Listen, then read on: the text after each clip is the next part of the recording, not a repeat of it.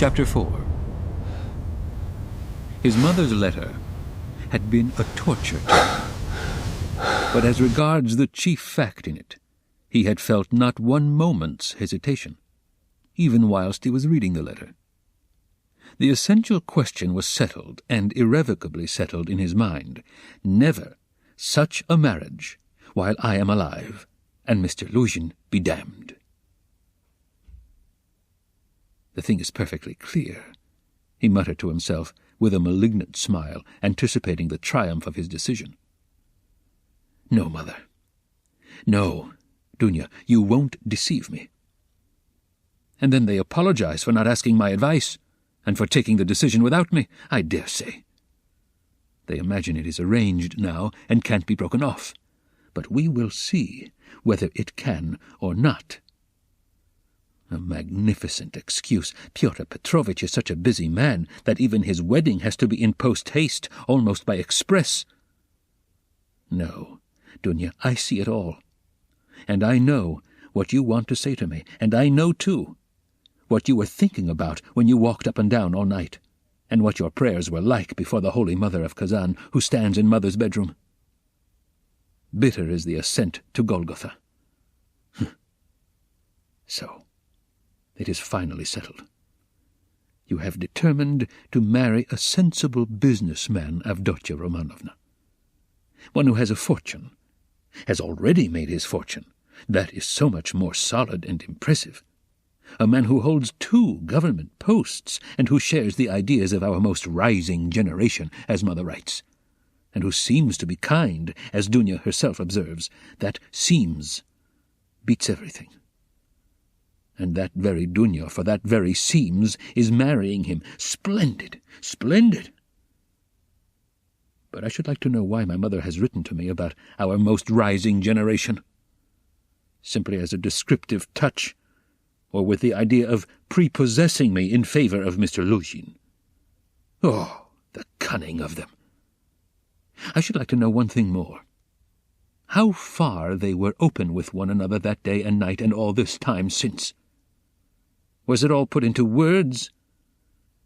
Or did both understand that they had the same thing at heart and in their minds, so that there was no need to speak of it aloud, and better not to speak of it? Most likely it was partly like that. From Mother's letter it's evident. He struck her as rude a little, and Mother in her simplicity took her observations to Dunya. And she was sure to be vexed, and answered her angrily. I should think so. Who would not be angered, when it was quite clear without any naive questions, and when it was understood that it was useless to discuss it? And why does she write to me, love Dunya, Rodya, and she loves you more than herself? Has she a secret conscience prick at sacrificing her daughter to her son? You are our one comfort. You are everything to us. Oh, Mother! His bitterness grew more and more intense, and if he had happened to meet Mr. Luzhin at the moment, he might have murdered him. Yes, that's true, he continued, pursuing the whirling ideas that chased each other in his brain. It's true that it needs time and care to get to know a man. But there is no mistake about Mr. Luzhin. The chief thing is he is a man of business and seems kind. That was something, wasn't it, to send the bags and big box for them? A kind man, no doubt, after that. But his bride and her mother are to drive in a peasant's cart covered with sacking. I know, I have been driven in it. No matter. It is only 90 versts, and then they can travel very comfortably 3rd class for 1,000 versts. Quite right, too. One must cut one's coat according to one's cloth. But what about you, Mr. Luzhin? She is your bride. And you must be aware that her mother has to raise money on her pension for the journey. To be sure, it's a matter of business. A partnership for mutual benefit, with equal shares and expenses. Food and drink provided, but pay for your tobacco. The businessman has got the better of them, too. The luggage will cost less than their fares, and very likely go for nothing. How is it that they don't both see all that? Or is it that they don't want to see? And they are pleased, and to think that this is only the first blossoming, and that the real fruits are to come.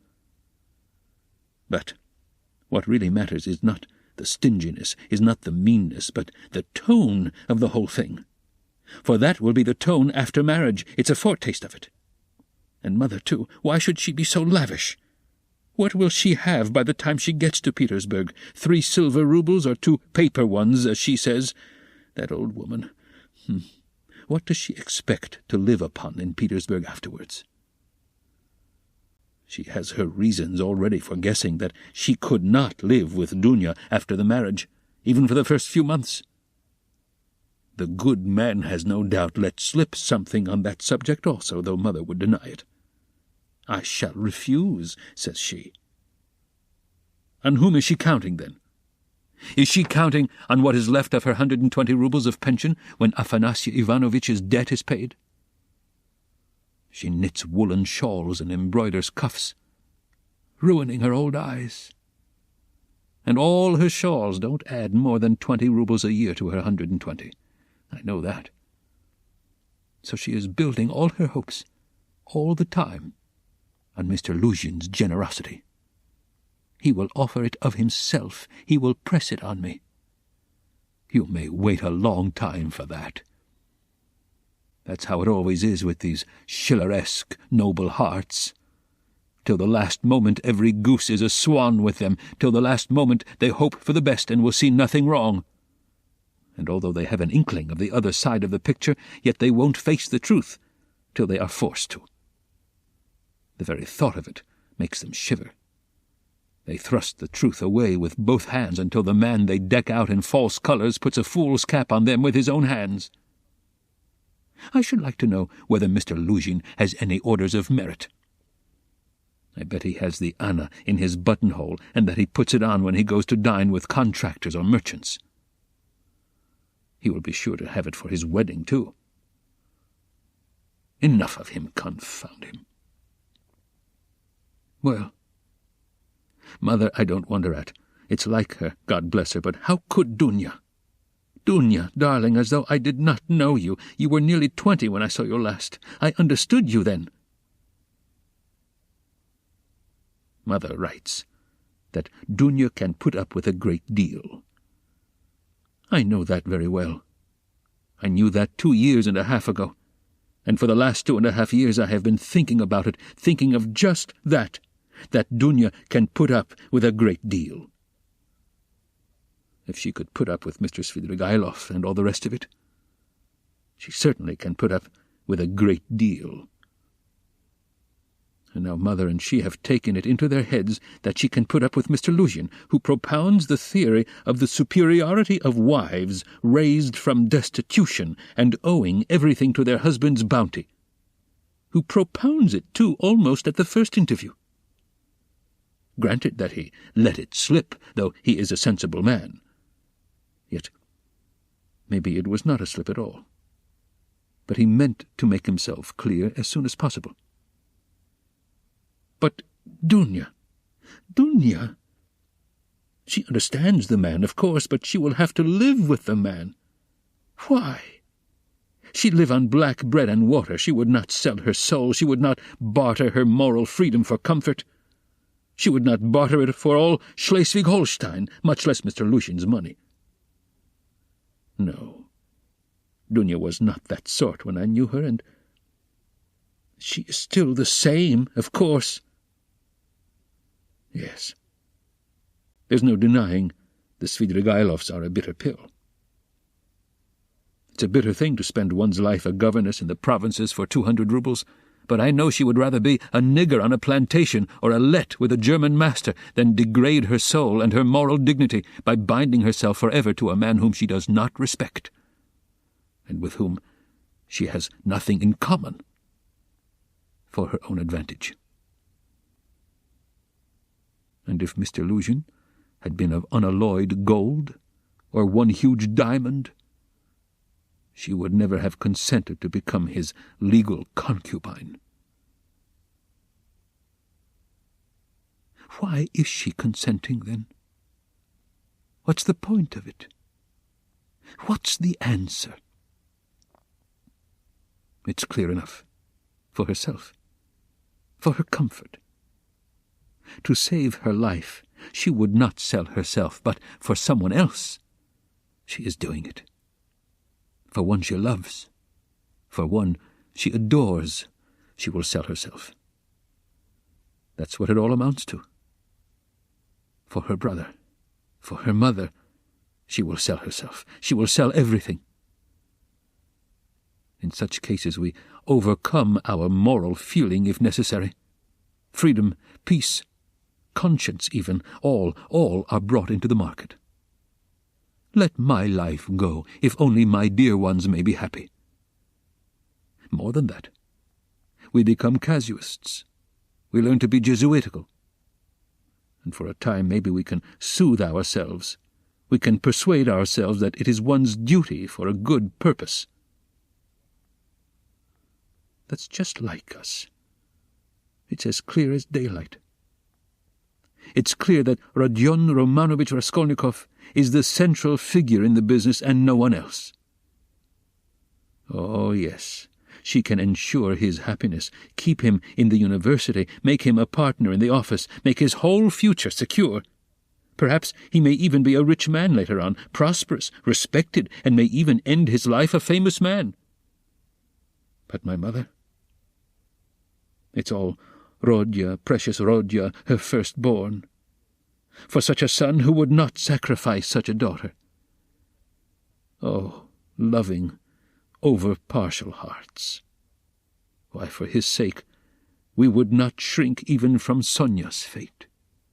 Sonia Marmeladov, the eternal victim so long as the world lasts. Have you taken the measure of your sacrifice, both of you? Is it right? Can you bear it? Is it any use? Is there sense in it? And let me tell you, Dunya, Sonia's life is no worse than life with Mr. Luzhin. There can be no question of love, Mother writes, and what if there can be no respect either? If, on the contrary, there is aversion, contempt, repulsion, what then? So you will have to keep up your appearance, too, is that not so? Do you understand what that smartness means? Do you understand that the Luzhin smartness is just the same as Sonia's, and maybe worse, viler, baser? Because in your case, Dunya, it's a bargain for luxuries, after all. But with Sonia, it's simply a question of starvation. It has to be paid for. It has to be paid for, Dunya, this smartness. And what if it's more than you can bear afterwards, if you regret it? The bitterness, the misery, the curses, the tears hidden from all the world. For you are not a Marfa Petrovna. And how will your mother feel then? Even now she is uneasy. She's worried. But then, when she sees it, all clearly. And I? Yes, indeed, what have you taken me for? I won't have your sacrifice, Dunya. I won't have it, Mother. It shall not be so long as I am alive. It shall not. It shall not. I won't accept it. He suddenly paused in his reflection and stood still. It shall not be? But what are you going to do to prevent it? You'll forbid it? And what right have you? What can you promise them on your side to give you such a right? Your whole life, your whole future, you will devote to them when you have finished your studies and obtained a post? Yes, we have heard all that before, and that's all words, but now something must be done. Now, do you understand that? And what are you doing now? You are living upon them. They borrow on their 100 rubles pension. They borrow from the Svidrigailovs. How are you going to save them from Svidrigailovs, from Afanasy Ivanovich Vakhrushin, or future millionaire Zeus who would arrange their lives for them? In another 10 years? In another 10 years Mother will be blind with knitting shawls, maybe with weeping too. She will be worn to a shadow with fasting. And my sister? Imagine for a moment what may have become of your sister in 10 years. What may happen to her during those 10 years? Can you fancy?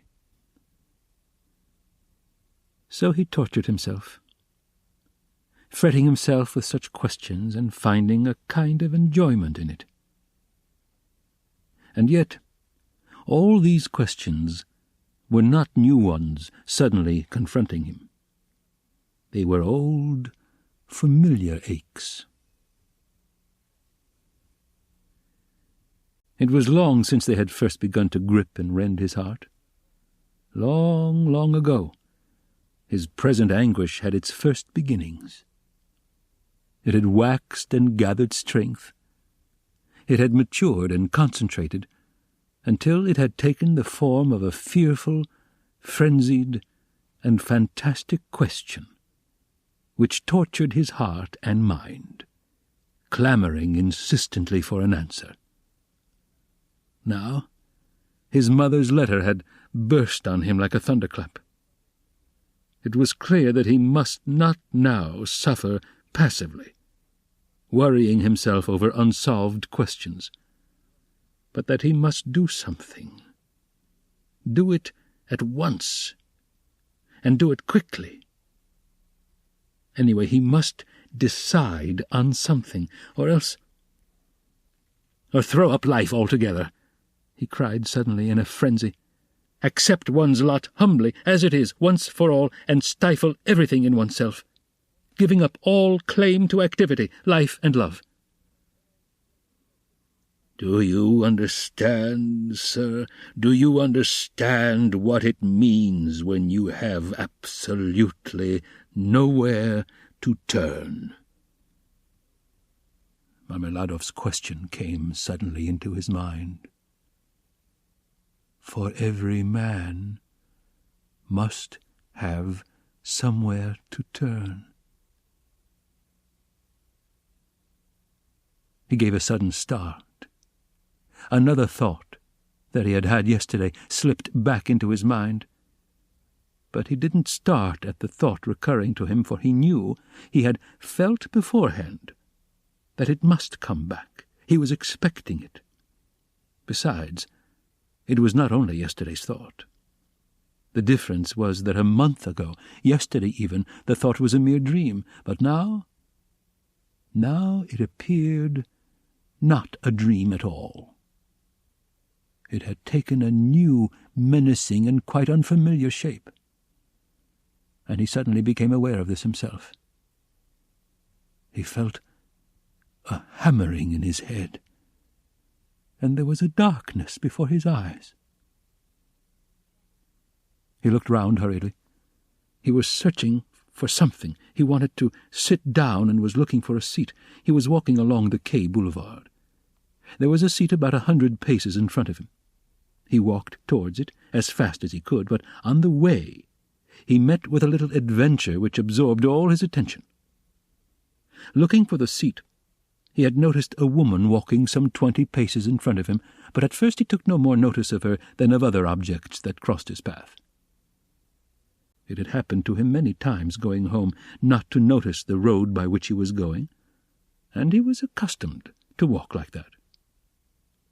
But there was at first sight something so strange about the woman in front of him that gradually his attention was riveted upon her. At first reluctantly and, as it were, resentfully, and then more and more intently. He felt a sudden desire to find out what it was that was so strange about the woman. In the first place, she appeared to be a girl quite young, and she was walking in the great heat bareheaded, and with no parasol or gloves, waving her arms about in an absurd way. She had on a dress of some light, silky material, but put on strangely awry, not properly hooked up, and torn open at the top of the skirt close to the waist. A great piece was rent and hanging loose. A little kerchief was flung about her bare throat, but lay slanting on one side. The girl was walking unsteadily, too, stumbling and staggering from side to side. She drew Raskolnikov's whole attention at last. He overtook the girl at the seat, but on reaching it, she dropped down on it, in the corner. She let her head sink on the back of the seat and closed her eyes, apparently in extreme exhaustion. Looking at her closely, he saw at once that she was completely drunk. It was a strange and shocking sight. He could hardly believe that he was not mistaken. He saw before him the face of a quite young, fair-haired girl, 16, perhaps not more than 15 years old. Pretty little face, but flushed and heavy-looking, and, as it were, swollen. The girl seemed hardly to know what she was doing. She crossed one leg over the other, lifting it indecorously, and showed every sign of being unconscious that she was in the street. Raskolnikov did not sit down, but he felt unwilling to leave her, and stood facing her in perplexity. This boulevard was never much frequented, and now at 2 o'clock, in the stifling heat, it was quite deserted. And yet, on the further side of the boulevard, about 15 paces away, a gentleman was standing on the edge of the pavement. He, too, would apparently have liked to approach the girl with some object of his own. He, too, had probably seen her in the distance, and had followed her, but found Raskolnikov in his way. He looked angrily at him, though he tried to escape his notice, and stood impatiently biding his time, till the unwelcome man in rags should have moved away. His intentions were unmistakable. The gentleman was a plump, thickly set man, about 30, fashionably dressed, with a high colour, red lips and moustaches. Raskolnikov felt furious. He had a sudden longing to insult this fat dandy in some way. He left the girl for a moment, and walked towards the gentleman. "Hey, you, Svidrigailov! What do you want here?" he shouted, clenching his fists and laughing, spluttering with rage. "What do you mean?" the gentleman asked sternly, scowling in haughty astonishment.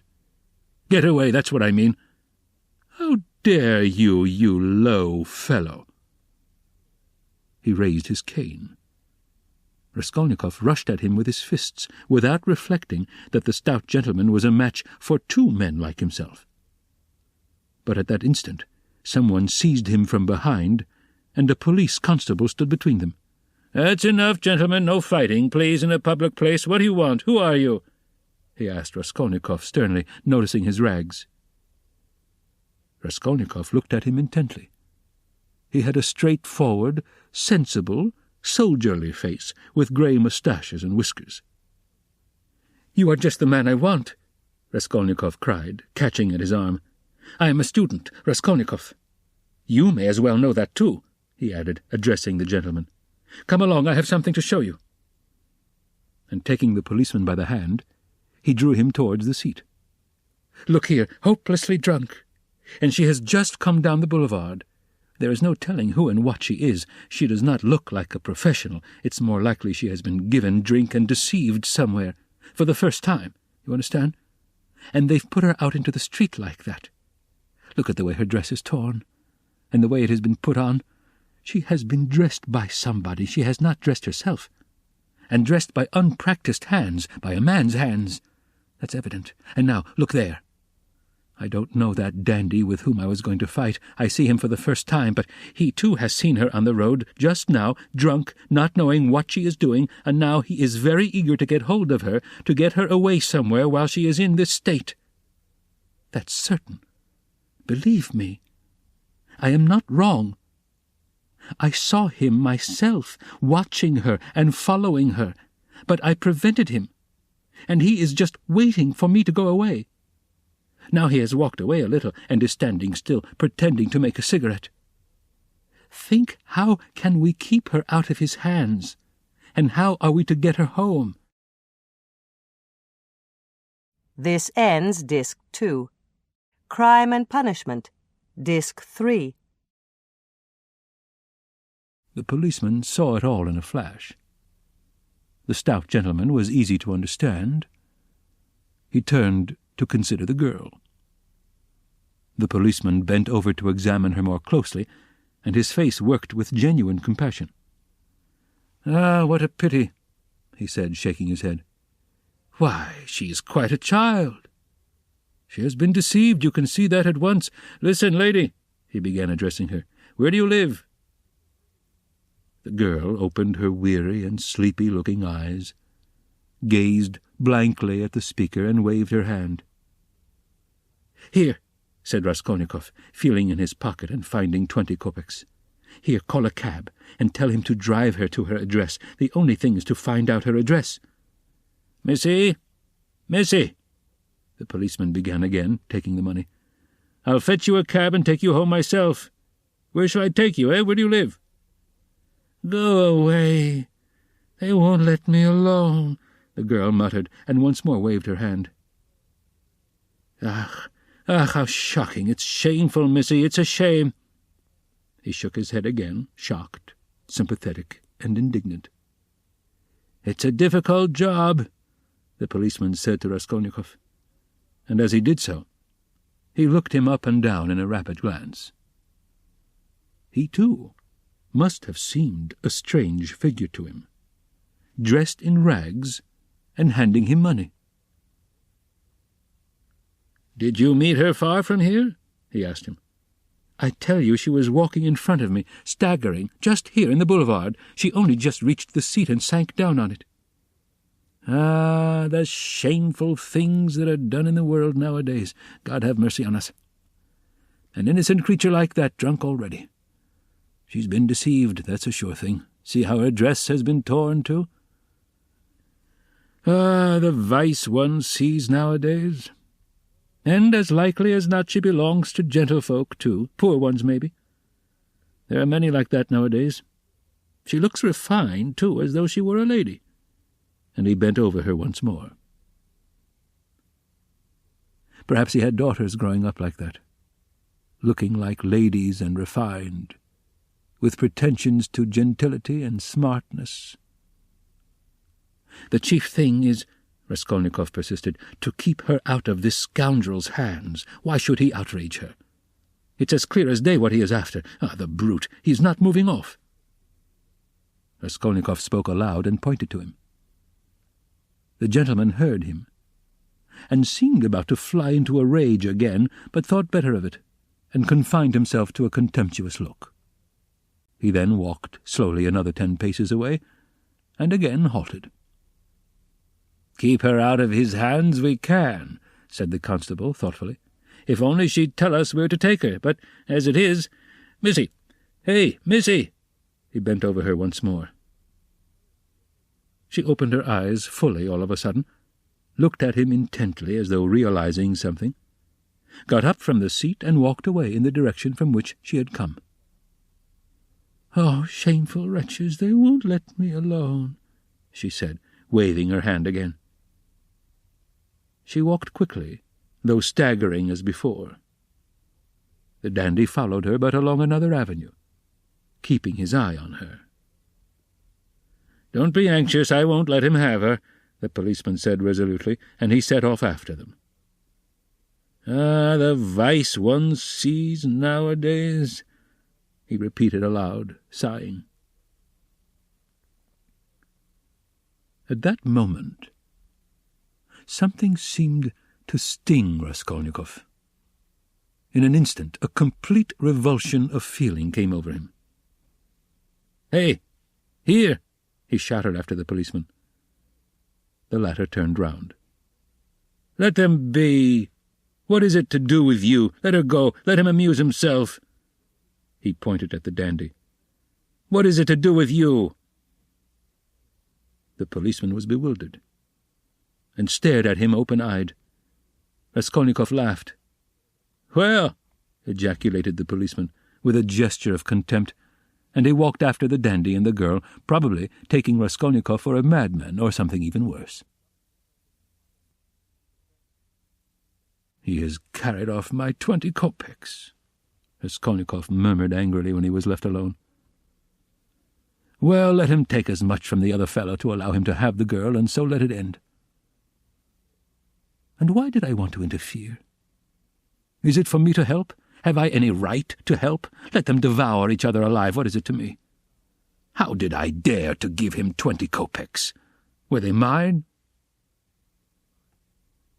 In spite of those strange words, he felt very wretched. He sat down on the deserted seat. His thoughts strayed aimlessly. He found it hard to fix his mind on anything at that moment. He longed to forget himself altogether, to forget everything, and then to wake up and begin life anew. "Poor girl," he said, looking at the empty corner where she had sat. "She will come to herself and weep, and then her mother will find out. She will give her a beating, a horrible, shameful beating, and then maybe turn her out of doors. And even if she does not, the Darya Fransovnas will get wind of it, and the girl will soon be slipping out on the sly here and there. Then there will be the hospital directly. That's always the luck of those girls with respectable mothers, who go wrong on the sly. And then again the hospital, drink, the taverns, and more hospital, in 2 or 3 years a wreck, and her life over at 18 or 19. Haven't I seen cases like that? And how have they been brought to it? Why, they've all come to it like that. But what does it matter? That's as it should be, they tell us. A certain percentage, they tell us, must every year go that way, to the devil, I suppose, so that the rest may remain chaste, and not be interfered with. A percentage. What splendid words they have! They are so scientific, so consolatory. Once you've said percentage, there's nothing more to worry about. If we had any other word, maybe we might feel more uneasy. But what if Dounia were one of the percentage? Of another one, if not that one. But where am I going? He thought suddenly. Strange, I came out for something. As soon as I had read the letter, I came out. I was going to Vasilyevsky Ostrov, to Razumikhin. That's what it was. Now I remember. What for, though? And what put the idea of going to Razumikhin into my head just now? That's curious. He wondered at himself. Razumikhin was one of his old comrades at the university. It was remarkable that Raskolnikov had hardly any friends at the university. He kept aloof from everyone, went to see no one, and didn't welcome anyone who came to see him. And indeed everyone soon gave him up.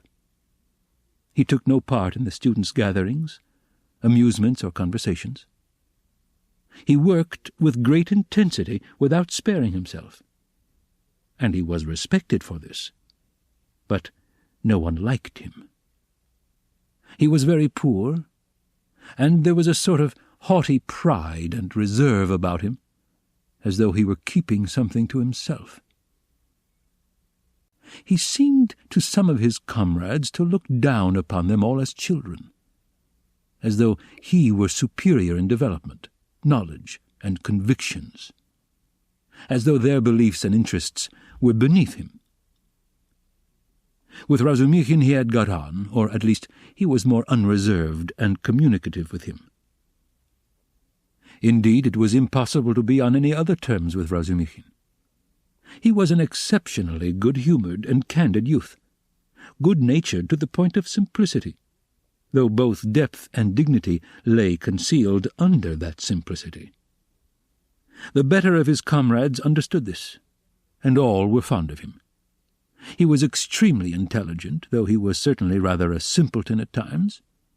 He was of striking appearance, tall, thin, black-haired, and always badly shaved. He was sometimes uproarious, and was reputed to be of great physical strength.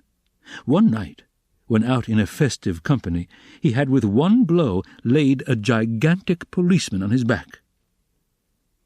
There was no limit to his drinking powers, but he could abstain from drink altogether. He sometimes went too far in his pranks, but he could do without pranks altogether. Another thing striking about Razumikhin, no failure distressed him, and it seemed as though no unfavorable circumstances could crush him. He could lodge anywhere and bear the extremes of cold and hunger. He was very poor, and kept himself entirely on what he could earn by work of one sort or another. He knew of no end of resources by which to earn money. He spent one whole winter without lighting his stove, and used to declare that he liked it better because one slept more soundly in the cold. For the present he, too, had been obliged to give up the university, but it was only for a time, and he was working with all his might to save enough to return to his studies again. Raskolnikov had not been to see him for the last 4 months, and Razumikhin did not even know his address. About 2 months before, they had met in the street, but Raskolnikov had turned away, and even crossed to the other side, that he might not be observed. And though Razumikhin noticed him, he passed him by, as he didn't want to annoy him. Chapter 5. Of course I've been meaning lately to go to Razumikhin's to ask for work, to ask him to get me lessons or something, Raskolnikov thought. But what help can he be to me now? Suppose he gets me lessons. Suppose he shares his last farthing with me, if he has any farthings, so that I could get some boots and make myself tidy enough to give lessons. Well, and what then? What shall I do with the few coppers I earn? That's not what I want now. It's really absurd for me to go to Razumikhin. The question why he was now going to Razumikhin agitated him even more than he was himself aware. He kept uneasily seeking for some sinister significance in this apparently ordinary action. Could I have expected to set it all straight, and to find a way out by means of Razumikhin alone? He asked himself in perplexity. He pondered and rubbed his forehead, and strange to say, after long musing, suddenly, as if it were spontaneously and by chance, a fantastic thought came into his head. To Razumikhin's, he said all at once, calmly, as though he had reached a final determination. I shall go to Razumikhin's, of course, but not now. I shall go to him on the next day, after it, when it will be over, and everything will begin afresh. And suddenly he realized what he was thinking. After it, he shouted, jumping up from the seat. But is it really going to happen? Is it possible it really will happen? He left the seat and went off almost at a run. He meant to turn back, homewards, but the thought of going home suddenly filled him with intense loathing. In that hole, in that awful little cupboard of his, all this had for a month past been building up in him, and he walked on at random. His nervous shudder had passed into a fever that made him feel shivering. In spite of the heat, he felt cold. With a kind of effort he began almost unconsciously, from some inner craving, to stare at all the objects before him, as though looking for something to distract his attention. But he didn't succeed, and kept dropping every moment into brooding. When with a start he lifted his head again and looked around, he forgot at once what he had just been thinking about, and even where he was going. In this way he walked right across Vasilyevsky Ostrov, came out onto the Lesser Neva, crossed the bridge and turned towards the islands.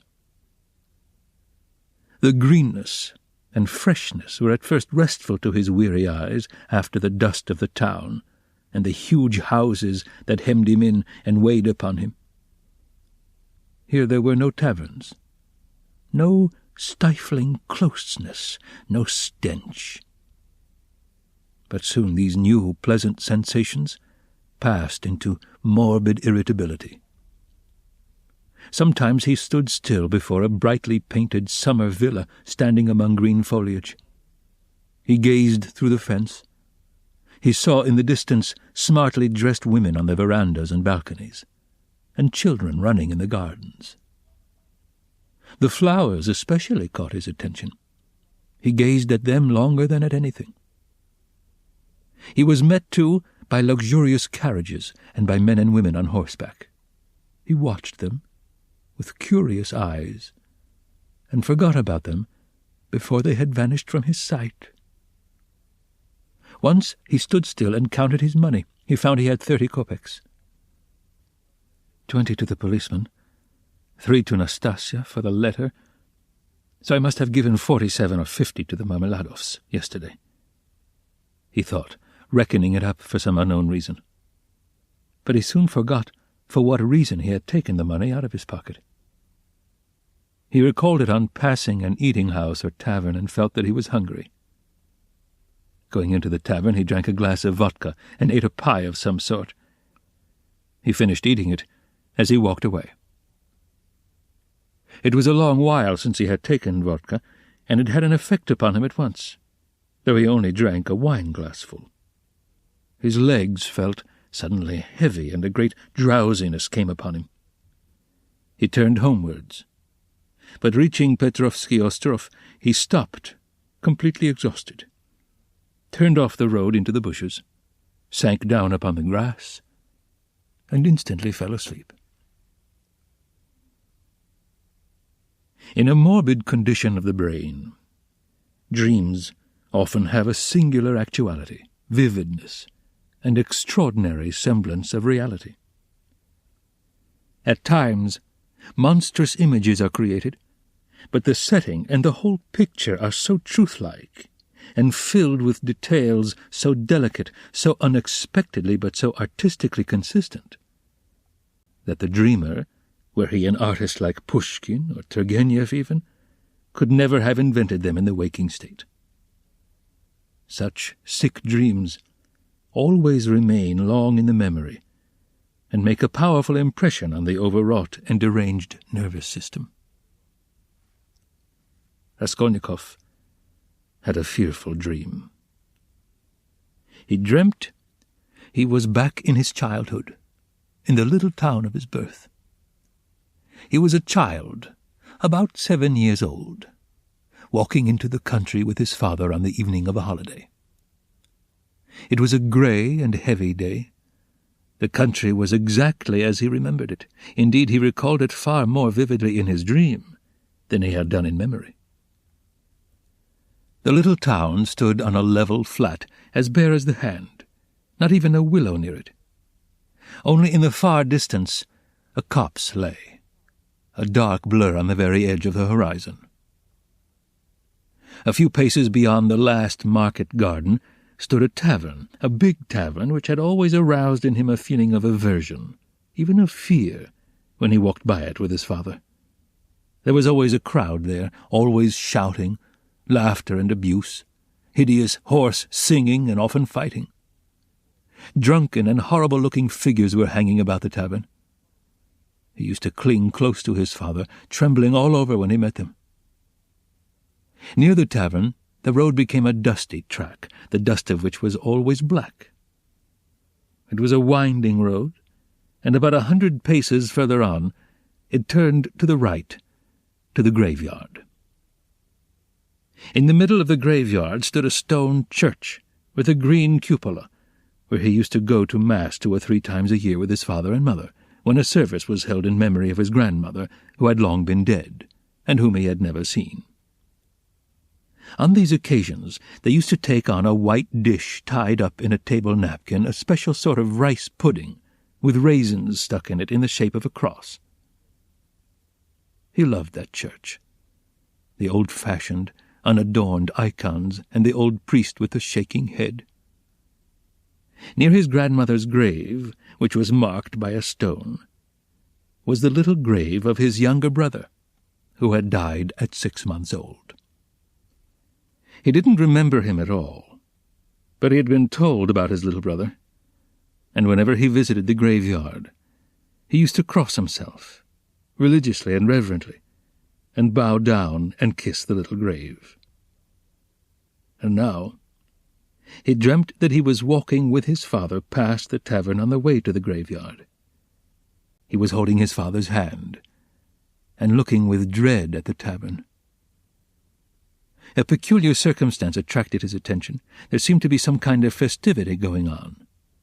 There were crowds of gaily dressed townspeople, peasant women, their husbands, and riffraff of all sorts, all singing and all more or less drunk. Near the entrance of the tavern stood a cart, but a strange cart. It was one of those big carts usually drawn by heavy cart horses and laden with casks of wine or other heavy goods. He always liked looking at those great cart horses, with their long manes, thick legs, and slow, even pace, drawing along a perfect mountain with no appearance of effort, as though it were easier going with a load than without it. But now, strange to say, in the shafts of such a cart, he saw a thin little sorrel beast, one of those peasants' nags which he had often seen straining their utmost under a heavy load of wood or hay, especially when the wheels were stuck in the mud or in a rut. And the peasants would beat them so cruelly, sometimes even about the nose and eyes, and he felt so sorry for them that he almost cried, and his mother always used to take him away from the window. All of a sudden, there was a great uproar of shouting, singing, and the balalaika, and from the tavern a number of big and very drunken peasants came out, wearing red and blue shirts and coats thrown over their shoulders.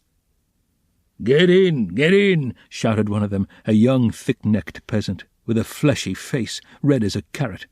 "I'll take you all, get in!" But at once there was an outbreak of laughter and exclamations in the crowd. "Take us all with a beast like that? Why, Mikolka, are you crazy to put a nag like that in such a cart? And this mare is 20 if she is a day, mates." "Get in, I'll take you all," Mikolka shouted again, leaping first into the cart, seizing the reins, and standing straight up in front. "The bay has gone with Marve," he shouted from the cart, "and this brute, mates, is just breaking my heart. I feel as if I could kill her. She's just eating her head off. Get in, I tell you, I'll make her gallop. She'll gallop." And he picked up the whip, preparing himself with relish to flog the little mare. "Get in, come along," the crowd laughed. "Do you hear? She'll gallop." "Gallop indeed, she has not had a gallop in her for the last 10 years. She'll jog along. Don't you mind her, mates. Bring a whip, each of you. Get ready." "All right, give it to her." They all clambered into Mikolka's cart, laughing and making jokes. 6 men got in, and there was still room for more. They hauled in a fat, rosy-cheeked woman. She was dressed in red cotton, in a pointed, beaded headdress and thick leather shoes. She was cracking nuts and laughing. The crowd round them was laughing too, and indeed, how could they help laughing? That wretched nag was to drag all the cartload of them at a gallop. 2 young fellows in the cart were just getting whips ready to help Mikolka. With the cry of "Now!" the mare tugged with all her might, but far from galloping, could scarcely move forward. She struggled with her legs, gasping and shrinking from the blows of the 3 whips which were showered upon her like hail. The laughter in the cart and in the crowd was redoubled, but Mikolka flew into a rage and furiously thrashed the mare as though he supposed she really could gallop. "Let me get in too, mates," shouted a young man in the crowd whose appetite was aroused. "Get in, all get in," cried Mikolka. "She will draw you all. I'll beat her to death." And he thrashed and thrashed at the mare, beside himself with fury. "Father, Father," he cried, "Father, what are they doing? Father, they're beating the poor horse." Come along, said his father. "They are drunken and foolish. It's their joke. Come away, don't look." And he tried to draw him away. But he tore himself away from his hand, and, beside himself with horror, ran to the horse. The poor beast was in a bad way. She was gasping, standing still, then tugging again, and almost falling. "Beat her to death," cried Mikolka. "It's come to that. I'll give it to her." "What are you about? Are you a Christian, you devil?" shouted an old man in the crowd. "Did anyone ever see the like? A wretched nag like that pulling such a cartload," said another. "You'll kill her," shouted the third. "Don't meddle. It's my property. I'll do what I choose. Get in, more of you. Get in, all of you. I will have her go at a gallop." All at once, laughter broke into a roar and covered everything. The mare, roused by the shower of blows, began feebly kicking. Even the old man could not help smiling, to think of a wretched little beast like that, trying to kick. Two lads in the crowd snatched up whips and ran to the mare to beat her about the ribs. One ran to each side. "Hit her in the face, in the eyes, cried Mikolka. "Give us a song, mates," shouted someone in the cart, and everyone in the cart joined in a riotous song, jingling a tambourine and whistling. The woman went on cracking nuts and laughing. He ran beside the mare, ran in front of her, saw her being whipped across the eyes, right in the eyes. He was crying. He felt choking. His tears were streaming. One of the men gave him a cut with the whip across the face. He didn't feel it. Wringing his hands and screaming, he rushed up to the grey-headed old man with the grey beard who was shaking his head in disapproval. One woman seized him by the hand and would have taken him away, but he tore himself from her and ran back to the mare. She was almost at the last gasp, but began kicking once more. "I'll teach you to kick," Mikolka shouted ferociously. He threw down the whip, bent forward, and picked up from the bottom of the cart a long, thick shaft. He took hold of one end with both hands, and with an effort brandished it over the mare. "He'll crush her," was shouted round him. "He'll kill her." "It's my property," shouted Mikolka, and brought the shaft down with a swinging blow. There was a sound of a heavy thud. "Thrash her! Thrash her! Why have you stopped?" shouted voices in the crowd. And Mikolka swung the shaft a second time, and it fell a second time on the spine of the luckless mare. She sank back on her haunches, but lurched forward and tugged forward with all her force, tugged first on one side and then on the other, trying to move the cart. But the 6 whips were attacking her in all directions, and the shaft was raised again and fell upon her a third time, then a fourth, with heavy, measured blows. Mikolka was in a fury that he could not kill her at one blow. "She's a tough one," was shouted in the crowd. "She'll fall in a minute, mates. There will soon be an end of her," said an admiring spectator in the crowd. "Fetch an axe to her, finish her off," shouted a third. "I'll show you. Stand off," Mikolka screamed frantically. He threw down the shaft, stooped down in the cart, and picked up an iron crowbar. "Look out!" he shouted, and with all his might he dealt a stunning blow at the poor mare. The blow fell. The mare staggered, sank back, tried to pull, but the bar fell again with a swinging blow on her back, and she fell on the ground like a log. "Finish her off!" shouted Mikolka, and he leapt, beside himself, out of the cart. Several young men, also flushed with drink, seized anything they could come across, whips, sticks, poles, and ran to the dying mare. Mikolka stood on one side and began dealing random blows with the crowbar. The mare stretched out her head, drew a long breath, and died. "You butchered her!" someone shouted in the crowd. "Why wouldn't she gallop, then? My property!" shouted Mikolka, with bloodshot eyes, brandishing the bar in his hands. He stood as though regretting that he had nothing more to beat. "No mistake about it, you are not a Christian," many voices were shouting in the crowd.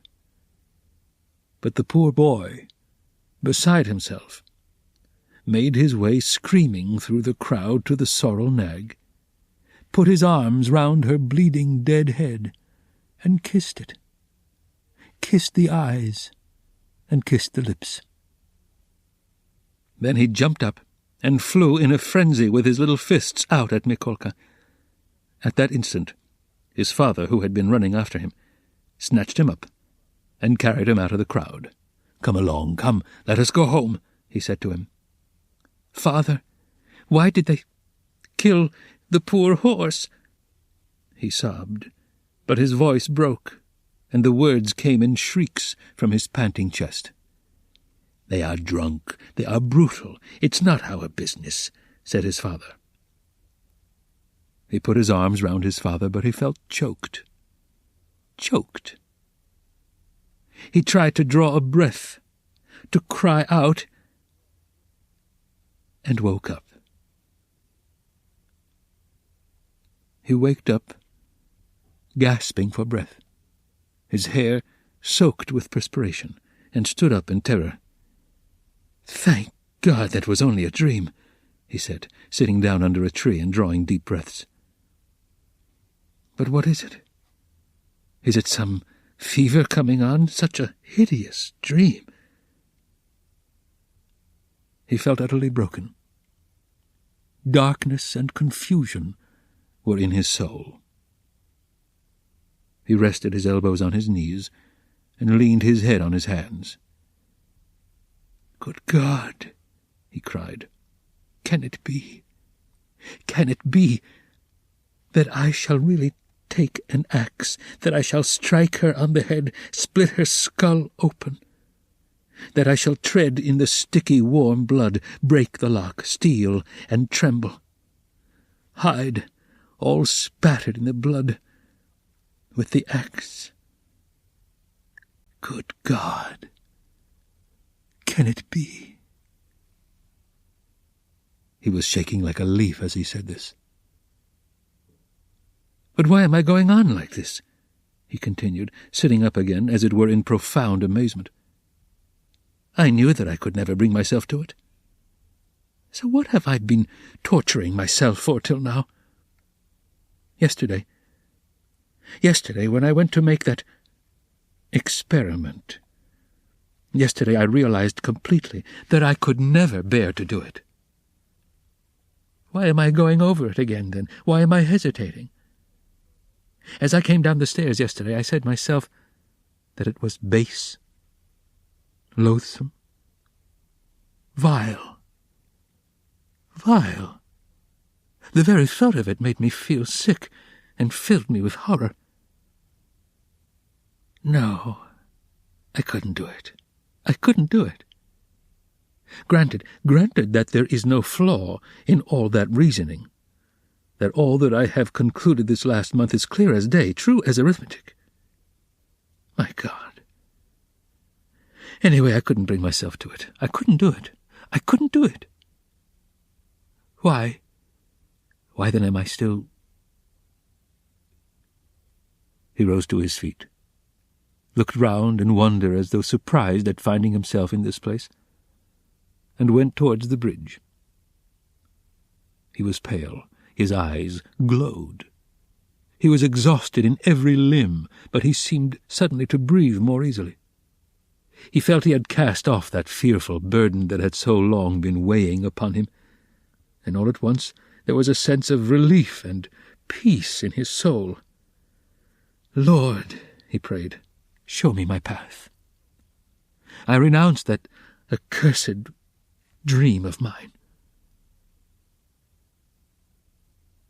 Crossing the bridge, he gazed quietly and calmly at the Neva, at the glowing red sun setting in the glowing sky. In spite of his weakness, he was not conscious of fatigue. It was as though an abscess that had been forming for a month past in his heart had suddenly broken. Freedom. Freedom. He was free from that spell, that sorcery, that obsession. Later on, when he recalled that time, and all that happened to him during those days, minute by minute, point by point, he was superstitiously impressed by one circumstance, which, though in itself not very exceptional, always seemed to him afterwards the predestined turning point of his fate. He could never understand and explain to himself why, when he was tired and worn out, when it would have been more convenient for him to go home by the shortest and most direct way, he had returned by the Haymarket, where he had no need to go. It was obviously and quite unnecessarily out of his way, though not much so. It's true that it happened to him dozens of times to return home without noticing what streets he passed through, but why? He was always asking himself, why had such an important, such a decisive, and at the same time such an absolutely chance meeting happened in the Haymarket, where he had moreover no reason to go, at the very hour, the very minute of his life, when he was just in the very mood and in the very circumstances in which that meeting was able to exert the gravest and most decisive influence on his whole destiny, as though it had been lying in wait for him on purpose. It was about 9 o'clock when he crossed the Haymarket. At the tables and the barrows, at the booths and the shops, all the market people were closing their establishments or clearing away and packing up their wares, and, like their customers, were going home. Rag-pickers and fruit-sellers of all kinds were crowding round the taverns in the dirty and stinking courtyards of the Haymarket. Raskolnikov particularly liked this place and the neighbouring alleys when he wandered aimlessly in the streets. Here his rags did not attract contemptuous attention, and one could walk about in any attire without scandalizing people. At the corner of an alley, a huckster and his wife had 2 tables set out with tapes, thread, cotton handkerchiefs, etc. They too had got up to go home, but were lingering in conversation with a friend who had just come up to them. This friend was Lizaveta Ivanovna, or, as everyone called her, Lizaveta, the younger sister of the old pawnbroker Alyona Ivanovna, whom Raskolnikov had visited the previous day to pawn his watch and make his experiment. He already knew all about Lizaveta, and she knew him a little too. She was a single woman of about 35, tall, clumsy, timid, submissive, and almost idiotic. She was a complete slave, and went in fear and trembling of her sister, who made her work day and night, and even beat her. She was standing with a bundle before the huckster and his wife, listening earnestly and doubtfully. They were talking of something with special warmth. The moment Raskolnikov caught sight of her, he was overcome by a strange sensation, as it were, of intense astonishment, though there was nothing astonishing about this meeting. "You could make up your mind for yourself, Lizaveta Ivanovna," the huckster was saying aloud. Come round tomorrow about 7. They will be here too." "Tomorrow?" said Lizaveta slowly and thoughtfully, as though unable to make up her mind. "Upon my word, how afraid you are of Alyona Ivanovna," gabbled the huckster's wife, a lively little woman. "I look at you, you are like some little babe. And she is not your own sister either, nothing but a stepsister, and what a hand she keeps over you." "But this time don't say a word to Alyona Ivanovna," her husband interrupted. "That's my advice. But come round to us without asking. It will be worth your while. Later on your sister herself may have a notion." "Shall I?" "About 7 o'clock tomorrow, and they will be here. You will be able to decide for yourself." "And we'll have a cup of tea," added his wife. "All right. I'll come," said Lizaveta, still pondering. And she began slowly moving away. Raskolnikov had just passed and heard no more. He passed softly, unnoticed, trying not to miss a word. His first amazement was followed by a thrill of horror, like a shiver running down his spine. He had learned, he had suddenly, quite unexpectedly learned, that the next day at 7 o'clock, Lizaveta, the old woman's sister and only companion, would be away from home, and that therefore at 7 o'clock precisely, the old woman would be left alone. He was only a few steps from his lodging. He went in like a man condemned to death.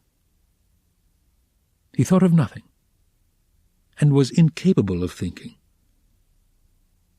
But he felt suddenly in his whole being that he had no more freedom of thought, no will, and that everything was suddenly and irrevocably decided. Certainly, if he had to wait whole years for a suitable opportunity, he could not reckon on a more certain step towards the success of the plan than that which had just presented itself. In any case, it would have been difficult to find out beforehand, and with certainty, with greater exactness and less risk, and without dangerous inquiries and investigations, that next day, at a certain time, an old woman, on whose life an attempt was contemplated, would be at home, and entirely alone.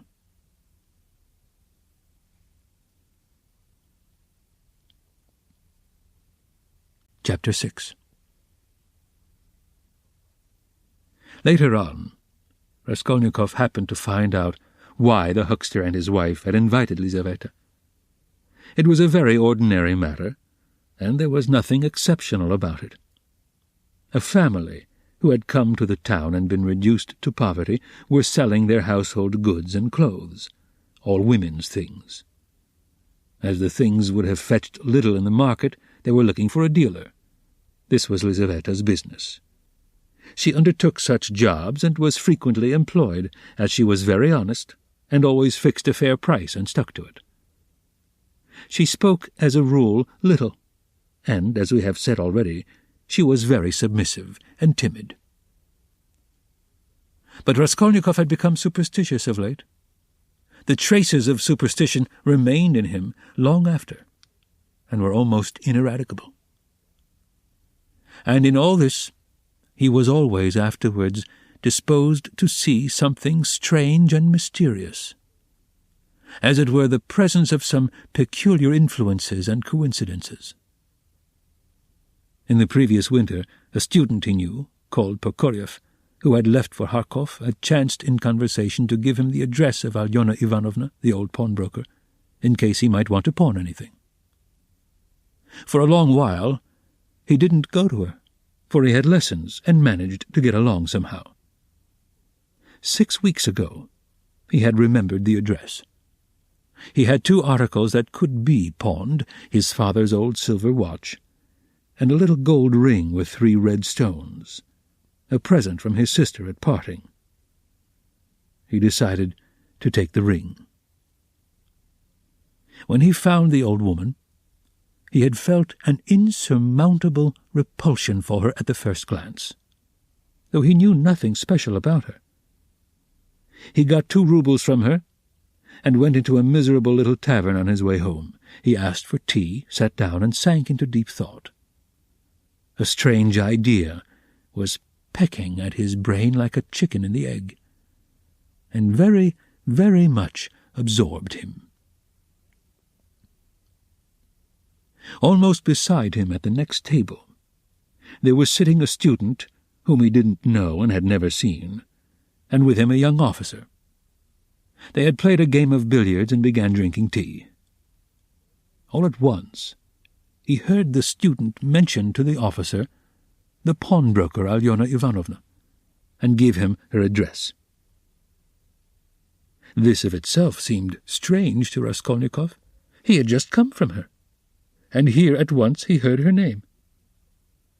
Of course it was a chance, but he could not shake off a very extraordinary impression. And here someone seemed to be speaking expressly for him. The student began telling his friend various details about Alyona Ivanovna. "She is first-rate," he said. "You can always get money from her. She's as rich as a Jew. She can give you 5,000 rubles at a time, and she's not above taking a pledge for a ruble. Lots of our fellows have had dealings with her, but she's an awful old harpy." And he began describing how spiteful and uncertain she was. How if you were only a day late with your interest, the pledge was lost. How she gave a quarter of the value of an article, and took 5 and even 7% a month on it, and so on. The student chattered on, saying that she had a sister, Lizaveta, whom the wretched little creature was continually beating and kept in complete bondage like a small child, though Lizaveta was at least 6 feet high. "There's a phenomenon for you," cried the student, and he laughed. They began talking about Lizaveta. The student spoke about her with a peculiar relish and was continually laughing, and the officer listened with great interest and asked him to send Lizaveta to do some mending for him. Raskolnikov did not miss a word, and learned everything about her. Lizaveta was younger than the old woman, and was her half-sister, being the child of a different mother. She was 35.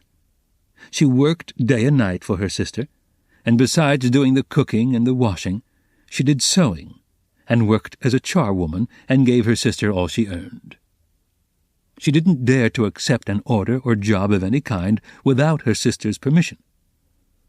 The old woman had already made her will, and Lizaveta knew of it, and by this will she would not get a farthing. Nothing but the movables, chairs, and so on. All the money was left to a monastery in the province of N, that prayers might be said for her in perpetuity. Lizaveta was of lower rank than her sister, unmarried, and awfully uncouth in appearance, remarkably tall, with long feet that looked as if they were bent outwards. She always wore battered goatskin shoes, and was clean in her person.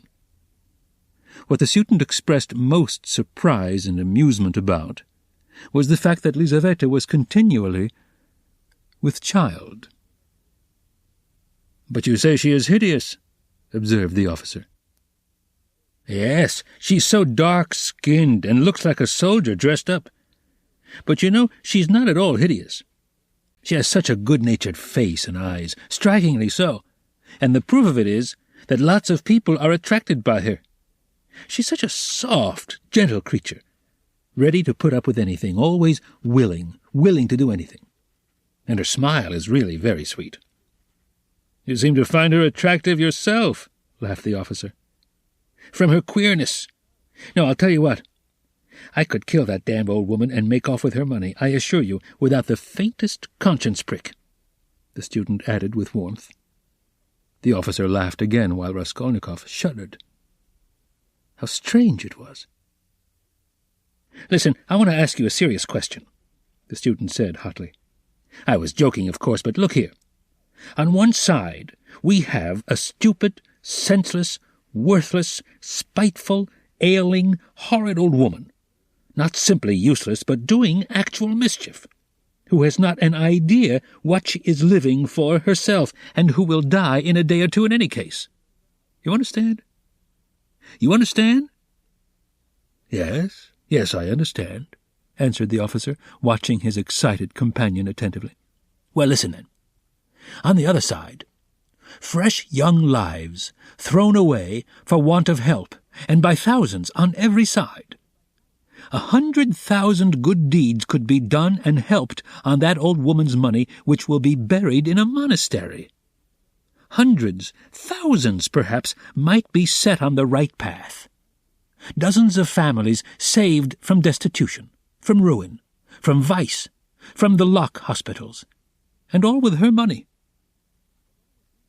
Kill her, take her money, and with the help of it, devote oneself to the service of humanity and the good of all. What do you think? Would not one tiny crime be wiped out by thousands of good deeds? For one life, thousands would be saved from corruption and decay. One death, and 100 lives in exchange. It's simple arithmetic. Besides, what value has the life of that sickly, stupid, ill-natured old woman in the balance of existence? No more than the life of a louse, of a black beetle. Less, in fact, because the old woman is doing harm. She is wearing out the lives of others. The other day she bit Lizavetta's finger out of spite. It almost had to be amputated. "Of course, she doesn't deserve to live," remarked the officer. "But there it is, it's nature." "Oh, well, brother, but we have to correct and direct nature. And, but for that, we should drown in an ocean of prejudice. But for that there would never have been a single great man. They talk of duty, conscience. I don't want to say anything against duty and conscience, but the point is, what do we mean by them? Stay, I have another question to ask you. Listen." "No, you stay. I'll ask you a question. Listen." "Well, you are talking and speechifying away, but tell me, would you kill the old woman yourself?" "Of course not. I was only arguing the justice of it. It's nothing to do with me. But I think if you wouldn't do it yourself, there's no justice about it. Let us have another game." Raskolnikov was violently agitated. Of course it was all ordinary youthful talk and thought, such as he had often heard before in different forms and on different themes. But why had he happened to hear such a discussion and such ideas at the very moment when his own brain was just conceiving the very same ideas? And why, just at the moment when he had brought away the embryo of his idea from the old woman, had he dropped at once upon a conversation about her? This coincidence always seemed strange to him. This trivial talk in a tavern had an immense influence on him in his later action, as though there had really been in it something preordained, some guiding hint.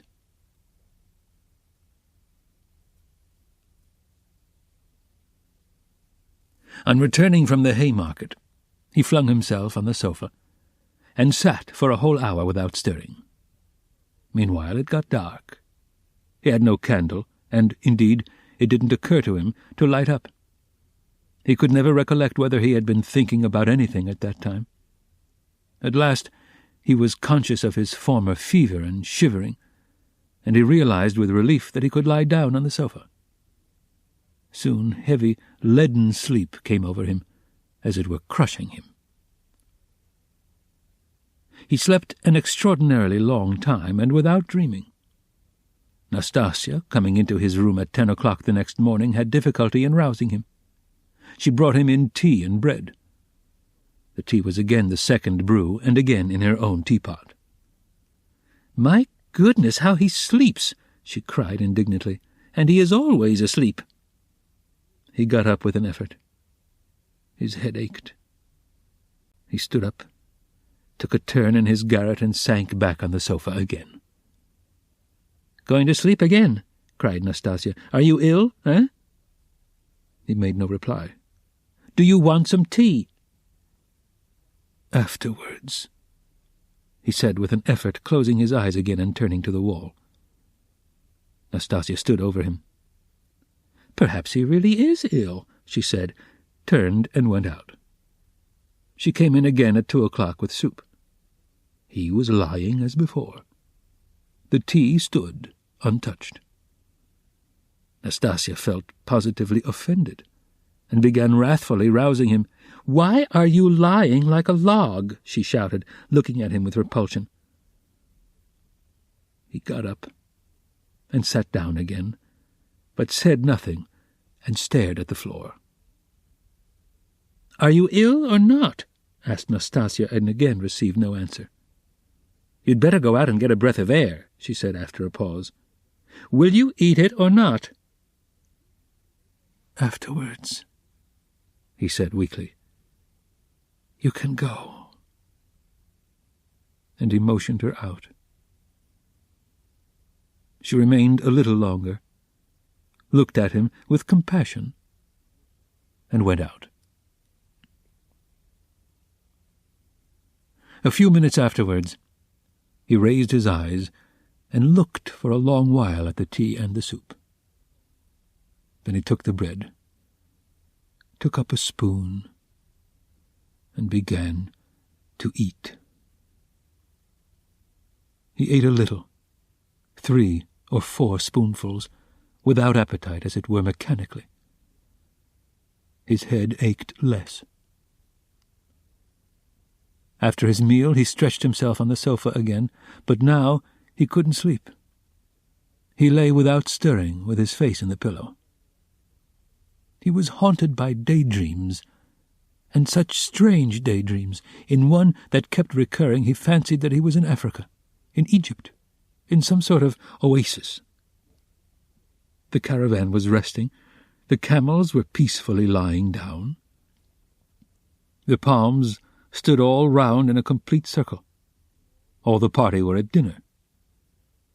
But he was drinking water from a spring which flowed gurgling close by, and it was so cool, it was wonderful. Wonderful blue cold water running among the party-coloured stones and over the clean sand, which glistened here and there like gold. Suddenly he heard a clock strike. He started, roused himself, raised his head, looked out of the window, and seeing how late it was, suddenly jumped up, wide awake, as though someone had pulled him off the sofa. He crept on tiptoe to the door, stealthily opened it, and began listening on the staircase. His heart beat terribly. But all was quiet on the stairs, as if everyone was asleep. It seemed to him strange and monstrous that he could have slept in such forgetfulness from the previous day and had done nothing, had prepared nothing yet. And meanwhile, perhaps it had struck 6. And his drowsiness and stupefaction were followed by an extraordinary, feverish, as it were distracted haste. But the preparations to be made were few. He concentrated all his energies on thinking of everything and forgetting nothing. And his heart kept beating and thumping so that he could hardly breathe. First, he had to make a noose and sew it into his overcoat, a work of a moment. He rummaged under his pillow and picked out amongst the linen stuffed away under it a worn-out old unwashed shirt. From its rags he tore a long strip, a couple of inches wide and about 16 inches long. He folded this strip in 2, took off his wide, strong summer overcoat of some stout cotton material, his only outer garment, and began sewing the 2 ends of the rag on the inside under the left armhole. His hands shook as he sewed, but he did it successfully, so that nothing showed outside when he put the coat on again. The needle and thread he had got ready long before, and they lay on his table in a piece of paper. As for the noose, it was a very ingenious device of his own. The noose was intended for the axe.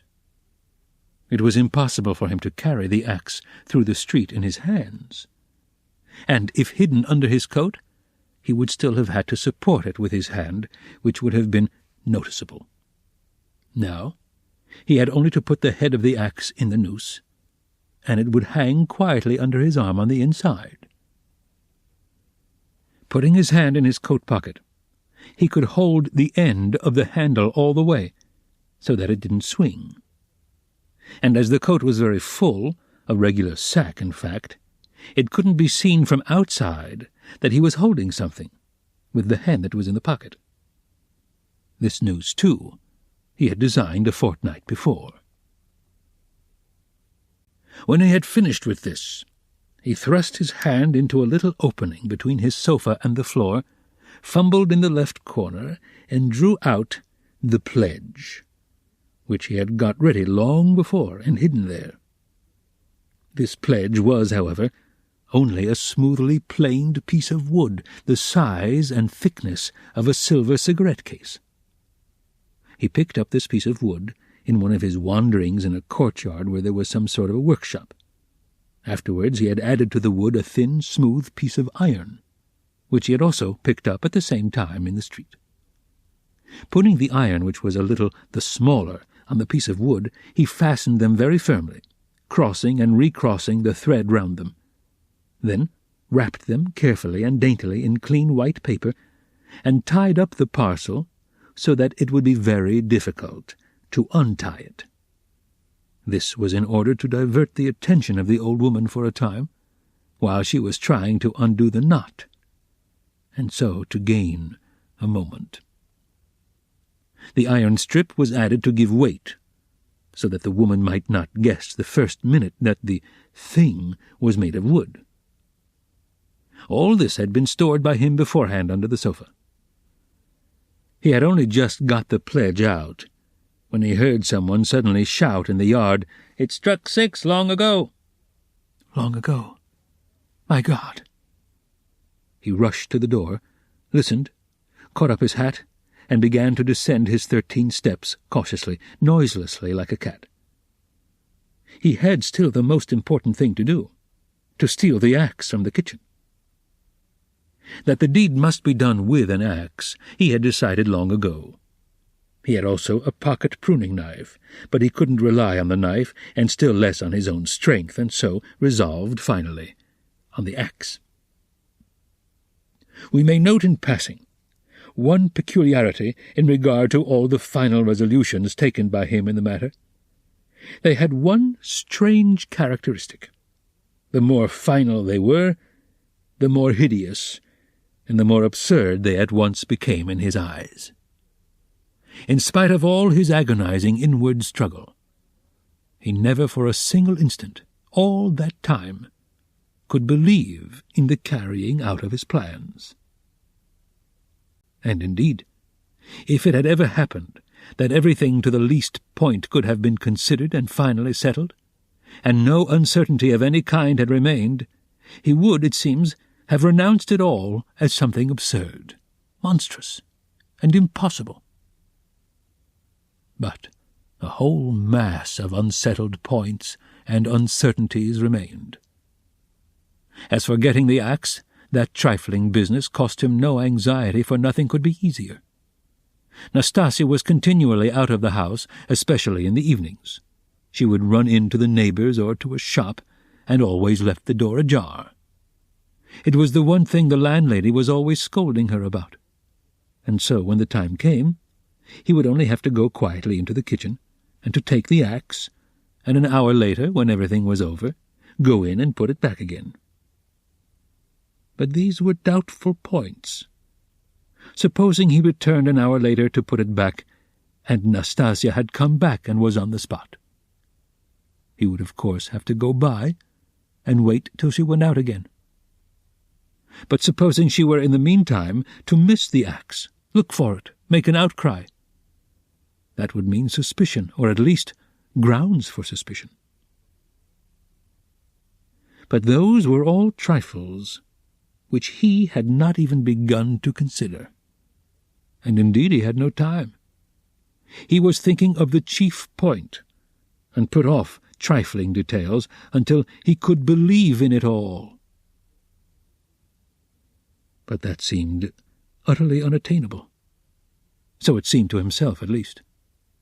He couldn't imagine, for instance, that he would sometime leave off thinking, get up, and simply go there. Even his late experiment, that is, his visit with the object of a final survey of the place, was simply an attempt at an experiment. Far from being the real thing, as though one should say, "Come, let us go and try it, why dream about it?" And at once he had broken down and had run away, cursing in a frenzy with himself. Meanwhile, it would seem, as regards the moral question, that his analysis was complete. His casuistry had become keen as a razor, and he couldn't find rational objections in himself. But in the last resort, he simply ceased to believe in himself, and doggedly, slavishly sought arguments in all directions, fumbling for them, as though someone were forcing and drawing him to it. At first, long before, indeed, he had been much occupied with one question: why almost all crimes are so badly concealed and so easily detected, and why almost all criminals leave such obvious traces. He had come gradually to many different and curious conclusions, and, in his opinion, the chief reason lay not so much in the material impossibility of concealing the crime as in the criminal himself. Almost every criminal is subject to a failure of will and reasoning power by a childish and phenomenal heedlessness at the very instants when prudence and caution are most essential. It was his conviction that this eclipse of reason and failure of willpower attacked a man like a disease, developed gradually and reached its highest point just before the perpetration of the crime, continued with equal violence at the moment of the crime, and for longer or shorter time after, according to the individual case, and then passed off like any other disease. The question whether the disease gives rise to the crime, or whether the crime from its own peculiar nature is always accompanied by something of the nature of disease, he didn't yet feel able to decide. When he reached these conclusions, he decided that in his own case there could not be such a morbid reaction, that his reason and will would remain unimpaired at the time of carrying out his design, for the simple reason that his design was not a crime. We will omit all the process by means of which he arrived at this last conclusion. We have run too far ahead already. We may add only that the practical, purely material difficulties of the affair occupied a secondary position in his mind. One has but to keep all one's willpower and reason to deal with them, and they will all be overcome at the time when once one has familiarized oneself with the minutest details of the business. But this preparation had never been begun. His final decisions were what he came to trust least, and when the hour struck, it all came to pass quite differently, as it were accidentally and unexpectedly.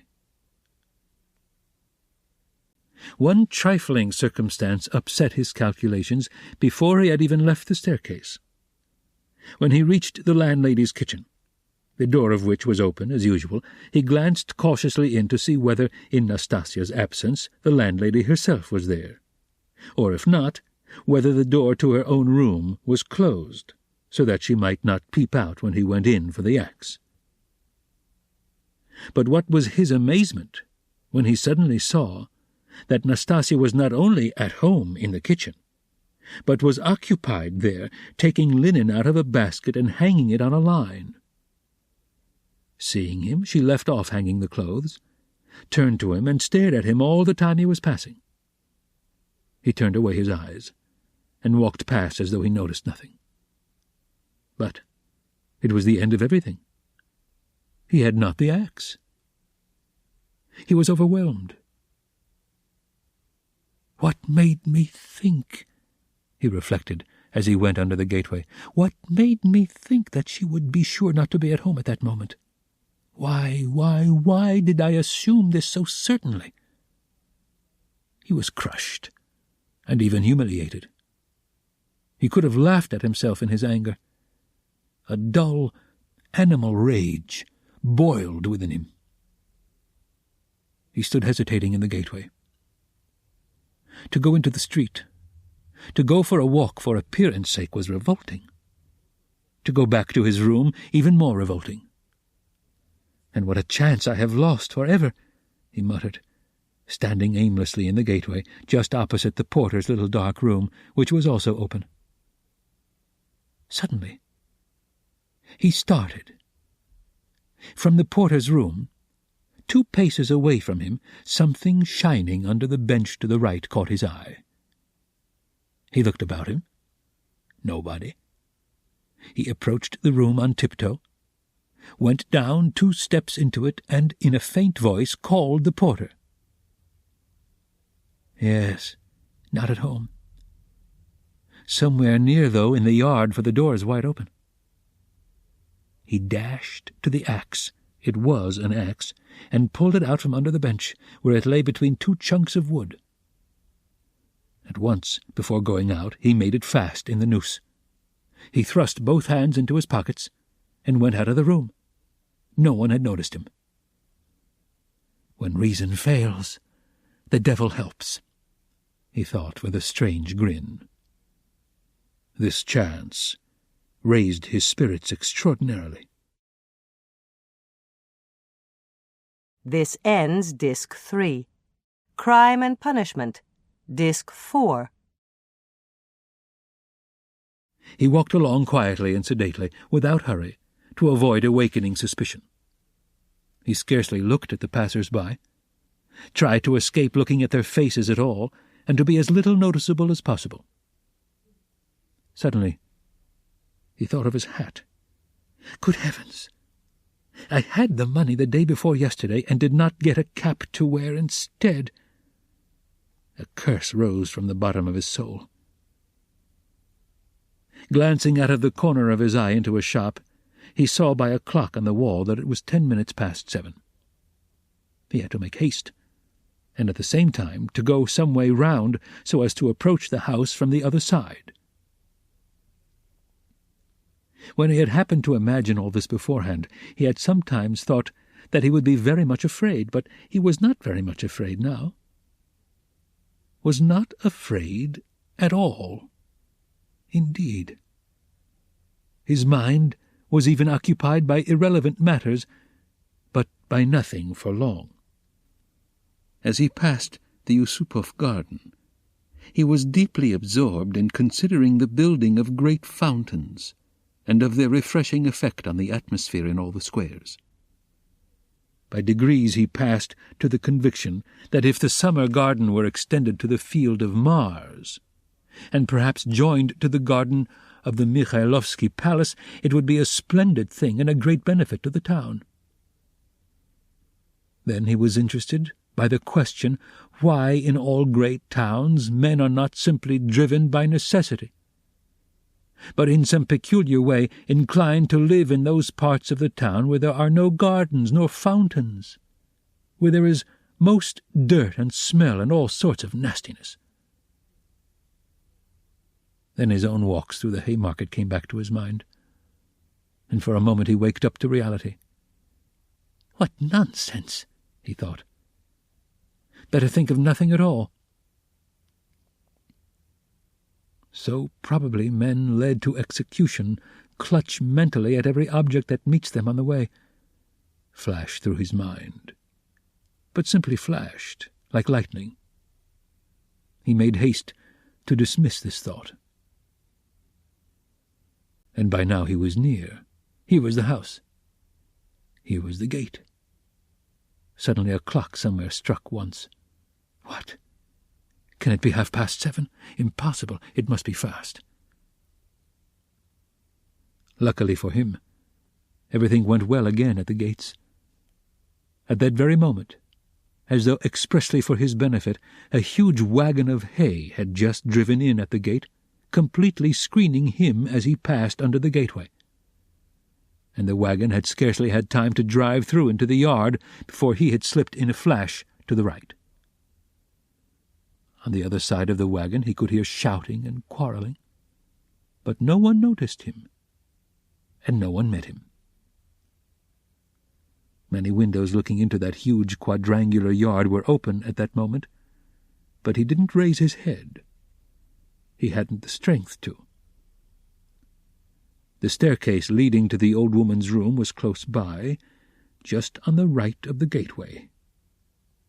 He was already on the stairs. Drawing a breath, pressing his hand against his throbbing heart, and once more feeling for the axe and setting it straight, he began softly and cautiously ascending the stairs, listening every minute. But the stairs, too, were quite deserted. All the doors were shut. He met no one. One flat, indeed, on the first floor was wide open, and painters were at work in it, but they didn't glance at him. He stood still, thought a minute, and went on. Of course it would be better if they hadn't been here, but it's 2 stories above them. And here was the 4th story. Here was the door. Here was the flat opposite, the empty one. The flat underneath the old woman's was apparently empty also. The visiting card nailed on the door had been torn off. They had gone away. He was out of breath. For one instant the thought floated through his mind, "Shall I go back?" But he made no answer, and began listening at the old woman's door. A dead silence. Then he listened again on the staircase, listened long and intently, then looked about him for the last time, pulled himself together, drew himself up, and once more tried the axe in the noose. "Am I very pale?" he wondered. "Am I not evidently agitated? She is mistrustful. Had I better wait a little longer, till my heart leaves off thumping?" But his heart did not leave off. On the contrary, as though to spite him, it throbbed more and more violently. He could stand it no longer. He slowly put out his hand to the bell and rang. Half a minute later, he rang again, more loudly. No answer. To go on ringing was useless and out of place.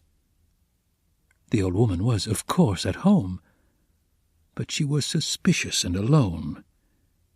He had some knowledge of her habits, and once more he put his ear to the door. Either his senses were peculiarly keen, which it's difficult to suppose, or the sound was really very distinct. Anyway, he suddenly heard something like the cautious touch of a hand on the lock, and the rustle of a skirt at the very door.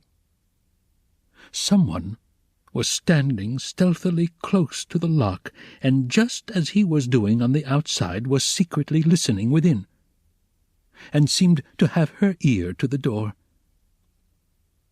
He moved a little on purpose and muttered something aloud that he might not have the appearance of hiding, then rang a 3rd time, but quietly, soberly, and without impatience. Recalling it afterwards, that moment stood out in his mind vividly, distinctly, forever. He couldn't make out how he had such cunning, for his mind was, as it were, clouded at moments, and he was almost unconscious of his body. An instant later, he heard the latch unfastened.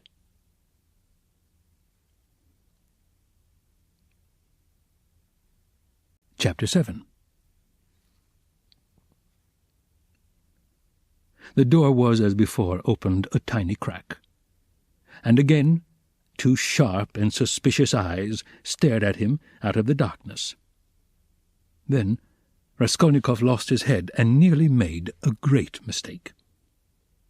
Fearing the old woman would be frightened by their being alone, and not hoping that the sight of him would disarm her suspicions, he took hold of the door and drew it towards him to prevent the old woman from attempting to shut it again. Seeing this, she did not pull the door back, but she did not let go the handle, so that he almost dragged her out with it onto the stairs. Seeing that she was standing in the doorway, not allowing him to pass, he advanced straight upon her. She stepped back in alarm, tried to say something, but seemed unable to speak, and stared with open eyes at him. "Good evening, Alyona Ivanovna," he began, trying to speak easily, but his voice would not obey him. It broke and shook. I have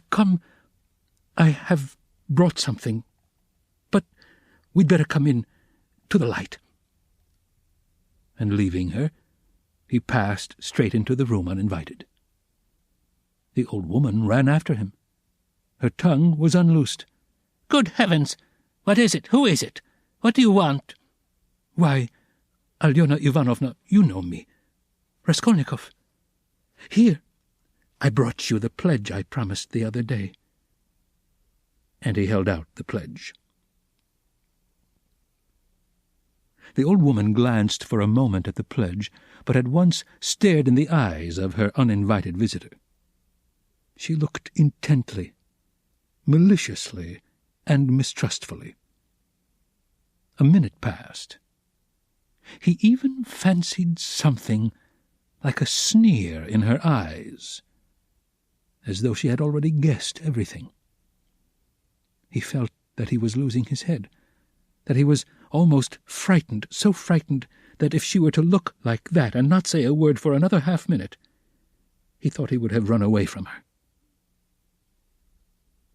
"Why do you look at me as though you didn't know me?" he said suddenly, also with malice.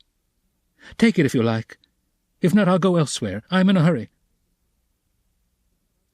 He had not even thought of saying this, but it was suddenly said of itself. The old woman recovered herself, and her visitor's resolute tone evidently restored her confidence. "But why, my good sir, all of a minute? What is it?" she asked, looking at the pledge. "The silver cigarette case. I spoke of it last time, you know." She held out her hand.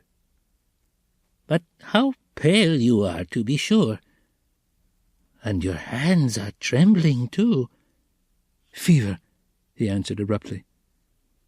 "You can't help getting pale if you've nothing to eat," he added, with difficulty articulating the words. His strength was failing him again. But his answer sounded like the truth. The old woman took the pledge. "What is it?" she asked, once more, scanning Raskolnikov intently and weighing the pledge in her hand. "A thing. Cigarette case. Silver. Look at it." "It doesn't seem somehow like silver.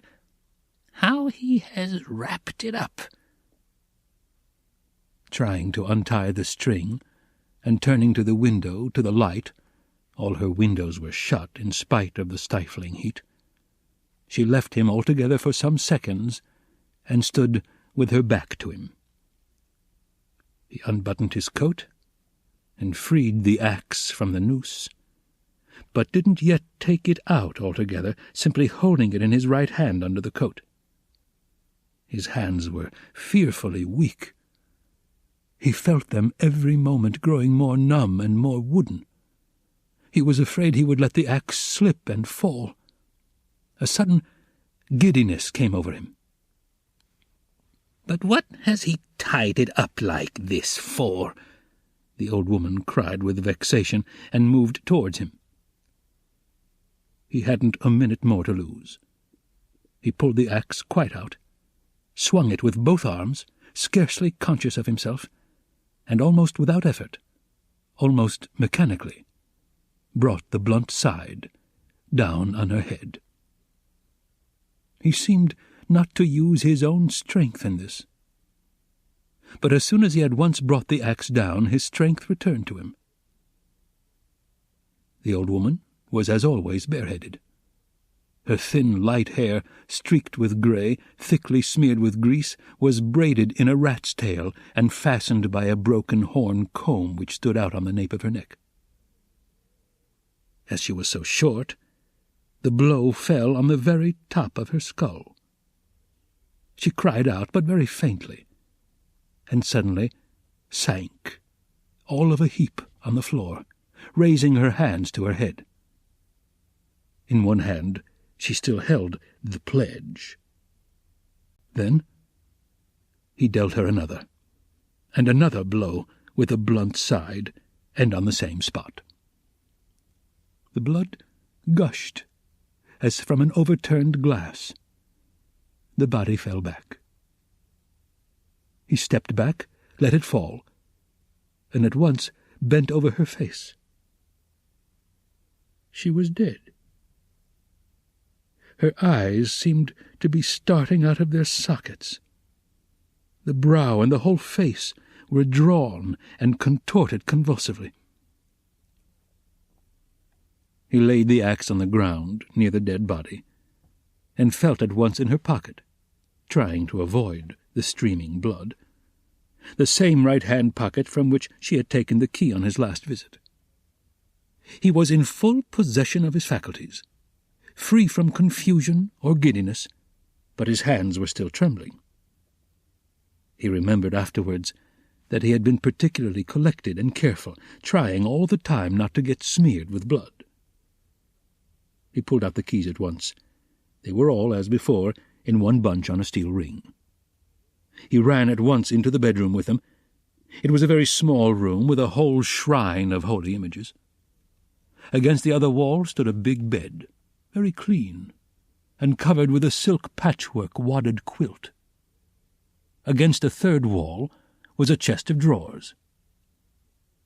Strange to say, so soon as he began to fit the keys into the chest, so soon as he heard their jingling, a convulsive shudder passed over him. He suddenly felt tempted again to give it all up and go away. But that was only for an instant. It was too late to go back. He positively smiled at himself, when suddenly another terrifying idea occurred to his mind. He suddenly fancied that the old woman might be still alive, and might recover her senses. Leaving the keys in the chest, he ran back to the body, snatched up the axe, and lifted it once more over the old woman, but didn't bring it down. There was no doubt that she was dead. Bending down and examining her again more closely, he saw clearly that the skull was broken and even battered in on one side. He was about to feel it with his finger, but drew back his hand, and indeed it was evident without that. Meanwhile there was a perfect pool of blood. All at once he noticed a string on her neck. He tugged at it, but the string was strong and didn't snap, and besides, it was soaked with blood.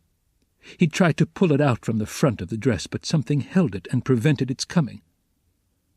In his impatience, he raised the axe again to cut the string from above on the body, but didn't dare, and with difficulty, smearing his hand and the axe in the blood, after 2 minutes' hurried effort, he cut the string, and took it off without touching the body with the axe. He wasn't mistaken, it was a purse. On the string were 2 crosses, one of cypress wood and one of copper, and an image in silver filigree, and with them a small, greasy, chamois leather purse with a steel rim and ring. The purse was stuffed very full. Raskolnikov thrust it in his pocket without looking at it, flung the crosses on the old woman's body, and rushed back into the bedroom, this time taking the axe with him. He was in terrible haste. He snatched the keys and began trying them again, but he was unsuccessful. They wouldn't fit in the locks. It wasn't so much that his hands were shaking, but that he kept making mistakes. Though he saw, for instance, that a key was not the right one and would not fit, still he tried to put it in. Suddenly he remembered and realized that the big key with the deep notches, which was hanging there with the small keys, could not possibly belong to the chest of drawers. On his last visit this had struck him, but to some strong box, and that everything, perhaps, was hidden in that box. He left the chest of drawers, and at once felt under the bedstead, knowing that old women usually keep boxes under their beds. And so it was. There was a good-sized box under the bed, at least a yard in length, with an arched lid covered with red leather and studded with steel nails. The notched key fitted at once and unlocked it. At the top, under a white sheet, was a coat of red brocade lined with hareskin. Under it was a silk dress, then a shawl, and it seemed as though there was nothing below but clothes. The first thing he did was to wipe his blood-stained hands on the red brocade. It's red, and on red blood will be less noticeable. The thought passed through his mind. Then he suddenly came to himself. Good God! Am I going out of my senses? He thought with terror. But no sooner did he touch the clothes than a gold watch slipped from under the fur coat. He made haste to turn them all over. There turned out to be various articles made of gold among the clothes, probably all pledges, unredeemed or waiting to be redeemed, bracelets, chains, earrings, pins, and such things. Some were in cases, others simply wrapped in newspaper, carefully and exactly folded and tied round with tape. Without any delay, he began filling up the pockets of his trousers and overcoat without examining or undoing the parcels and cases. But he had not time to take many. He suddenly heard steps in the room where the old woman lay. He stopped short and was still as death. But all was quiet. So, it must have been his fancy. All at once, he heard distinctly a faint cry, as though someone had uttered a low, broken moan. Then again dead silence for a minute or two.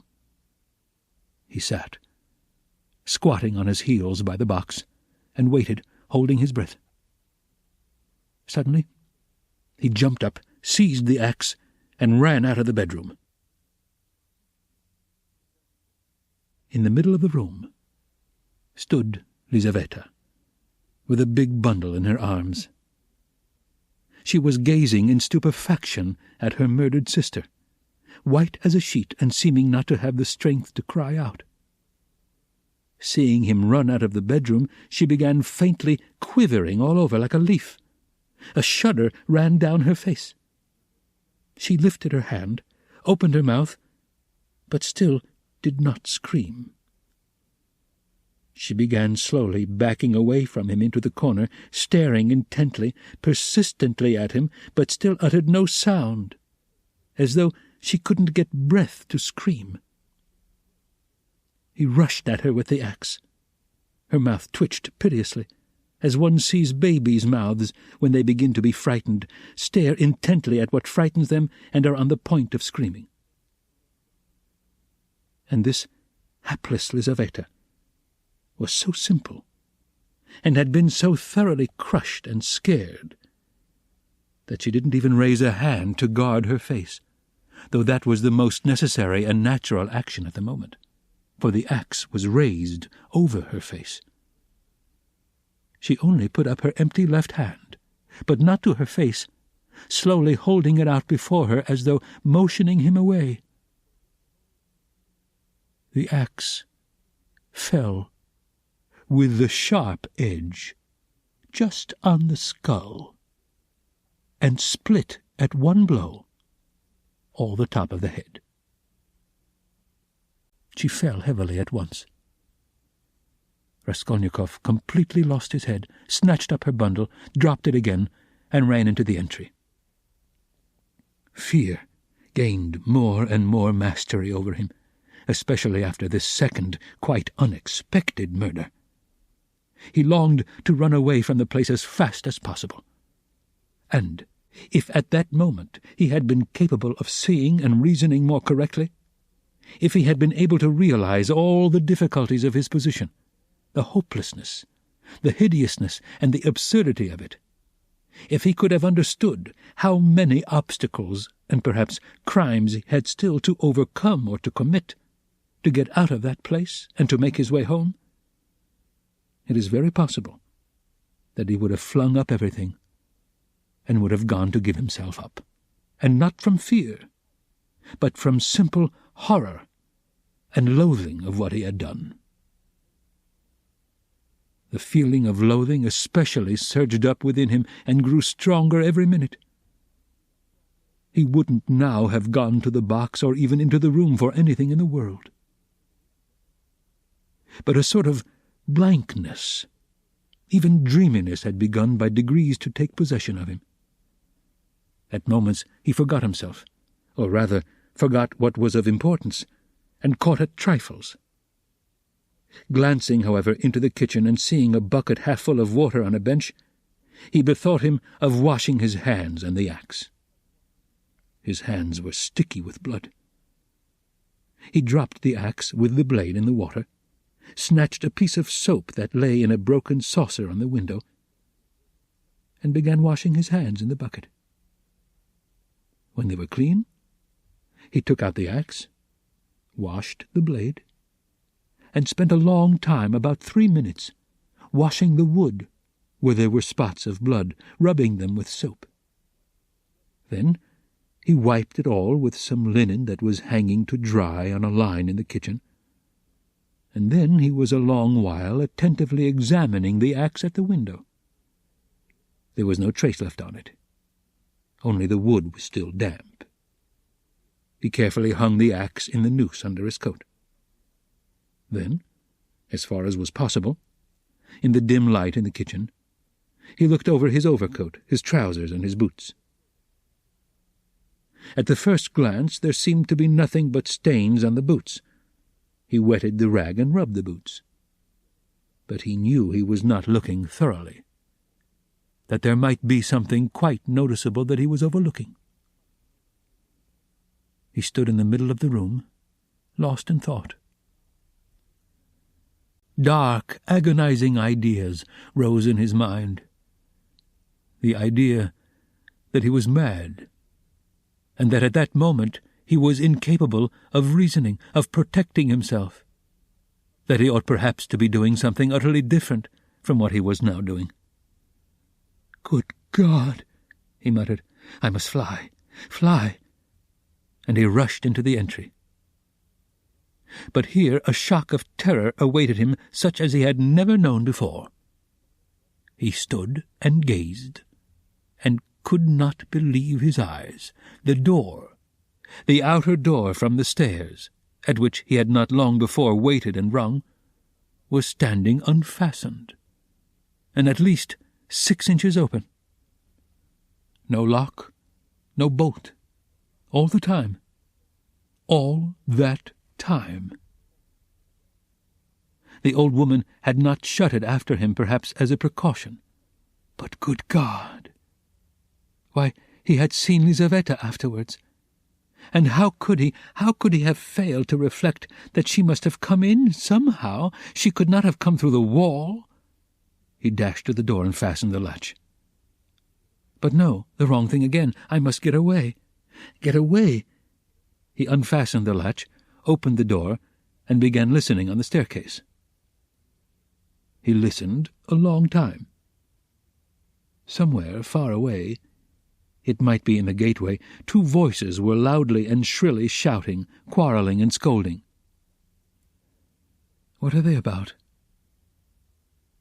He waited patiently. At last all was still, as though suddenly cut off. They had separated. He was meaning to go out, but suddenly, on the floor below, a door was noisily opened, and someone began going downstairs humming a tune. How is it they all make such a noise? Flashed through his mind. Once more he closed the door and waited. At last all was still, not a soul stirring.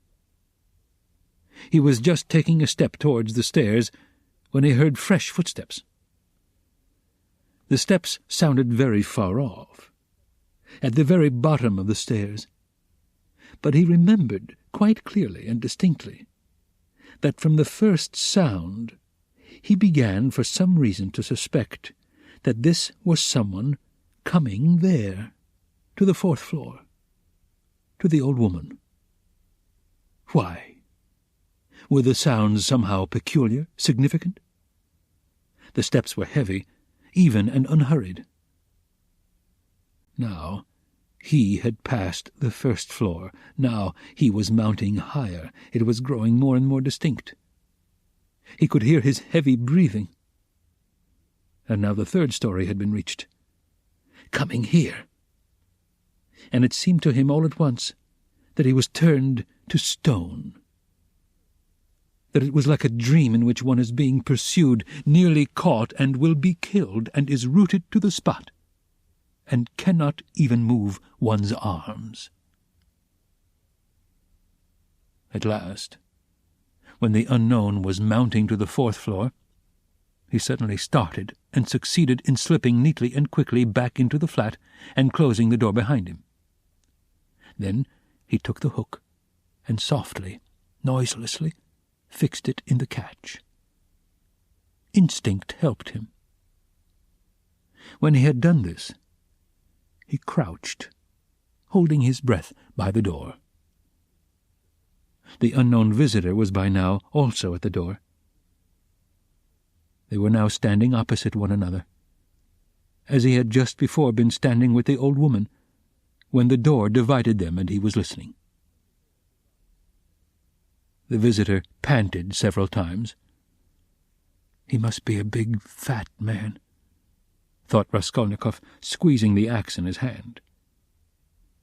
It seemed like a dream indeed. The visitor took hold of the bell and rang loudly. As soon as the tin bell tinkled, Raskolnikov seemed to be aware of something moving in the room. For some seconds he listened quite seriously. The unknown rang again, waited, and suddenly tugged violently and impatiently at the handle of the door. Raskolnikov gazed in horror at the hook shaking in its fastening, and in blank terror expected every minute that the fastening would be pulled out. It certainly did seem possible, so violently was he shaking it. He was tempted to hold the fastening, but he might be aware of it. A giddiness came over him again. "I shall fall down," flashed through his mind, but the unknown began to speak, and he recovered himself at once. "What's up? Are they asleep or murdered? Damn them!" he bawled in a thick voice. "Hey, Alyona Ivanovna, old witch! Lizaveta Ivanovna, hey, my beauty! Open the door! Ah, damn them! Are they asleep or what?" And again enraged, he tugged with all his might 12 times at the bell. He must certainly be a man of authority and an intimate acquaintance. At this moment light, hurried steps were heard not far off on the stairs. Someone else was approaching. Raskolnikov had not heard them at first. "You don't say there's no one at home?"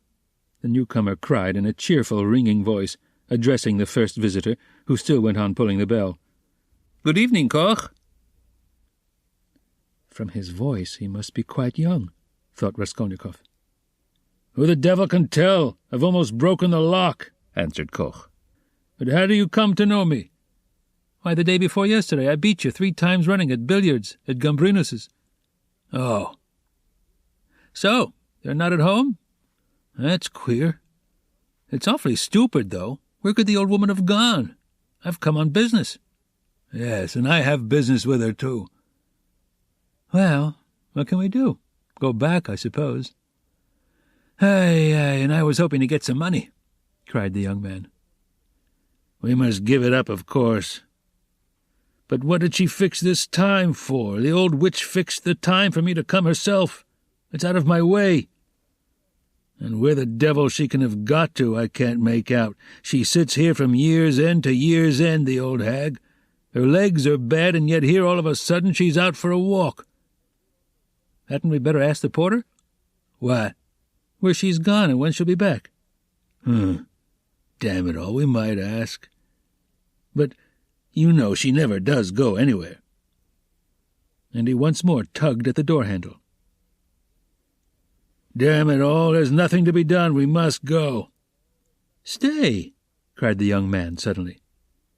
"Do you see how the door shakes if you pull it?" "Well?" "That shows it's not locked, but fastened with the hook. Do you hear how the hook clanks?" "Well?" "Why, don't you see? That proves that one of them is at home. If they were all out, they would have locked the door from the outside with the key, and not with the hook from inside. There. Do you hear how the hook is clanking? To fasten the hook on the inside, they must be at home, don't you see? So there they are, sitting inside, and don't open the door." "Well, and so they must be," cried Koch, astonished. "What are they about in there?" And he began furiously shaking the door. "Stay," cried the young man again. "Don't pull at it. There must be something wrong. Here, you've been ringing and pulling at the door, and still they don't open. So either they've both fainted or—" "What?" "I tell you what. Let's go fetch the porter. Let him wake them up." "All right." Both were going down. "Stay, you stop here while I run down for the porter." "What for?" "Well, you'd better." "All right." "I'm studying the law, you see. It's evident there's something wrong here." The young man cried hotly, and he ran downstairs. Koch remained. Once more he softly touched the bell, which gave one tinkle, then, gently, as though reflecting and looking about him, began touching the door-handle, pulling it and letting it go to make sure once more that it was only fastened by the hook. Then, puffing and panting, he bent down and began looking at the keyhole. But the key was in the lock, on the inside, and so nothing could be seen. Raskolnikov stood, keeping tight hold of the axe. He was in a sort of delirium. He was even making ready to fight when they should come in. While they were knocking and talking together, the idea several times occurred to him to end it all at once and shout to them through the door. Now and then he was tempted to swear at them, to jeer at them, while they could not open the door. "Only make haste," was the thought that flashed through his mind. But what the devil is he up to? Time was passing. 1 minute and another. No one came. Koch began to be restless. "What the devil!" he cried suddenly, and, in impatience deserting his sentry duty, he too went down, hurrying and thumping his heavy boots on the stairs. The steps died away. Good heavens! What am I to do? Raskolnikov unfastened the hook, opened the door. There was no sound. Abruptly, without any thought at all, he went out, closing the door as thoroughly as he could, and went downstairs. He had gone down 3 flights when he suddenly heard a loud voice below. Where could he go? There was nowhere to hide. He was just going back to the flat. "Hey there! Catch the beast!" Somebody dashed out of a flat below, shouting, and rather fell than ran down the stairs, bawling at the top of his voice, "Mitka! Mitka! Mitka! Mitka! Mitka!" Blast him! The shout ended in a shriek. The last sounds came from the yard. All was still. But at the same instant, several men talking loud and fast began noisily mounting the stairs. There were 3 or 4 of them. He distinguished the ringing voice of the young man. They. Filled with despair, he went straight to meet them, feeling, come what must. If they stopped him, all was lost. If they let him pass, all was lost too. They would remember him. They were approaching. They were only a flight from him, and suddenly, deliverance. A few steps from him on the right, there was an empty flat with the door wide open, the flat on the 2nd floor where the painters had been at work, and which, as though for his benefit, they had just left. It was they, no doubt, who had just run down, shouting. The floor had only just been painted. In the middle of the room stood a pail and a broken pot with paint and brushes. In one instant, he had whisked in at the open door and hidden behind the wall, and only in the nick of time. They had already reached the landing. Then they turned and went on up to the 4th floor, talking loudly. He waited, went out on tiptoe, and ran down the stairs. No one was on the stairs nor in the gateway.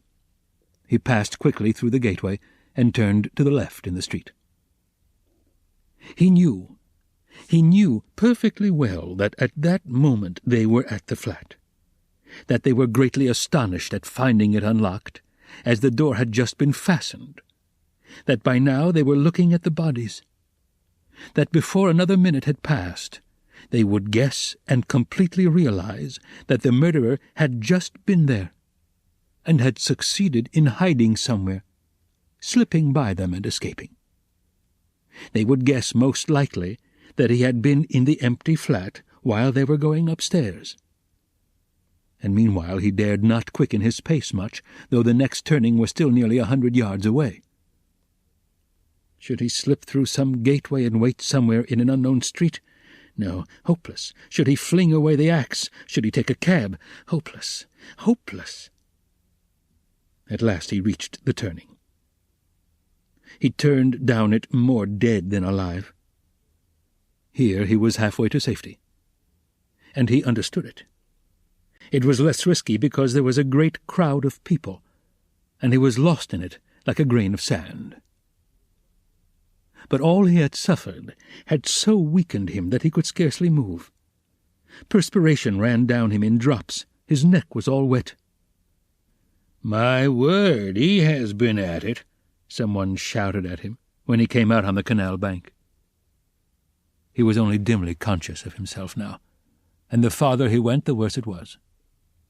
He remembered, however, that on coming out onto the canal bank, he was alarmed at finding few people there, and so being more conspicuous, and he had thought of turning back. Though he was almost falling from fatigue, he went a long way round so as to get home from quite a different direction. He wasn't fully conscious when he passed through the gateway of his house. He was already on the staircase before he recollected the axe. And yet he had a very grave problem before him: to put it back and to escape observation as far as possible in doing so. He was, of course, incapable of reflecting that it might perhaps be far better not to restore the axe at all, but to drop it later on in somebody's yard. But it all happened fortunately. The door of the porter's room was closed but not locked, so that it seemed most likely that the porter was at home. But he had so completely lost all power of reflection that he walked straight to the door and opened it. If the porter had asked him, "What do you want?" he would perhaps have simply handed him the axe. But again, the porter was not at home, and he succeeded in putting the axe back under the bench and even covering it with the chunk of wood as before. He met no one, not a soul, afterwards on the way to his room. The landlady's door was shut. When he was in his room, he flung himself on the sofa just as he was. He didn't sleep, but sank into blank forgetfulness. If anyone had come into his room then, he would have jumped up at once and screamed. Scraps and shreds of thoughts were simply swarming in his brain. But he couldn't catch at one. He couldn't rest on one, in spite of all his efforts.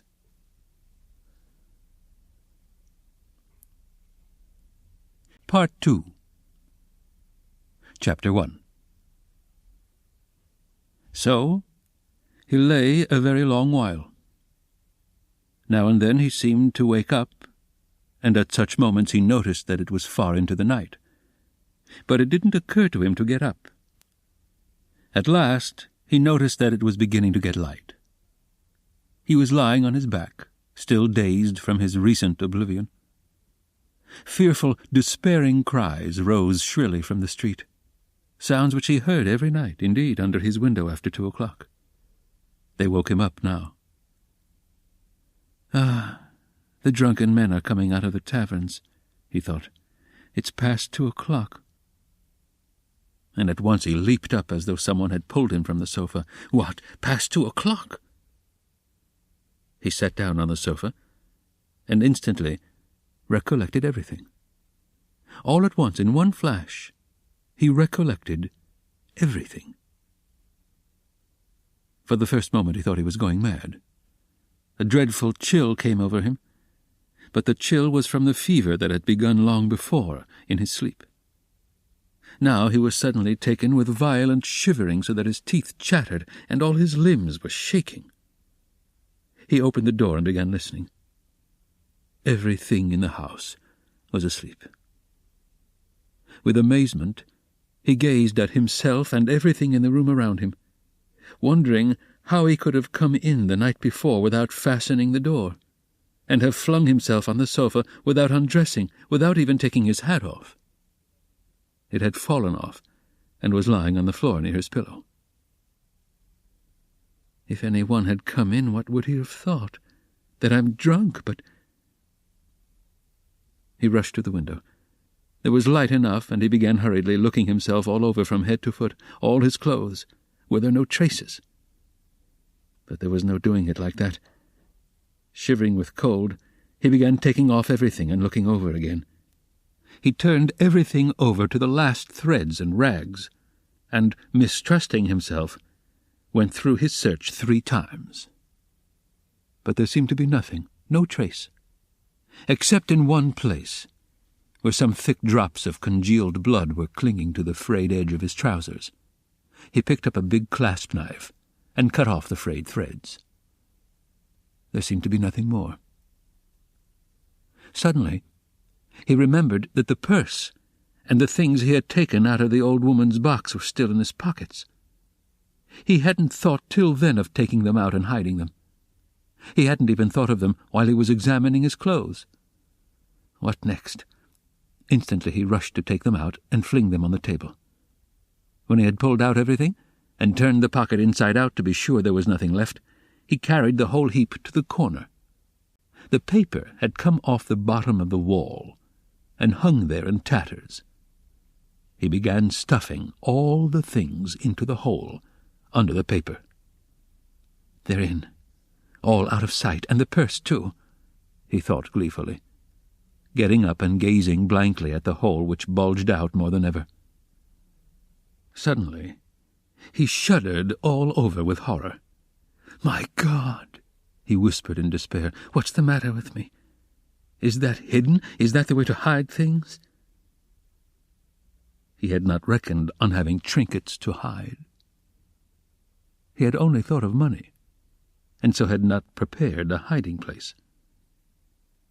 But now, what am I glad of? He thought. Is that hiding things, my reasons deserting me, obviously.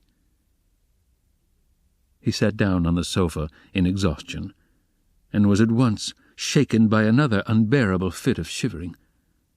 Mechanically he drew from a chair beside him his old student's winter coat, which was still warm, though almost in rags, covered himself up with it, and once more sank into drowsiness and delirium. He lost consciousness. Not more than 5 minutes had passed when he jumped up a second time, and at once pounced in a frenzy on his clothes again. How could I go to sleep again with nothing done? Yes, I have not taken the loop off the armhole. I forgot it. Forgot a thing like that. Such a piece of evidence. He pulled off the noose, hurriedly cut it to pieces, and threw the bits among his linen under the pillow. Pieces of torn linen couldn't rouse suspicion, whatever happened. I think not. I think not, anyway, he repeated, standing in the middle of the room. And with painful concentration, he fell to gazing about him again, at the floor and everywhere, trying to make sure he had not forgotten anything. The conviction that all his faculties, even memory, and the simplest power of reflection were failing him began to be an insufferable torture. Surely it isn't beginning already. Surely it isn't my punishment coming upon me. It is. The frayed rags he had cut off his trousers were actually lying on the floor in the middle of the room, where anyone coming in would see them. "What is the matter with me?" he cried again, like one distraught. Then a strange idea entered his head. That perhaps all his clothes were covered with blood, that perhaps there were a great many stains, but that he didn't see them, didn't notice them because his perceptions were failing, were going to pieces, his reason was clouded. Suddenly he remembered that there had been blood on the purse, too. Ah, then there must be blood on the pocket, too, for I put the wet purse in my pocket. In a flash he had turned the pocket inside out, and, yes, there were traces, stains on the lining of the pocket. So my reason has not quite deserted me, so I still have some sense and memory, since I guessed it of myself, he thought triumphantly, with a deep sigh of relief. It's simply the weakness of fever, a moment's delirium. And he tore the whole lining out of the left pocket of his trousers. At that instant the sunlight fell on his left boot. On the sock which poked out from the boot, he fancied there were traces. He flung off his boots. Traces indeed! The tip of the sock was soaked with blood. He must have unwarily stepped into that pool. But what am I to do with this now? Where am I to put the sock and rags and pocket? He gathered them all up in his hands, and stood in the middle of the room. In the stove? But they would ransack the stove first of all. Burn them? But what can I burn them with? There are no matches even. No. Better go out and throw it all away somewhere. Yes, better throw it away, he repeated, sitting down on the sofa again. And at once, this minute, without lingering. But his head sank on the pillow instead. Again, the unbearable, icy shivering came over him. Again, he drew his coat over him. And for a long while, for some hours, he was haunted by the impulse to go off somewhere at once, this moment, and fling it all away, so that it may be out of sight and done with, at once, at once. Several times he tried to rise from the sofa, but couldn't. He was thoroughly waked up at last by a violent knocking at his door. "Open, please. Are you dead or alive? He keeps sleeping here," shouted Nastasia, banging with her fist on the door. "For whole days together he's snoring here like a dog. A dog he is, too. Open, I tell you, it's past 10. "Maybe he's not at home," said a man's voice. "Ah, that's the porter's voice. What does he want?" He jumped up and sat on the sofa. The beating of his heart was a positive pain. "Then who can have latched the door?" retorted Nastasia. "He's taken to bolting himself in, as if he were worth stealing. Open, you stupid! Wake up!" What do they want? Why the porter? All's discovered. Resist or open. Come what may. He half rose, stooped forward, and unlatched the door. His room was so small that he could undo the latch without leaving the bed. Yes, the porter and Nastasia were standing there. Nastasia stared at him in a strange way. He glanced with a defiant and desperate air at the porter, who, without a word, held out a grey folded paper sealed with bottle wax. "A notice from the office," he announced as he gave him the paper. From what office? "A summons to the police office, of course. You know which office." To the police? What for? "How can I tell? You're sent for, so you go." The man looked at him attentively, looked round the room, and turned to go away. "He's downright ill," observed Nastasia, not taking her eyes off him. The porter turned his head for a moment. "He's been in a fever since yesterday," she added. Raskolnikov made no response, and held the paper in his hands without opening it. "Don't you get up, then," Nastasia went on compassionately, seeing that he was letting his feet down from the sofa. "You're ill, and so don't go. There's no such hurry. What have you got there?" He looked.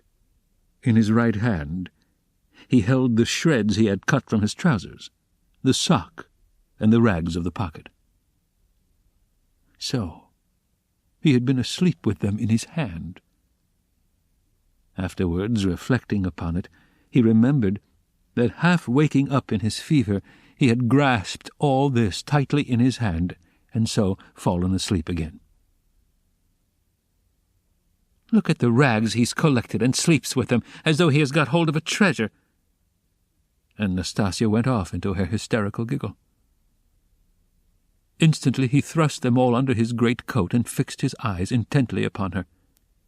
Far as he was from being capable of rational reflection at that moment, he felt that no one would behave like that with a person who was going to be arrested. "But the police?" "You'd better have some tea, yes? I'll bring it. There's some left." "No, I'm going. I'll go at once," he muttered, getting onto his feet. "Why, you'll never get downstairs." "Yes, I'll go." "As you please." She followed the porter out. At once he rushed to the light to examine the sock and the rags. There are stains, but not very noticeable, all covered with dirt, and rubbed and already discolored. No one who had no suspicion could distinguish anything. Nastasia, from a distance, couldn't have noticed, thank God. Then, with a tremor, he broke the seal of the notice and began reading. He was a long while reading before he understood.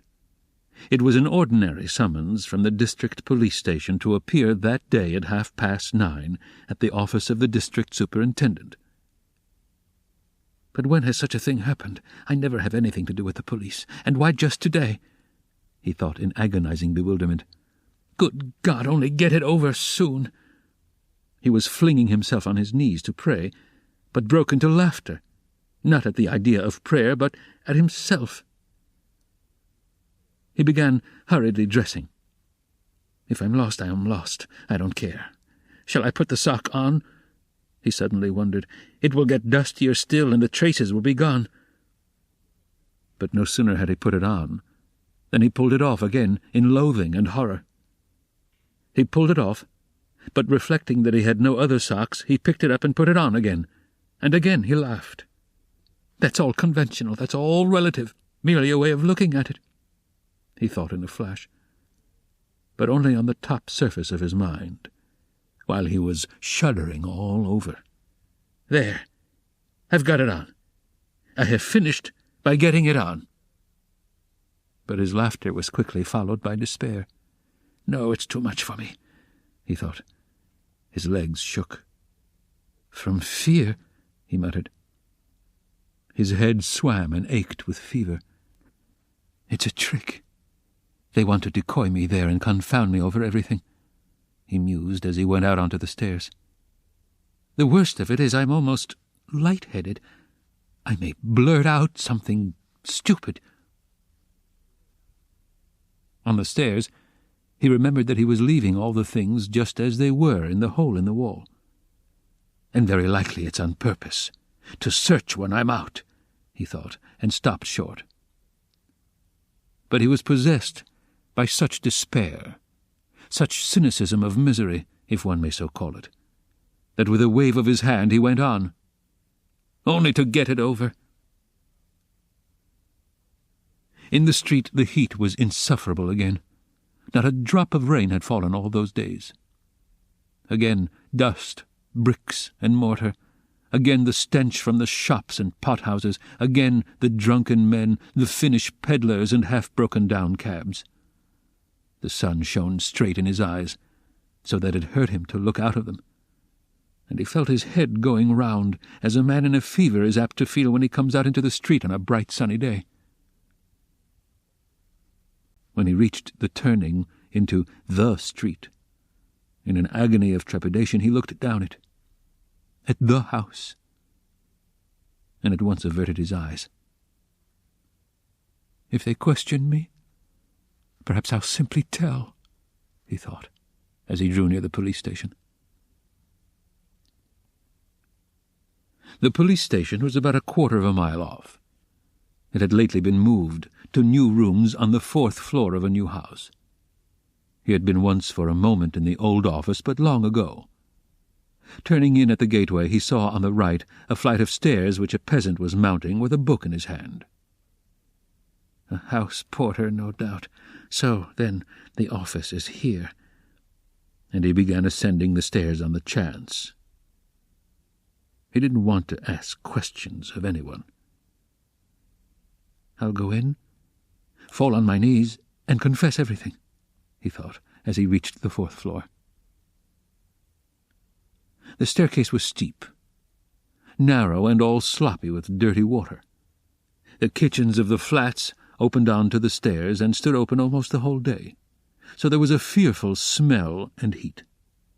The staircase was crowded with porters going up and down with their books under their arms, policemen, and persons of all sorts and both sexes. The door of the office, too, stood wide open. Peasants stood waiting within.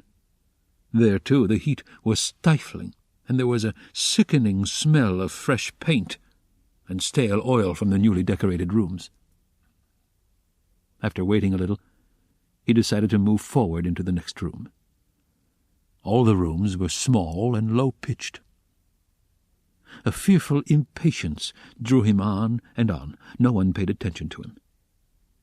In the second room some clerks sat writing, dressed hardly better than he was, and rather a queer-looking set. He went up to one of them. "What is it?" He showed the notice he had received. "You are a student?" the man asked, glancing at the notice. "Yes, formerly a student." The clerk looked at him, but without the slightest interest. He was a particularly unkempt person with a look of a fixed idea in his eye. There would be no getting anything out of him, because he has no interest in anything, thought Raskolnikov. "Go in there to the head clerk," said the clerk, pointing towards the furthest room. He went into that room, the 4th in order. It was a small room, and packed full of people, rather better dressed than in the outer rooms. Among them were 2 ladies. One, poorly dressed in mourning, sat at the table opposite the chief clerk, writing something at his dictation. The other, a very stout, buxom woman with a purplish-red, blotchy face, excessively smartly dressed, with a brooch on her bosom as big as a saucer, was standing on one side, apparently waiting for something. Raskolnikov thrust his notice upon the head clerk. The latter glanced at it, said, "Wait a minute," and went on attending to the lady in mourning. He breathed more freely. It can't be that. By degrees he began to regain confidence. He kept urging himself to have courage and be calm. Some foolishness, some trifling carelessness, and I may betray myself. It's a pity there's no air here," he added. "It's stifling. It makes one's head dizzier than ever. And one's mind, too." He was conscious of a terrible inner turmoil. He was afraid of losing his self-control. He tried to catch at something and fix his mind on it, something quite irrelevant. But he couldn't succeed in this at all. Yet the head clerk greatly interested him. He kept hoping to see through him and guess something from his face. He was a very young man, about 22, with a dark, mobile face that looked older than his years. He was fashionably dressed and foppish, with his hair parted in the middle, well combed and pomaded, and wore a number of rings on his well-scrubbed fingers and a gold chain on his waistcoat. He said a couple of words in French to a foreigner who was in the room, and said them fairly correctly. "Louisa Ivanovna, you can sit down," he said casually to the gaily dressed, purple-faced lady, who was still standing as though not venturing to sit down, though there was a chair beside her. "Ich danke," said the latter, and softly, with a rustle of silk, she sank into the chair. Her light blue dress, trimmed with white lace, floated about the table like an air balloon, and filled almost half the room. She smelled of scent, but she was obviously embarrassed at filling half the room and smelling so strongly of scent, and though her smile was impudent as well as cringing, it betrayed evident uneasiness.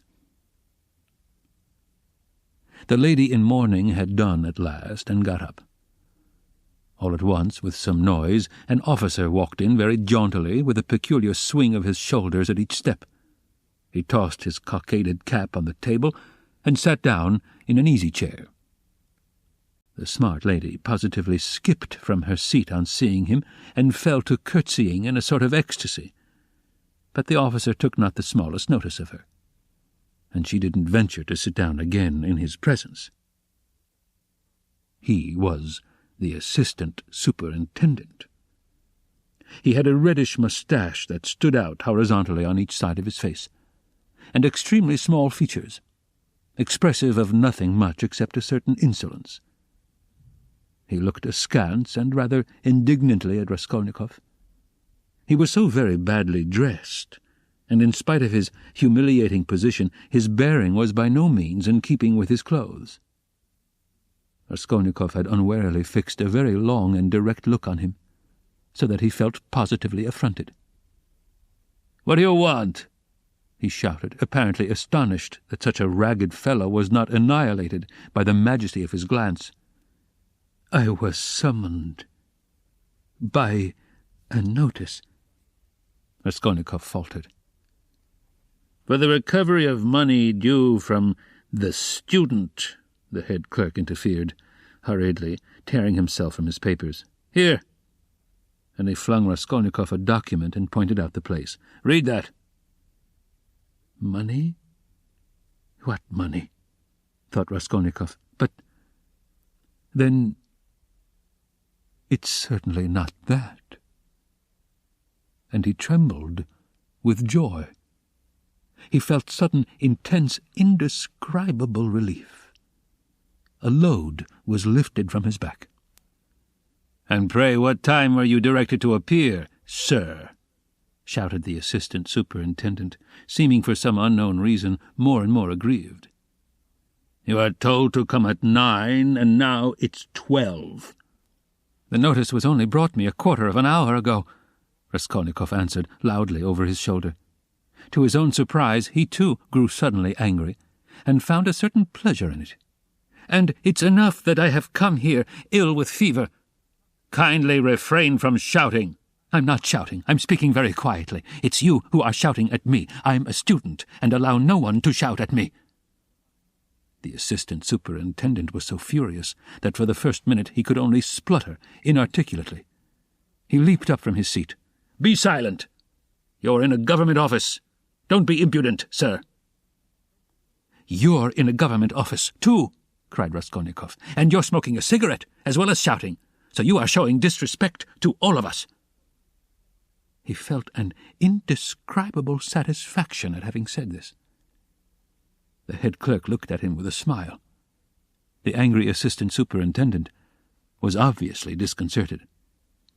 "That's not your business," he shouted at last with unnatural loudness. "Kindly make the declaration demanded of you. Show him, Alexander Grigorievich.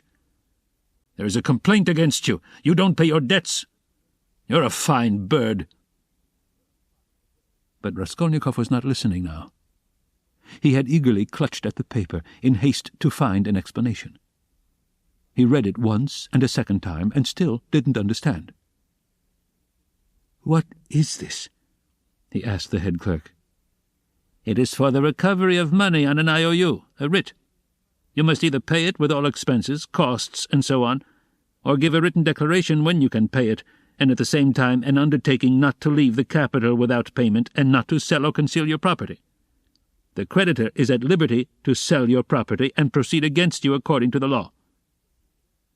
"But I am not in debt to anyone." "It's not our business. Here an IOU for 115 rubles, legally attested, and due for payment, has been brought us for recovery, given by you to the widow of the assessor Zarnitsyn 9 months ago, and paid over by the widow Zarnitsyn to one Mr. Tchebarov. We therefore summon you hereupon." "But she is my landlady." "And what if she is your landlady?" The head clerk looked at him with a condescending smile of compassion, and at the same time with a certain triumph, as at a novice under fire for the first time, as though he would say, "Well, how do you feel now?" But what did he care now for an IOU, for a writ of recovery? Was that worth worrying about now? Was it worth attention even? He stood, he read, he listened, he answered, he even asked questions himself, but all mechanically. The triumphant sense of security, of deliverance from overwhelming danger, that was what filled his whole soul that moment, without thought for the future, without analysis, without suppositions or surmises, without doubts and without questioning. It was an instant of full, direct, purely instinctive joy. But at that very moment something like a thunderstorm took place in the office. The assistant superintendent, still shaken by Raskolnikov's disrespect, still fuming and obviously anxious to keep up his wounded dignity, pounced on the unfortunate smart lady who had been gazing at him ever since he came in with an exceedingly silly smile. "You shameful hussy!" he shouted suddenly at the top of his voice. The lady in mourning had left the office. "What was going on at your house last night, eh? A disgrace again. You're a scandal to the whole street. Fighting and drinking again. Do you want the House of Correction? Why, I have warned you 10 times over that I would not let you off the 11th. And here you are again. Again, you... The paper fell out of Raskolnikov's hands, and he looked wildly at the smart lady who was so unceremoniously treated. But he soon saw what it meant, and at once began to find positive amusement in the scandal. He listened with pleasure, so that he longed to laugh and laugh. All his nerves were on edge. "Ilya Petrovitch," the head clerk was beginning anxiously, but stopped short, for he knew from experience that the enraged assistant could not be stopped except by force. As for the smart lady, at first she positively trembled before the storm. But strange to say, the more numerous and violent the terms of abuse became, the more amiable she looked, and the more seductive the smiles she lavished on the terrible assistant. She moved uneasily and curtsied incessantly, waiting impatiently for a chance of putting in her word, and at last she found it. "There was no sort of noise or fighting in my house, Mr. Captain," she pattered all at once, like peas dropping, speaking Russian confidently, though with a strong German accent. "And no sort of scandal. And His Honor came drunk, and it's the whole truth I am telling, Mr. Captain, and I am not to blame. Mine is an honourable house, Mr. Captain, and honourable behaviour, Mr. Captain, and I always dislike any scandal myself. But he came quite tipsy, and asked for 3 bottles again, and then he lifted up one leg and began playing the pianoforte with one foot. And that is not at all right in an honourable house, and he ganz broke the piano. And it was very bad manners indeed, and I said so. And he took up a bottle and began hitting everyone with it. And then I called the porter, and Karl came, and he took Karl and hit him in the eye. And he hit Henriette in the eye too, and gave me 5 slaps on the cheek. And it was so ungentlemanly in an honourable house, Mr. Captain, and I screamed, and he opened the window over the canal and stood in the window, squealing like a little pig. It was a disgrace. The idea of squealing like a little pig at the window into the street, fie upon him. And Karl pulled him away from the window by his coat, and it is true, Mr. Captain, he tore sein Rock, and then he shouted that man muss pay him 15 rubles damages. And I did pay him, Mr. Captain, 5 rubles for sein Rock, and he is an ungentlemanly visitor and caused all the scandal. I will show you up, he said, for I can write to all the papers about you. This ends Disc 4. Crime and Punishment, Disc 6. He woke up hearing someone come in. He opened his eyes and saw Razumichin standing in the doorway, uncertain whether to come in or not. Raskolnikov sat up quickly on the sofa and gazed at him as though trying to recall something. "Ah, you are not asleep. Here I am. Nastasia, bring in the parcel." Razumichin shouted down the stairs. "You shall have the account directly." "What time is it?" asked Raskolnikov, looking around uneasily. "Yes, you had a fine sleep, brother. It's almost evening. It'll be 6 o'clock directly. You have slept more than 6 hours." "Good heavens!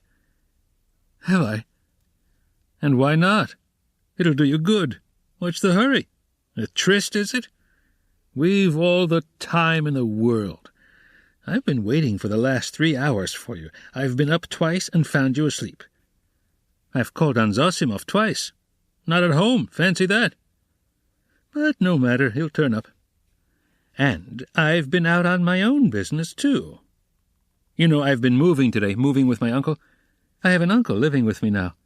But that's no matter. To business. Give me the parcel, Nastasia. We will open it directly." "And how do you feel now, brother?" "I am quite well. I am not ill." "Razumichin, have you been here long?" "I tell you, I've been waiting for the last 3 hours. "No, before." "How do you mean?" "How long have you been coming here?" "Why, I told you all about it this morning, don't you remember?" Raskolnikov pondered. The morning seemed like a dream to him. He couldn't remember alone, and looked inquiringly at Razumichin. Said the latter. "He has forgotten. I fancied then that you were not quite yourself. Now you're better for your sleep. You really look much better. First rate. Well, to business. Look here, my boy." He began untying the bundle, which evidently interested him. "Believe me, brother, this is something specially near my heart, for we must make a man of you. Let's begin from the top. You see this cap?" he said, taking out of the bundle a fairly good, though cheap and ordinary cap. "Let me try it on." "Presently, afterwards," said Raskolnikov, waving it off pettishly. "Come, Rodya, my boy, don't oppose it. Afterwards will be too late, and I shan't sleep all night, for I bought it by guess, without measure." "Just right," he cried triumphantly, fitting it on. "Just your size. A proper head covering is the first thing in dress, and a recommendation in its own way. Tolstyakov, a friend of mine, is always obliged to take off his pudding basin when he goes into any public place where other people wear their hats or caps. People think he does it from slavish politeness, but it's simply because he is ashamed of his bird's nest. He's such a bashful fellow. Nastasia, look, here are 2 specimens of headgear. This Palmerston, He took from the corner Raskolnikov's old battered hat, which for some unknown reason he called a Palmerston. "Or this jewel." "Guess the price, Rodya." "What do you suppose I paid for it, Nastasia?" he said, turning to her, seeing that Raskolnikov did not speak. 20 kopecks, no more, I dare say," answered Nastasia. 20 kopecks? Silly!" he cried, offended. "Why, nowadays you would cost more than that. 80 kopecks. And that only because it has been worn. And it's bought on condition that when it's worn out, they will give you another next year. Yes, on my word. Well, now let us pass to the United States of America, as they called them at school. I assure you I am proud of these breeches." And he exhibited to Raskolnikov a pair of light summer trousers of grey woolen material. No holes, no spots, and quite respectable, although a little worn, and a waistcoat to match, quite in the fashion. And its being worn really is an improvement. It's softer, smoother. You see, Rodya, to my thinking, the great thing for getting on in the world is always to keep to the seasons. If you don't insist on having asparagus in January, you keep your money in your purse. And it's the same with this purchase. It's summer now, so I've been buying summer things. Warmer materials will be wanted for autumn, so you will have to throw these away in any case. Especially as they will be done for by then, from their own lack of coherence, if not your higher standard of luxury. Come, price them. What do you say? 2 rubles, 25 kopecks. And remember the conditions. If you wear these out, you will have another suit for nothing. They only do business on that system at Fedyaev's. If you've bought a thing once, you are satisfied for life, for you will never go there again of your own free will. Now, for the boots. What do you say? You see that they are a bit worn, but they'll last a couple of months, for it's foreign work and foreign leather. The secretary of the English embassy sold them last week. He had only worn them 6 days, but he was very short of cash. Price, 1.5 rubles. A bargain? But perhaps they won't fit, observed Nastasia. Not fit? Just look! And he pulled out of his pocket Raskolnikov's old, broken boot, stiffly coated with dry mud. I didn't go empty-handed. They took the size from this monster. We all did our best. And as to your linen, your landlady has seen to that. Here, to begin with, are 3 shirts. Coarse, but with a fashionable front. Well, now then, 80 kopecks the cap, 2 rubles, 25 kopecks the suit, together 3 rubles, 5 kopecks. 1.5 rubles for the boots, for you see they are very good, and that makes 4 rubles, 55 kopecks. 5 rubles for the underclothes. They were bought in the lot, which makes exactly 9 rubles, 55 kopecks. 45 kopecks change in coppers. Would you take it? And so, Rodya, you are set up with a complete new wardrobe, for your overcoat will serve, and even has a style of its own. That comes from getting one's clothes from Charmers. As for your socks and other things, I leave them to you. We've 25 rubles left. And as for Pashenka and paying for your lodging, don't you worry. I tell you she'll trust you for anything. And now, brother, let me change your linen, for I dare say you will throw off your illness with your shirt. Let me be. I don't want to. Raskolnikov waved him off. He had listened with disgust to Razumikhin's efforts to be playful about his purchases. Come, brother, don't tell me I've been trudging around for nothing, Razumikhin insisted. Nastasia, don't be bashful, but help me. That's it. And in spite of Raskolnikov's resistance, he changed his linen. The latter sank back on the pillows, and for a minute or two said nothing. It will be long before I get rid of them, he thought. What money was all that bought with? He asked at last, gazing at the wall. Money? Why, your own. What the messenger brought from Vakhrushin. Your mother sent it. Have you forgotten that too? I remember now, said Raskolnikov after a long, sullen silence. Razumikhin looked at him, frowning and uneasy. The door opened, and a tall, stout man, whose appearance seemed familiar to Raskolnikov, came in. "Zosimov! At last!" cried Razumikhin, delighted. Chapter 4. Zosimov was a tall, fat man with a puffy, colourless, clean-shaven face and straight flaxen hair. He wore spectacles and a big gold ring on his fat finger. He was 27. He had on a light grey, fashionable loose coat, light summer trousers, and everything about him loose, fashionable, and spick and span. His linen was irreproachable. His watch chain was massive. In manner he was slow and, as it were, nonchalant, and at the same time studiously free and easy. He made efforts to conceal his self-importance, but it was apparent at every instant. All his acquaintances found him tedious, but said he was clever at his work. "I've been to you twice today, brother. You see, he's come to himself," cried Razumikhin. I see. And how do we feel now, eh?" said Zosimov to Raskolnikov. Watching him carefully and sitting down at the foot of the sofa, he settled himself as comfortably as he could. "He's still depressed," Razumikhin went on. "We've just changed his linen and he almost cried." "That's very natural. You might have put it off if he didn't wish it. His pulse is first-rate.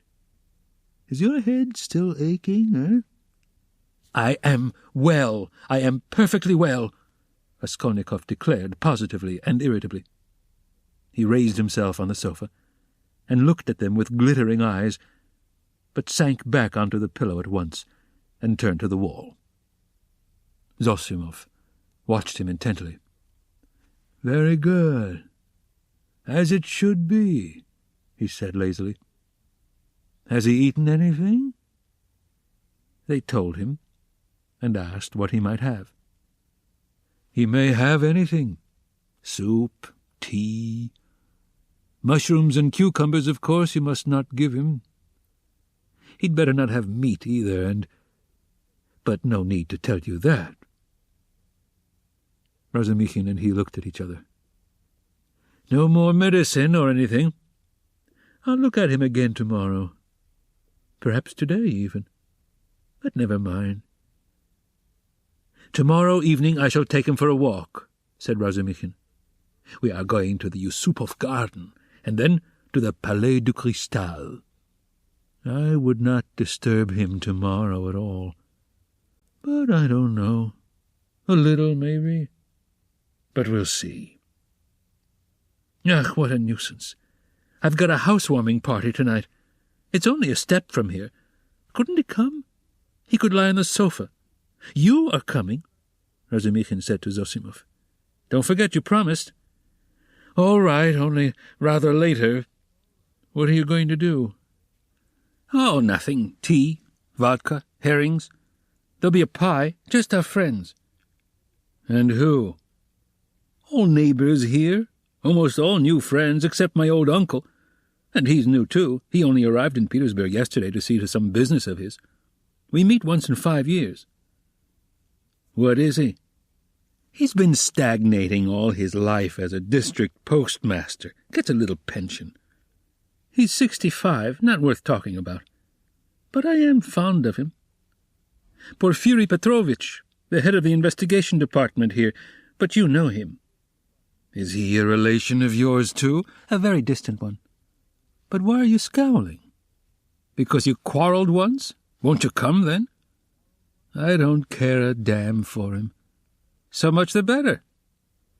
"Well, there'll be some students, a teacher, a government clerk, a musician, an officer, and Zamyetov."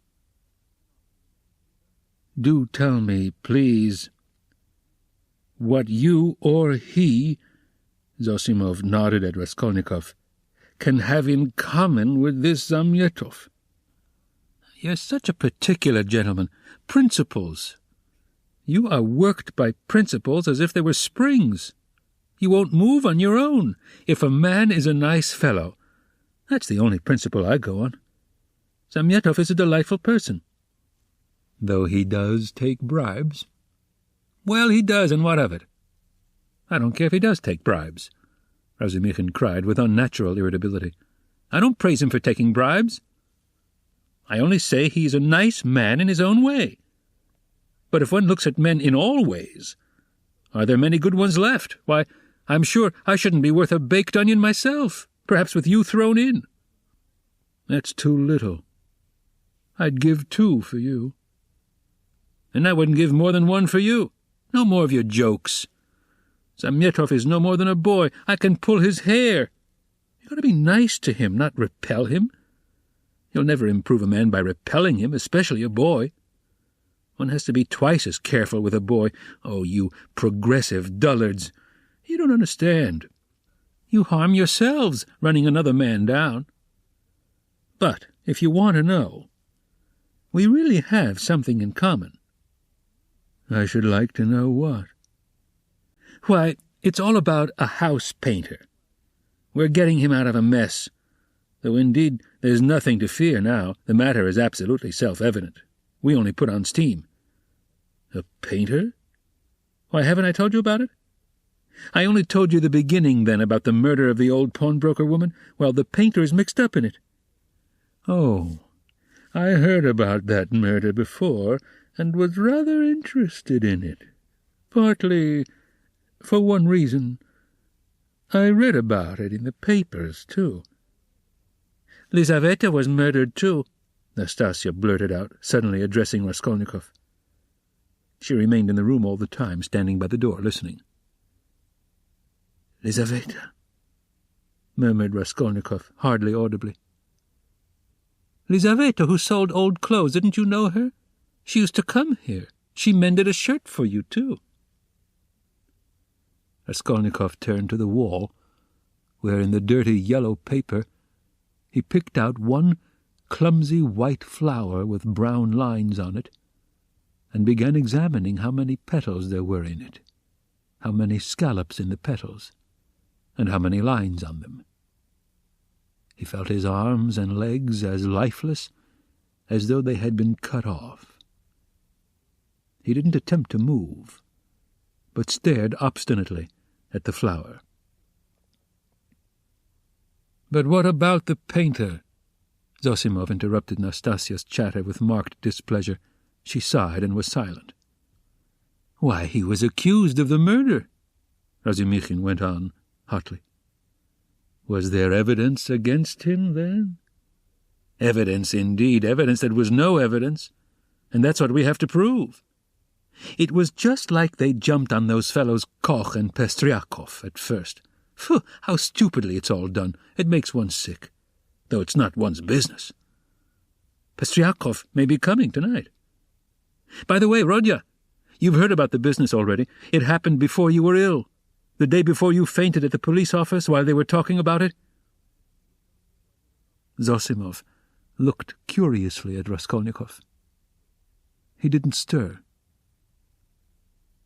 "Razumikhin, I wonder at you. What a busybody you are," Zosimov observed. "Maybe I am, but we'll get him off anyway," shouted Razumikhin, bringing his fist down on the table. "What's the most offensive is not their lying. One can always forgive lying. Lying is a delightful thing, for it leads to truth.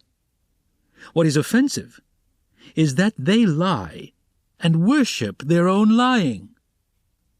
I respect Porfiry, but what threw them off track at first? The door was locked, and when they came back with the porter, it was open. So it followed that Koch and Pestryakov were the murderers. That was their logic.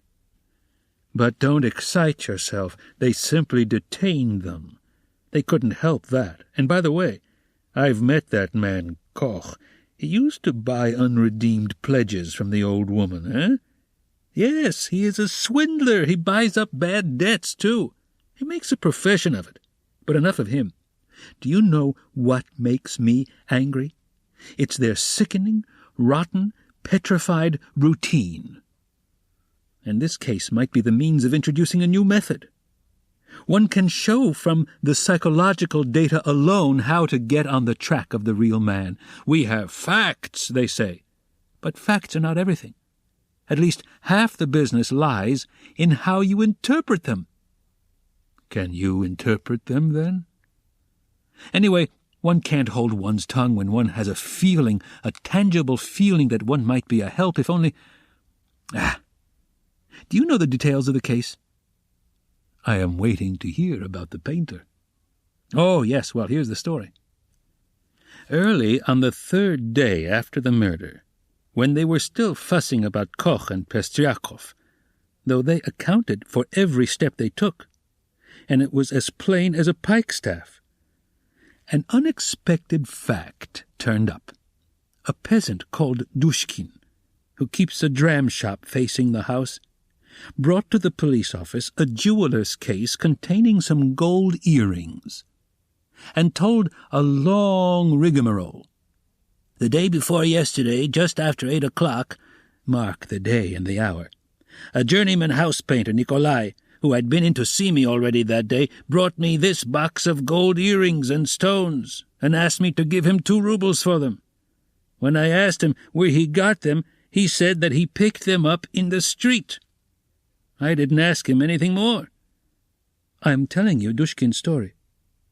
I gave him a note, a ruble, that is, for I thought if he did not pawn it with me, he would with another.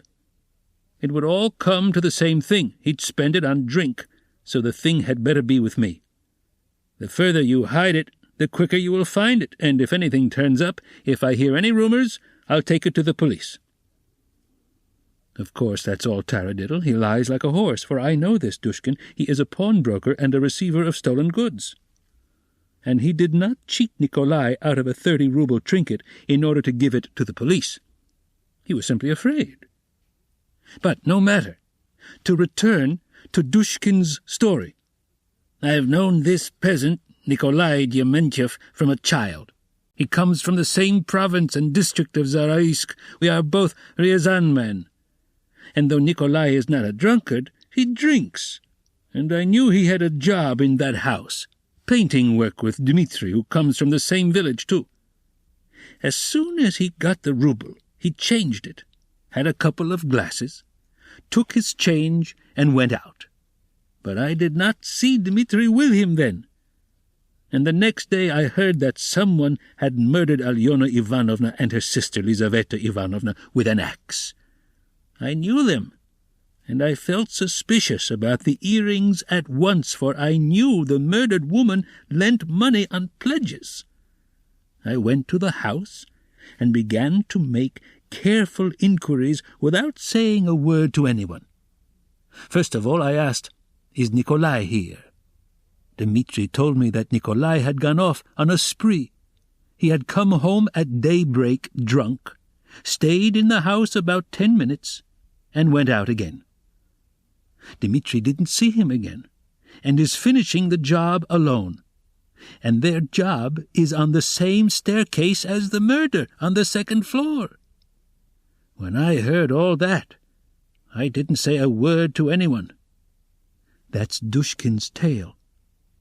But I found out what I could about the murder, and went home feeling as suspicious as ever. And at 8 o'clock this morning, that was the 3rd day, you understand, I saw Nikolai coming in, not sober, though not so very drunk. He could understand what was said to him. He sat down on the bench and didn't speak. There was only one stranger in the bar, and a man I knew asleep on a bench, and our 2 boys. "Have you seen Dmitri?" said I. "No, I haven't," said he. "And you've not been here either?" "Not since the day before yesterday," said he. "And where did you sleep last night?" "In Pieski, with the Kolomensky men." "And where did you get those earrings?" I asked. "I found them in the street." And the way he said it, was a bit queer. He didn't look at me. Did you hear what happened that very evening, at that very hour, on that same staircase? Said I. No, said he. I had not heard. And all the while he was listening, his eyes were starting out of his head, and he turned as white as chalk. I told him all about it, and he took his hat and began getting up. I wanted to keep him. Wait a bit, Nikolai, said I. Won't you have a drink? And I signed to the boy to hold the door, and I came out from behind the bar, but he darted out and down the street to the corner at a run. I have not seen him since. Then my doubts were at an end. It was his doing, as clear as could be. I should think so, said Zosimov. Wait, hear the end. Of course, they sought high and low for Nikolai. They detained Dushkin and searched his house. Dmitri, too, was arrested. The Kolomyensky men also were turned inside out. And the day before yesterday, they arrested Nikolai in a tavern at the end of the town. He had gone there, taken the silver cross off his neck, and asked for a dram for it. They gave it to him. A few minutes afterwards, the woman went to the cowshed, and through a crack in the wall she saw in the stable adjoining he had made a noose of his sash from the beam, stood on a block of wood, and was trying to put his neck in the noose. The woman screeched her hardest. People ran in. So that's what you are up to. Take me, he says, to such and such a police office. I'll confess everything. Well, they took him to that police station. That is, here, with a suitable escort. So they asked him this and that, how old he is, 22, and so on. At the question, when you were working with Dmitri, didn't you see anyone on the staircase at such and such a time? Answer, to be sure, folks may have gone up and down, but I didn't notice them. And didn't you hear anything, any noise, and so on? We heard nothing special. And did you hear, Nikolai, that on the same day widow so-and-so and her sister were murdered and robbed? I never knew a thing about it. The first I heard of it was from Afanasy Pavlovitch the day before yesterday. And where did you find the earrings? I found them on the pavement. Why didn't you go to work with Dmitri the other day? Because I was drinking. And where were you drinking? Oh, in such and such a place. Why did you run away from Dushkin's? Because I was awfully frightened. What were you frightened of? That I should be accused. How could you be frightened if you felt free from guilt? Now, Zosimov, you may not believe me. That question was put literally in those words. I know it for a fact. It was repeated to me exactly. What do you say to that? Well, anyway, there's the evidence.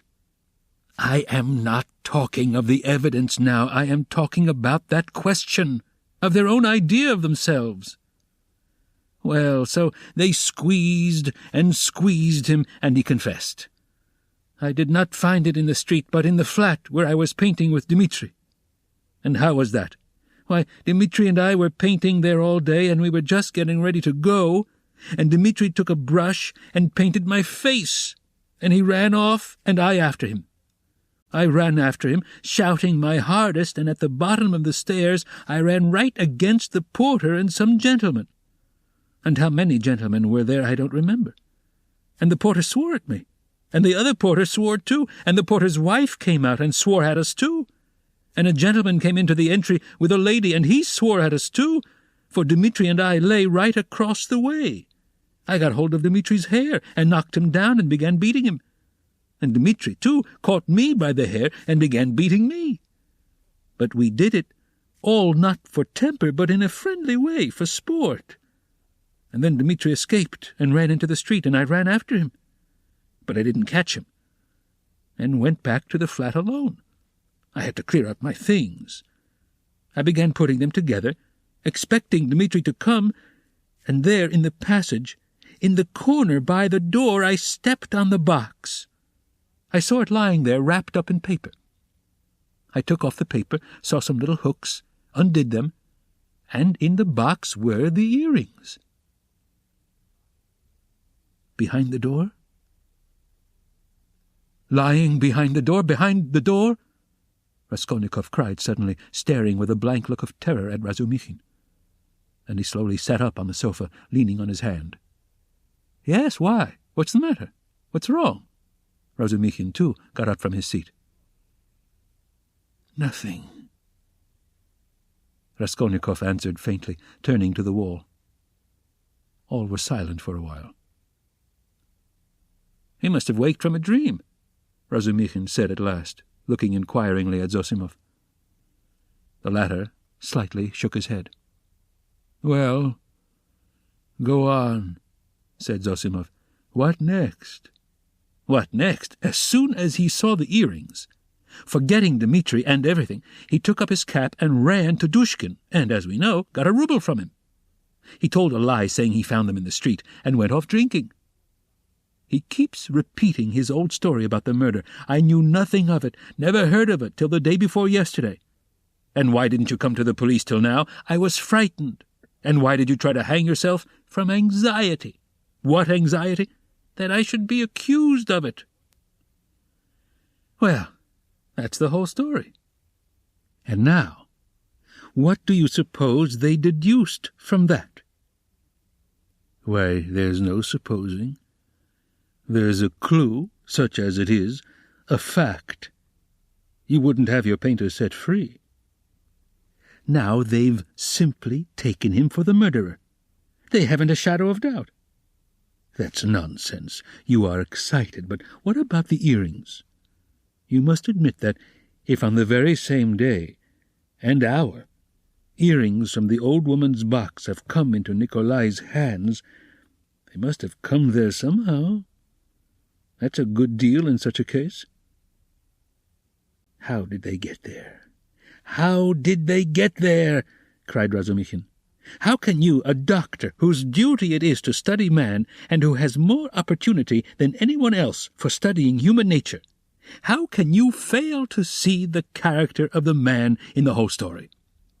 Don't you see at once that the answers he has given in the examination are the holy truth? They came into his hand precisely as he has told us. He stepped on the box and picked it up. The holy truth. But didn't he admit himself that he told a lie at first? Listen to me. Listen attentively. The porter and Koch and Pestriakov and the other porter and the wife of the first porter and the woman who was sitting in the porter's lodge and the man Kryukov, who had just got out of a cab at that minute and went in at the entry with a lady on his arm, that is 8 or 10 witnesses, agree that Nikolai had Dmitri on the ground, was lying on him, beating him, while Dmitri hung on to his hair, beating him too. They lay right across the way, blocking the thoroughfare.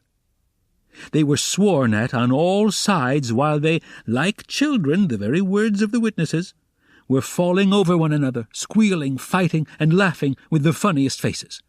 And chasing one another like children, they ran into the street.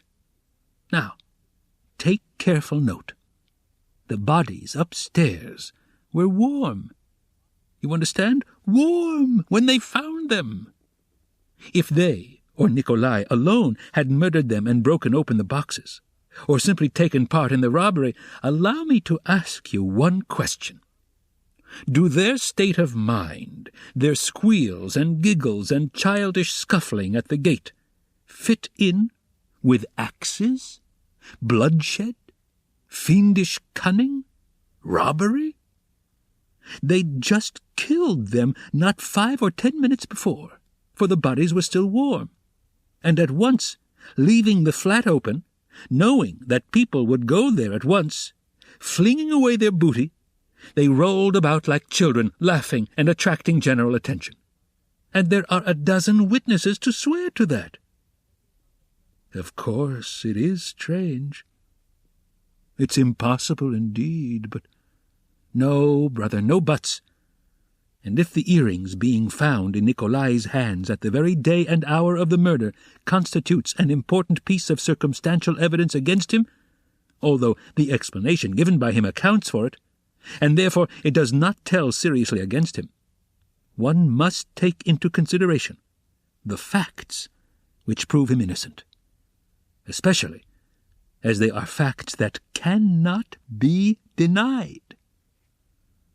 And do you suppose, from the character of our legal system, that they will accept, or that they are in a position to accept, this fact, resting simply on a psychological impossibility, as irrefutable, and conclusively breaking down the circumstantial evidence for the prosecution? No, they won't accept it. They certainly won't, because they found the jewel case, and the man tried to hang himself, which he could not have done if he hadn't felt guilty.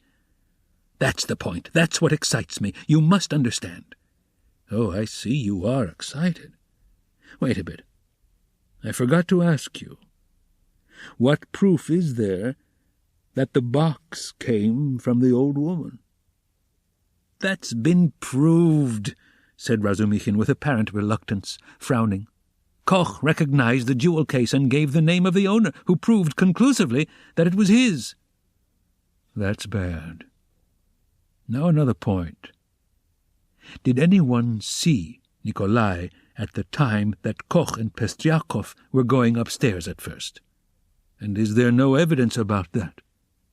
Nobody did see him, Razumichin answered with vexation. That's the worst of it. Even Koch and Pestryakov did not notice them on their way upstairs, though, indeed, their evidence could not have been worth much. They said they saw the flat was open, and that there must be work going on in it, but they took no special notice, and couldn't remember whether there actually were men at work in it. So, the only evidence for the defense is that they were beating one another and laughing. That constitutes a strong presumption, but how do you explain the facts yourself? How do I explain them? What is there to explain? It's clear. At any rate, the direction in which explanation is to be sought is clear, and the jewel case points to it. The real murderer dropped those earrings. The murderer was upstairs, locked in, when Koch and Pestryakov knocked at the door. Koch, like an ass, did not stay at the door, so the murderer popped out and ran down too, for he had no other way of escape. He hid from Koch, Pestryakov, and the porter in the flat when Nikolai and Dmitri had just run out of it. He stopped there while the porter and others were going upstairs, waited till they were out of hearing, and then went calmly downstairs at the very minute when Dmitri and Nikolai ran out into the street, and there was no one in the entry. Possibly he was seen but not noticed. There are lots of people going in and out. He must have dropped the earrings out of his pocket when he stood behind the door, and didn't notice he dropped them because he had other things to think of. The jewel case is a conclusive proof that he did stand there. That's how I explain it. Too clever. No, my boy, you're too clever. That beats everything. But why? Why? Why, because everything fits too well. It's too melodramatic. Ah! Razumichin was exclaiming, but at that moment the door opened, and a personage came in, who was a stranger to all present.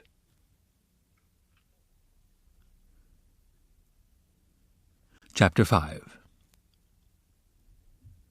This was a gentleman, no longer young, of a stiff and portly appearance, and a cautious and sour countenance.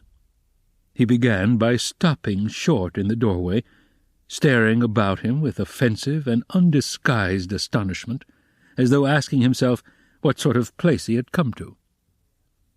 Mistrustfully, and with an affectation of being alarmed and almost affronted, he scanned Raskolnikov's low and narrow cabin.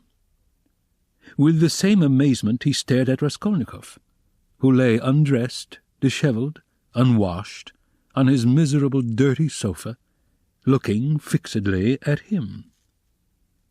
Then, with the same deliberation, he scrutinized the uncouth, unkempt figure and unshaven face of Razumichin, who looked him boldly and inquiringly in the face without rising from his seat. A constrained silence lasted for a couple of minutes, and then, as might be expected, some scene-shifting took place.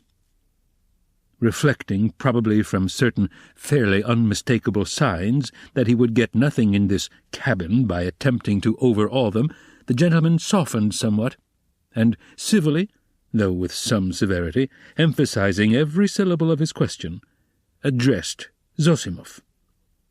"Rodion Romanovich Raskolnikov, a student, or formerly a student?" Zosimov made a slight movement and would have answered, had not Razumichin anticipated him. "Here he is lying on the sofa. What do you want?" This familiar "what do you want" seemed to cut the ground from the feet of the pompous gentleman. He was turning to Razumichin, but checked himself in time and turned to Zosimov again. "This is Raskolnikov," mumbled Zosimov, nodding towards him. Then he gave a prolonged yawn, opening his mouth as wide as possible. Then he lazily put his hand into his waistcoat pocket, pulled out a huge gold watch in a round hunter's case, opened it, looked at it, and, as slowly and lazily, proceeded to put it back.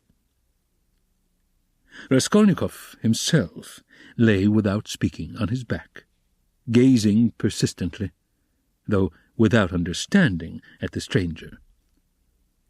Now that his face was turned away from the strange flower on the paper, it was extremely pale, and wore a look of anguish, as though he had just undergone an agonizing operation or just been taken from the rack. But the newcomer gradually began to arouse his attention, then his wonder, then suspicion and even alarm. When Zosimov said, "This is Raskolnikov," he jumped up quickly, sat on the sofa, and, with an almost defiant but weak and breaking voice, articulated, "Yes, I am Raskolnikov. What do you want?" The visitor scrutinized him and pronounced impressively, "Pyotr Petrovich Luzhin. I believe I have reason to hope that my name is not wholly unknown to you." But Raskolnikov, who had expected something quite different, gazed blankly and dreamily at him, making no reply, as though he heard the name of Pyotr Petrovitch for the first time. "Is it possible that you can, up to the present, have received no information?" asked Pyotr Petrovitch, somewhat disconcerted. In reply, Raskolnikov sank languidly back on the pillow, put his hands behind his head, and gazed at the ceiling. A look of dismay came into Luzhin's face. Zosimov and Razumichin stared at him more inquisitively than ever, and at last he showed unmistakable signs of embarrassment. "I had presumed and calculated," he faltered, "that a letter posted more than 10 days, if not a fortnight ago—" "Why are you standing in the doorway?" Razumichin interrupted suddenly. "If you've something to say, sit down. Nastasia and you are so crowded. Nastasia, make room. Here's a chair. Thread your way in." He moved his chair back from the table, made a little space between the table and his knees, and waited in a rather cramped position for the visitor to thread his way in. The minute was so chosen that it was impossible to refuse, and the visitor squeezed his way through, hurrying and stumbling. Reaching the chair, he sat down, looking suspiciously at Razumichin. "No need to be nervous," the latter blurted out. "Rodya has been ill for the last 5 days and delirious for 3. But now he is recovering and has got an appetite. This is his doctor who has just had a look at him. I am a comrade of Rodya's, like him, formerly a student, and now I am nursing him. So don't you take any notice of us, but go on with your business." "Thank you. But shall I not disturb the invalid by my presence and conversation?" Pyotr Petrovitch asked of Zosimov. No, mumbled Zosimov. You may amuse him. He yawned again. He has been conscious a long time, since the morning, went on Razumikhin, whose familiarity seemed so much like unaffected good nature that Pyotr Petrovitch began to be more cheerful, partly, perhaps, because this shabby and impudent person had introduced himself as a student. "Your mamma," began Luzhin. Razumikhin cleared his throat loudly. Luzhin looked at him inquiringly. "That's all right, go on." Luzhin shrugged his shoulders. "Your mamma had commenced a letter to you while I was sojourning in her neighbourhood. On my arrival here, I purposely allowed a few days to elapse before coming to see you, in order that I might be fully assured that you were in full possession of the tidings. But now, to my astonishment—" I know, Raskolnikov cried suddenly with impatient vexation. "So, you are the fiancé? I know, and that's enough." There was no doubt about Pyotr Petrovitch's being offended this time, but he said nothing. He made a violent effort to understand what it all meant. There was a moment's silence. Meanwhile, Raskolnikov, who had turned a little towards him when he answered, began suddenly staring at him again with marked curiosity, as though he had not had a good look at him yet, or as though something new had struck him. He rose from his pillow on purpose to stare at him.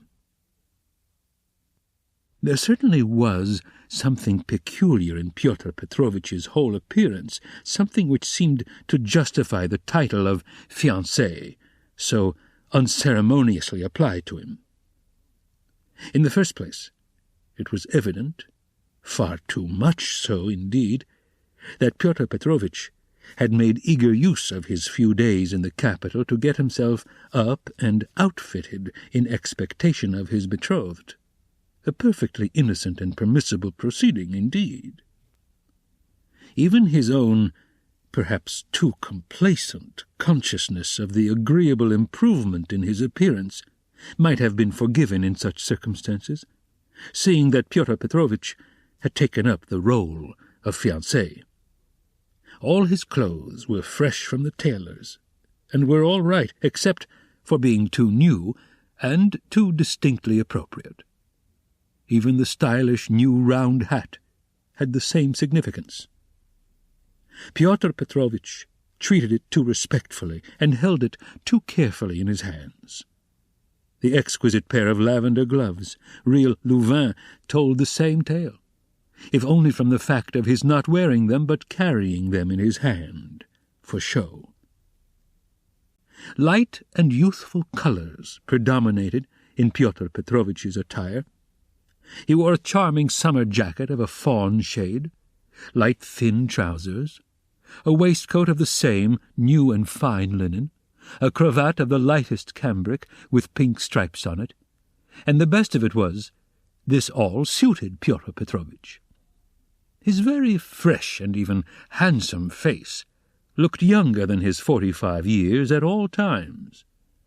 His dark mutton-chop whiskers made an agreeable setting on both sides, growing thickly about his shining, clean-shaven chin. Even his hair, touched here and there with grey, though it had been combed and curled at a hairdresser's, did not give him a stupid appearance, as curled hair usually does, by inevitably suggesting a German on his wedding day. If there really was something unpleasing and repulsive in his rather good-looking and imposing countenance, it was due to quite other causes. After scanning Mr. Luzhin unceremoniously, Raskolnikov smiled malignantly, sank back on the pillow, and stared at the ceiling as before. But Mr. Luzhin hardened his heart and seemed to determine to take no notice of their oddities.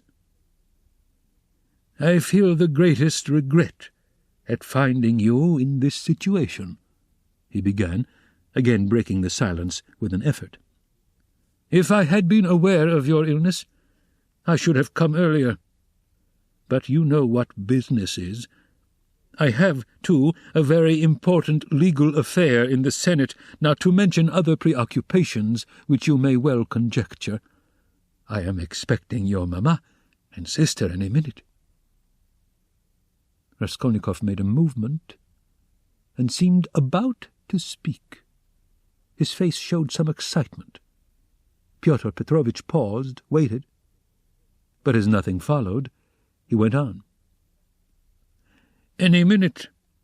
I have found a lodging for them on their arrival." "Where?" asked Raskolnikov weakly. "Very near here, in Bakalayev's house." "That's in Voskresensky," put in Razumikhin. "There are 2 stories of rooms let by a merchant called Yushin. I've been there." "Yes, rooms. A disgusting place. Filthy. Stinking, and, what's more, of doubtful character. Things have happened there. And there are all sorts of queer people living there, and I went there about a scandalous business. It's cheap, though. I could not, of course, find out so much about it, for I am a stranger in Petersburg myself," Pyotr Petrovitch replied huffily. "However, the 2 rooms are exceedingly clean, and as it is for so short a time, I have already taken a permanent, that is, our future flat," he said, addressing Raskolnikov, "and I am having it done up, and meanwhile I am myself cramped for room in a lodging with my friend Andrei Semyonovitch Lebeziatnikov, in the flat of Madame Lippevexel. It was he who told me of Bakalayev's house, too." "Lebeziatnikov?" said Raskolnikov slowly, as if recalling something. "Yes, Andrei Semyonovitch Lebeziatnikov, a clerk in the ministry. Do you know him?"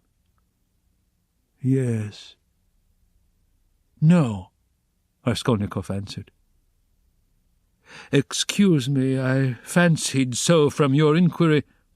I was once his guardian, a very nice young man, and advanced. I like to meet young people. One learns new things from them." Luzhin looked round hopefully at them all. "How do you mean?" asked Razumikhin. "In the most serious and essential matters," Pyotr Petrovitch replied, as though delighted at the question. "You see, it's 10 years since I visited Petersburg. All the novelties, reforms, ideas have reached us in the provinces, but to see it all more clearly, one must be in Petersburg, and it's my notion that you observe and learn most by watching the younger generation, and I confess I am delighted." "At what?" "Your question is a wide one. I may be mistaken, but I fancy I find clearer views, more, so to say, criticism, more practicality." "That's true," Zosimov let drop. "Nonsense. There's no practicality." Razumikhin flew at him. "Practicality is a difficult thing to find. It doesn't drop down from heaven, and for the last 200 years we've been divorced from all practical life. Ideas, if you like, are fermenting," he said to Pyotr Petrovitch, "and desire for good exists, though it's in a childish form. And honesty you may find, although there are crowds of brigands. Anyway, there's no practicality. Practicality goes well shod." "I don't agree with you," Pyotr Petrovitch replied, with evident enjoyment. "Of course, people do get carried away and make mistakes, but one must have indulgence. Those mistakes are merely evidence of enthusiasm for the cause, and of abnormal external environment. If little has been done, the time has been but short. Of means I will not speak. It's my personal view, if you care to know, that something has been accomplished already. New valuable ideas. New, valuable works are circulating in the place of our old, dreamy and romantic authors. Literature is taking a maturer form. Many injurious prejudices have been rooted up and turned into ridicule. In a word, we have cut ourselves off irrevocably from the past, and that, to my thinking, is a great thing." "He's learnt it by heart, to show off," Raskolnikov pronounced suddenly. "What?" asked Pyotr Petrovitch, not catching his words, but he received no reply. "That's all true," Zosimov hastened to interpose. "Isn't it so?" Pyotr Petrovitch went on, glancing affably at Zosimov. "You must admit," he went on, addressing Razumikhin with a shade of triumph and superciliousness, he almost added young man, "that there is an advance, or, as they say now, progress, in the name of science and economic truth." "A platitude." "No, not a platitude. Hitherto, for instance, if I were told, 'Love thy neighbour,' what came of it?" Pyotr Petrovitch went on, perhaps with excessive haste. "It came to my tearing my coat in half to share with my neighbour, and we both were left half naked. As a Russian proverb has it, 'Catch several hares, and you won't catch one.' Science now tells us, 'Love yourself before all men,' for everything in the world rests on self-interest. You love yourself and manage your own affairs properly, and your coat remains whole.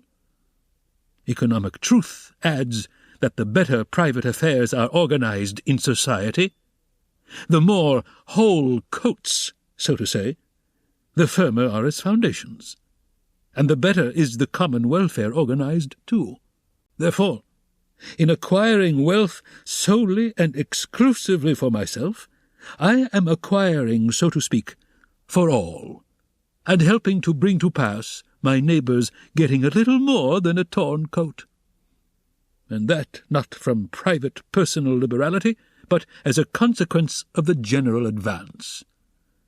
The idea is simple, but unhappily it has been a long time reaching us, being hindered by idealism and sentimentality, and yet it would seem to want very little wit to perceive it." "Excuse me, I've very little wit myself," Razumikhin cut in sharply, "and so let us drop it. I began this discussion with a purpose, but I've grown so sick during the last 3 years of this chattering to amuse oneself, of this incessant flow of platitudes, always the same, that by God I blush even when other people talk like that. You're in a hurry, no doubt, to exhibit your acquirements, and I don't blame you, that's quite pardonable.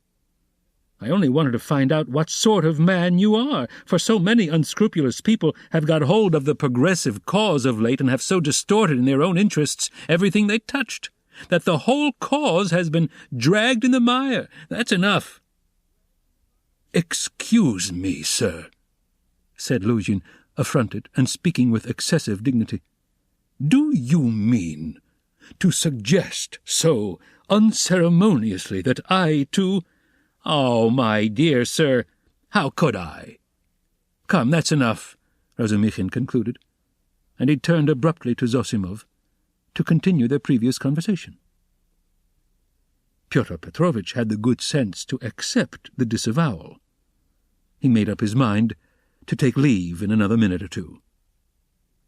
"I trust our acquaintance," he said, addressing Raskolnikov, "may, upon your recovery, and in view of the circumstances of which you are aware, become closer. Above all, I hope for your return to health." Raskolnikov did not even turn his head. Pyotr Petrovitch began getting up from his chair. "One of her customers must have killed her," Zosimov declared positively. "Not a doubt of it," replied Razumikhin. "Porfiry doesn't give his opinion, but is examining all who have left pledges with her there." "Examining them?" Raskolnikov asked aloud. "Yes, what then?" "Nothing." "How does he get hold of them?" asked Zosimov. Koch has given the names of some of them. Other names are on the wrappers of the pledges, and some have come forward of themselves. It must have been a cunning and practised ruffian. The boldness of it. The coolness. That's just what it wasn't, interposed Razumikhin. That's what throws you all off the scent. But I maintain that he is not cunning, nor practised, and probably this was his first crime. The supposition that it was a calculated crime and a cunning criminal doesn't work. Suppose him to have been inexperienced, and it's clear that it was only a chance that saved him, and chance may do anything. Why, he didn't foresee obstacles, perhaps. And how did he set to work? He took jewels worth 10 or 20 rubles, stuffing his pockets with them, ransacked the old woman's trunk, her rags, and they found 1,500 rubles, besides notes, in a box in the top drawer of the chest. He didn't know how to rob. He could only murder. It was his first crime, I assure you, his first crime. He lost his head, and he got off more by luck than good counsel. You are talking of the murder of the old pawnbroker, I believe, Pyotr Petrovitch put in, addressing Zosimov. He was standing, hat and gloves in hand, but before departing he felt disposed to throw off a few more intellectual phrases. He was evidently anxious to make a favourable impression, and his vanity overcame his prudence. Yes, you've heard of it? Oh, yes, being in the neighbourhood. Do you know the details? I can't say that, but another circumstance interests me in the case. The whole question, so to say. Not to speak of the fact that crime has been greatly on the increase among the lower classes during the last 5 years, not to speak of the cases of robbery and arson everywhere, what strikes me as the strangest thing is that in the higher classes, too, crime is increasing proportionately. In one place one hears of a student's robbing the mail on the high road. In another place, people of good social position forge false banknotes. In Moscow of late, a whole gang has been captured who used to forge lottery tickets. And one of the ringleaders was a lecturer in universal history. Then our secretary abroad was murdered from some obscure motive of gain. And if this old woman, the pawnbroker, has been murdered by some one of a higher class in society, for peasants don't pawn gold trinkets, how are we to explain this demoralization of the civilized part of our society?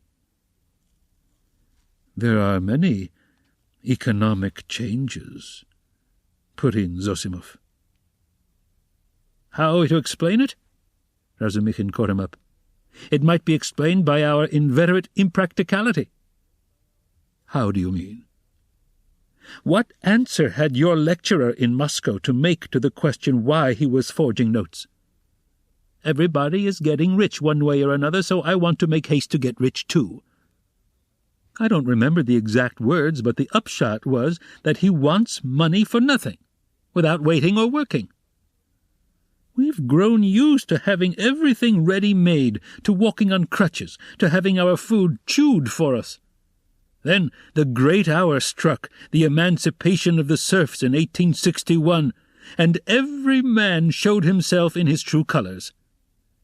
But morality, and so to speak, principles. But why do you worry about it? Raskolnikov interposed suddenly. It's in accordance with your theory. In accordance with my theory? Why, carry out logically the theory you were advocating just now, and it follows that people may be killed. Upon my word, cried Luzhin. No, that's not so, put in Zosimov. Raskolnikov lay with a white face and twitching upper lip, breathing painfully. There's a measure in all things, Luzhin went on superciliously. Economic ideas are not an incitement to murder, and one has but to suppose And is it true?" Raskolnikov interposed once more suddenly, again in a voice quivering with fury and delight in insulting him. "Is it true that you told your fiancée, within an hour of her acceptance, that what pleased you most was that she was a beggar, because it was better to raise a wife from poverty, so that you may have complete control over her, and reproach her with your being her benefactor?" "Upon my word!" Luzhin cried wrathfully and irritably, crimson with confusion. "To distort my words in this way! Excuse me. Allow me to assure you that the report which has reached you, or rather let me say, has been conveyed to you, has no foundation in truth, and I suspect who... In a word, this arrow, in a word, your mamma. She seemed to me, in other things, with all her excellent qualities, of a somewhat high-flown and romantic way of thinking. But I was 1,000 miles from supposing that she would misunderstand and misrepresent things in so fanciful a way. And indeed, I tell you what," cried Raskolnikov, raising himself on his pillow and fixing his piercing, glittering eyes upon him. "I tell you what." "What?" Luzhin stood still, waiting with a defiant and offended face. Silence lasted for some seconds. "Why, if ever again you dare to mention a single word about my mother, I shall send you flying downstairs." "What's the matter with you?" cried Razumikhin. "So, that's how it is." Luzhin turned pale and bit his lip. "Let me tell you, sir," he began deliberately, doing his utmost to restrain himself, but breathing hard. "At the first moment I saw you, you were ill-disposed to me, but I remained here on purpose to find out more. I could forgive a great deal in a sick man, and a connection. But you, never after this." "I am not ill," cried Raskolnikov. "So much the worse. Go to hell." But Luzhin was already leaving, without finishing his speech, squeezing between the table and the chair. Razumikhin got up this time to let him pass. Without glancing at anyone, and not even nodding to Zosimov, who had for some time been making signs to him to let the sick man alone, he went out, lifting his hat to the level of his shoulders to avoid crushing it as he stooped to go out of the door. And even the curve of his spine was expressive of the horrible insult he had received. "How could you? How could you?" Razumikhin said, shaking his head in perplexity. "Let me alone! Let me alone, all of you!" Raskolnikov cried in a frenzy. "Will you ever leave off tormenting me? I am not afraid of you. I am not afraid of anyone now. Get away from me. I want to be alone. Alone! "Come along," said Zosimov, nodding to Razumikhin. "But we can't leave him like this." "Come along," Zosimov repeated insistently, and he went out. Razumikhin thought a minute and ran to overtake him. "It might be worse not to obey him," said Zosimov on the stairs. "He mustn't be irritated. What's the matter with him? If only he could get some favorable shock, that's what would do it. At first he was better. You know, he has got something on his mind, some fixed idea weighing on him. I am very much afraid so. He must have. Perhaps it's that gentleman, Pyotr Petrovitch. From his conversation I gather he's going to marry his sister, and that he had received a letter about it just before his illness. Yes, confound the man. He may have upset the case altogether. But have you noticed He takes no interest in anything. He doesn't respond to anything, except one point on which he seems excited. That's the murder. Yes, Razumikhin agreed. I noticed that too. He is interested, frightened. It gave him a shock on the day he was ill in the police office. He fainted. Tell me more about that this evening, and I'll tell you something afterwards. He interests me very much. In half an hour I'll go and see him again. There'll be no inflammation, though. Thanks. And I'll wait with Pashenka meantime, and we'll keep watch on him, through Nastasia.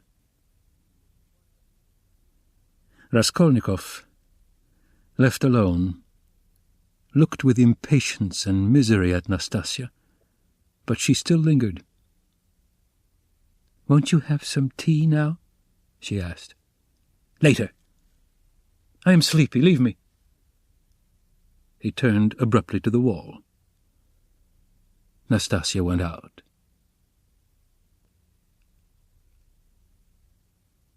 Chapter 6. But as soon as she went out, he got up, latched the door, undid the parcel which Razumikhin had brought in that evening and had tied up again, and began dressing. Strange to say, he seemed immediately to have become perfectly calm. Not a trace of his recent delirium, nor of the panic fear that had haunted him of late. It was the first moment of a strange, sudden calm. His movements were precise and definite. A firm purpose was evident in them. Today, he muttered to himself. He understood that he was still weak, but his intense spiritual concentration gave him strength and self-confidence. He hoped, moreover, that he wouldn't fall down in the street. When he had dressed in entirely new clothes, he looked at the money lying on the table, and after a moment's thought, put it in his pocket. It was 25 rubles. He took also all the copper change from the 10 rubles spent by Razumikhin on the clothes. Then he softly unlatched the door, went out, slipped downstairs, and glanced in at the open kitchen door. Nastasia was standing with her back to him, blowing up the landlady's samovar. She heard nothing. Who would have dreamed of his going out, indeed? A minute later, he was in the street. It was nearly 8 o'clock. The sun was setting.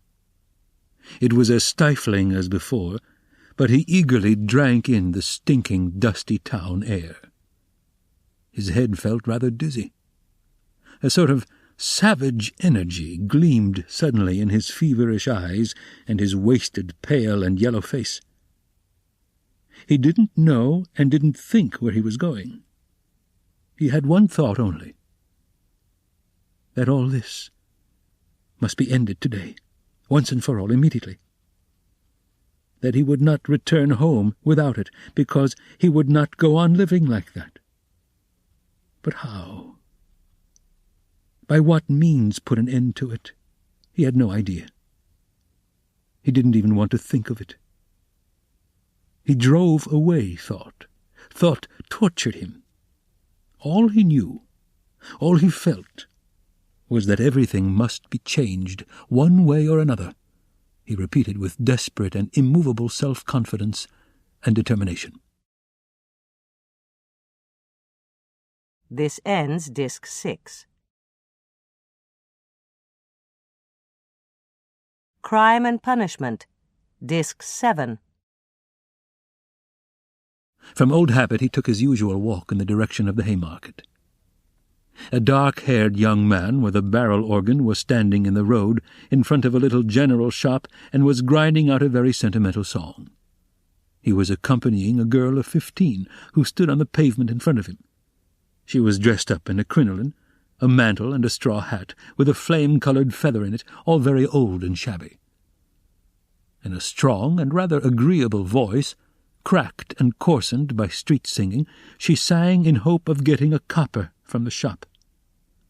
Raskolnikov joined 2 or 3 listeners, took out a 5-kopeck piece, and put it in the girl's hand.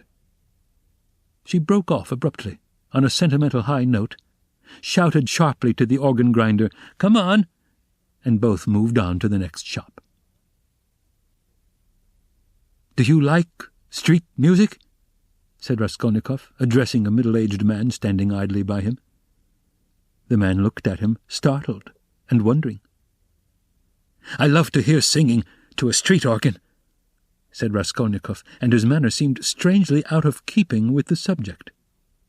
"I like it on cold, dark, damp autumn evenings. They must be damp, when all the passers-by have pale, green, sickly faces. Or better still, when wet snow is falling straight down, when there's no wind, you know what I mean, and the street lamps shine through it." "I don't know. Excuse me," muttered the stranger, frightened by the question and Raskolnikov's strange manner, and he crossed over to the other side of the street. Raskolnikov walked straight on, and came out at the corner of the Haymarket where the huckster and his wife had talked with Lizaveta.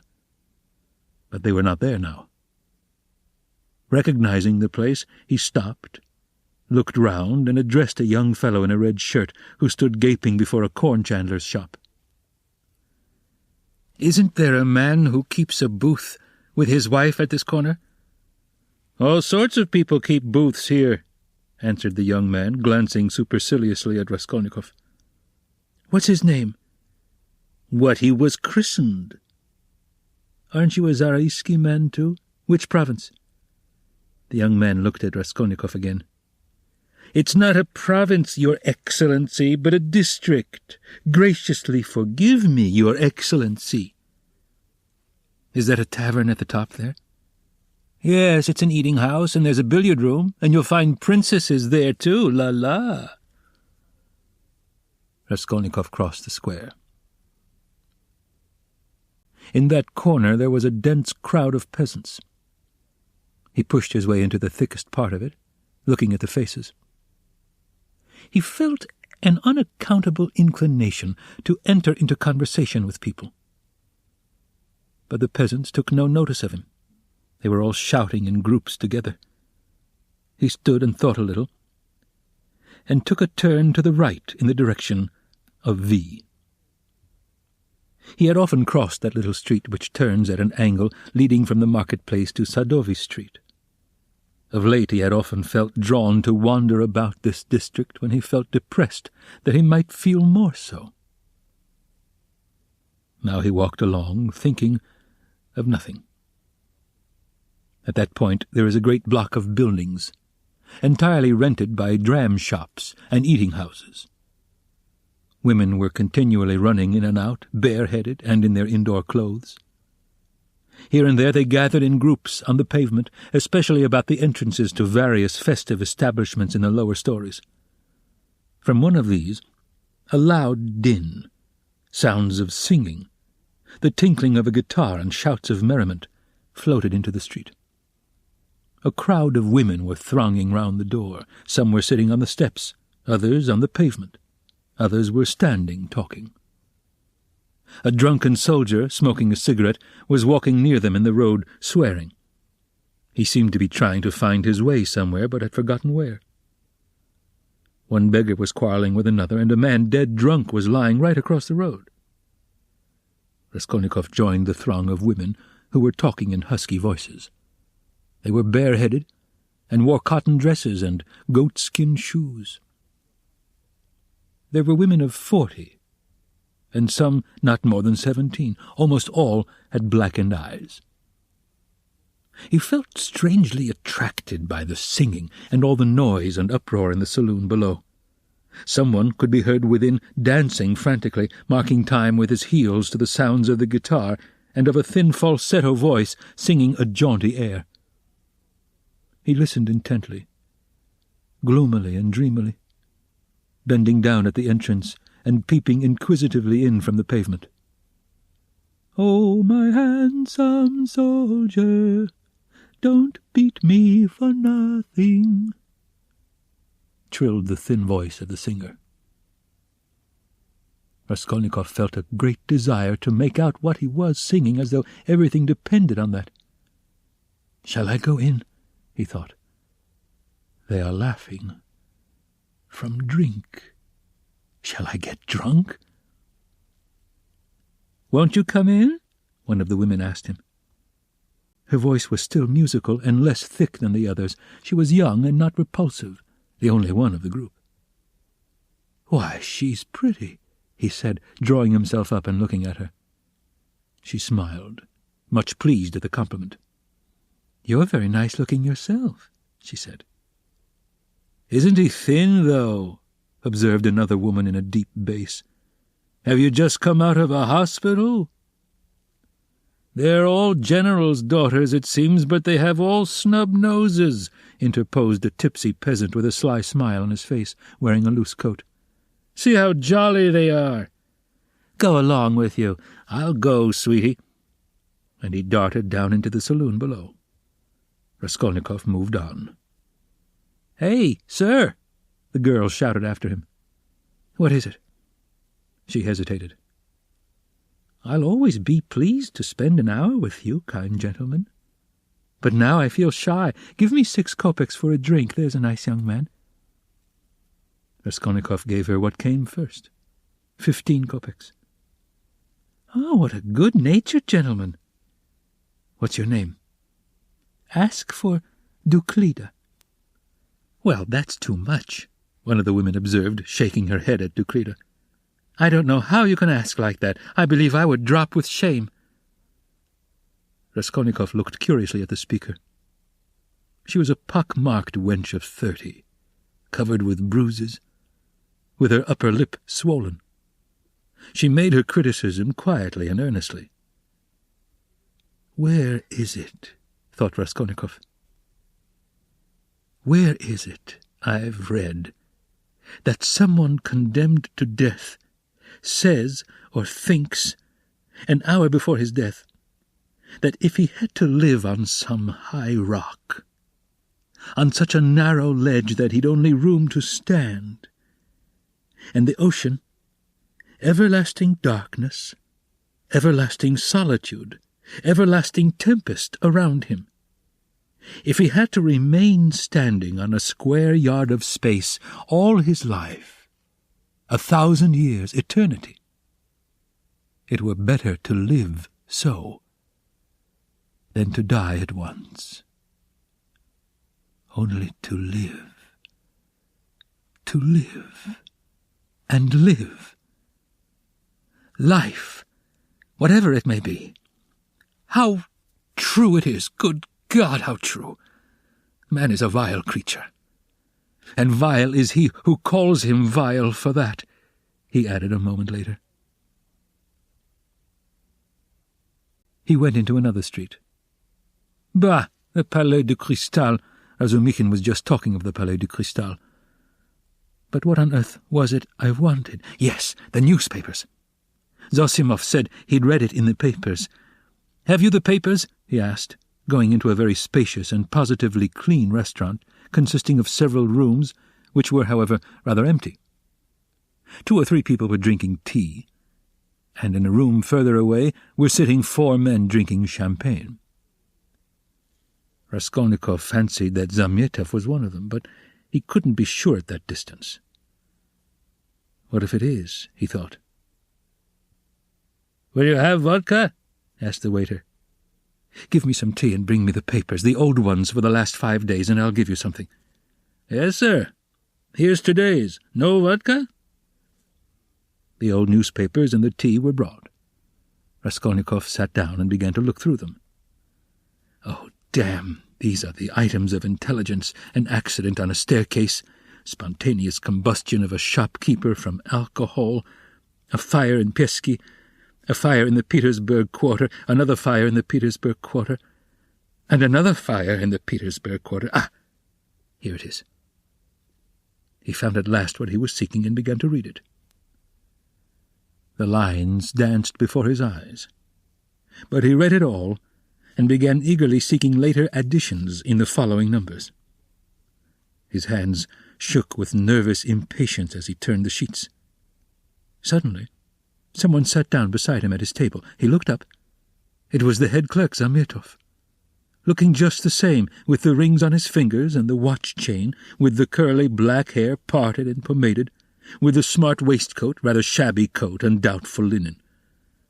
He was in a good humour. At least he was smiling very gaily and good-humouredly. His dark face was rather flushed from the champagne he had drunk. "What, you here?" he began in surprise, speaking as though he'd known him all his life. "Why, Razumikhin told me only yesterday you were unconscious. How strange. And do you know I've been to see you?" Raskolnikov knew he would come up to him. He laid aside the papers and turned to Zamyatov. There was a smile on his lips, and a new shade of irritable impatience was apparent in that smile. "I know you have," he answered. "I've heard it. You looked for my sock. And you know Razumikhin has lost his heart to you? He says you've been with him to Louisa Ivanovna's. You know, the woman you tried to befriend, for whom you winked to the explosive lieutenant and he would not understand. Do you remember? How could he fail to understand? It was quite clear, wasn't it? What a hothead he is. The explosive one? No, your friend Razumikhin. You must have a jolly life, Mr. Zamyatov. Entrance free to the most agreeable places? Who's been pouring champagne into you just now? We've just been having a drink together. You talk about pouring it into me. By way of a fee. You profit by everything. Raskolnikov laughed. It's all right, my dear boy, he added, slapping Zamyatov on the shoulder. I'm not speaking from temper, but in a friendly way. For sport. As that workman of yours said when he was scuffling with Dmitri in the case of the old woman, how do you know about it? Perhaps I know more about it than you do. How strange you are. I am sure you are still very unwell. You oughtn't to have come out. Oh. Do I seem strange to you? Yes. What are you doing, reading the papers? Yes. There's a lot about the fires. No, I am not reading about the fires. Here he looked mysteriously at Zamyatov. His lips were twisted again in a mocking smile. No, I am not reading about the fires, he went on, winking at Zamyatov. But confess now, my dear fellow, you're awfully anxious to know what I am reading about. I am not in the least. May I not ask a question? Why do you keep on... Listen, you are a man of culture and education? I was in the 6th class at the gymnasium, said Zamyatov with some dignity. 6th class? Ah, my cock-sparrow! With your parting and your rings, you are a gentleman of fortune. Phew, what a charming boy! Here Raskolnikov broke into a nervous laugh right in Zamyatov's face. The latter drew back, more amazed than offended. Phew, how strange you are, Zamyatov repeated very seriously. I can't help thinking you are still delirious. I am delirious? You are fibbing, my cock-sparrow. So I am strange? You find me curious, do you? Yes, curious. Shall I tell you what I was reading about? What I was looking for? See what a lot of papers I've made them bring me. Suspicious, eh? Well, what is it? You prick up your ears? How do you mean, prick up my ears? I'll explain that afterwards, but now, my boy, I declare to you... No. Better, I confess... No, that's not right either. I make a deposition and you take it. I depose that I was reading, that I was looking and searching... He screwed up his eyes and paused. I was searching... and came here on purpose to do it, for news of the murder of the old pawnbroker woman. He articulated at last, almost in a whisper, bringing his face exceedingly close to the face of Zamyatov. Zamyatov looked at him steadily, without moving or drawing his face away. What struck Zamyatov afterwards as the strangest part of it all was that silence followed for exactly a minute, and that they gazed at one another all the while. "What if you have been reading about it?" he cried at last, perplexed and impatient. "That's no business of mine. What of it?" "The same old woman," Raskolnikov went on in the same whisper, not heeding Zamyatov's explanation, "about whom you were talking in the police office, you remember, when I fainted." "Well, do you understand now?" "What do you mean? Understand what?" Zamyatov brought out, almost alarmed. Raskolnikov's set and earnest face was suddenly transformed, and he suddenly went off into the same nervous laugh as before, as though utterly unable to restrain himself. And in one flash he recalled with extraordinary vividness of sensation a moment in the recent past, that moment when he stood with the axe behind the door, while the latch trembled, and the men outside swore and shook it, and he had a sudden desire to shout at them, to swear at them, to put out his tongue at them, to mock them, to laugh and laugh and laugh. "You are either mad or—" began Zamyatov, and he broke off, as though stunned by the idea that had suddenly flashed into his mind. Or what? What? Come, tell me." "Nothing," said Zamyatov, getting angry. "It's all nonsense." Both were silent. After his sudden fit of laughter, Raskolnikov became suddenly thoughtful and melancholy. He put his elbow on the table and leaned his head on his hand. He seemed to have completely forgotten Zamyatov. The silence lasted for some time. "Why don't you drink your tea? It's getting cold," said Zamyatov. "What? Tea? Oh, yes." Raskolnikov sipped the glass, put a morsel of bread in his mouth, and suddenly, looking at Zamyatov, seemed to remember everything, and pulled himself together. At the same moment his face resumed its original mocking expression. He went on drinking tea. "There have been a great many of these crimes lately," said Zamyatov. "Only the other day I read in the Moscow News that a whole gang of false coiners had been caught in Moscow. It was a regular society. They used to forge tickets." "Oh, but it was a long time ago. I read about it a month ago," Raskolnikov answered calmly. "So, you consider them criminals?" he added, smiling. "Of course they are criminals." They are children, simpletons, not criminals.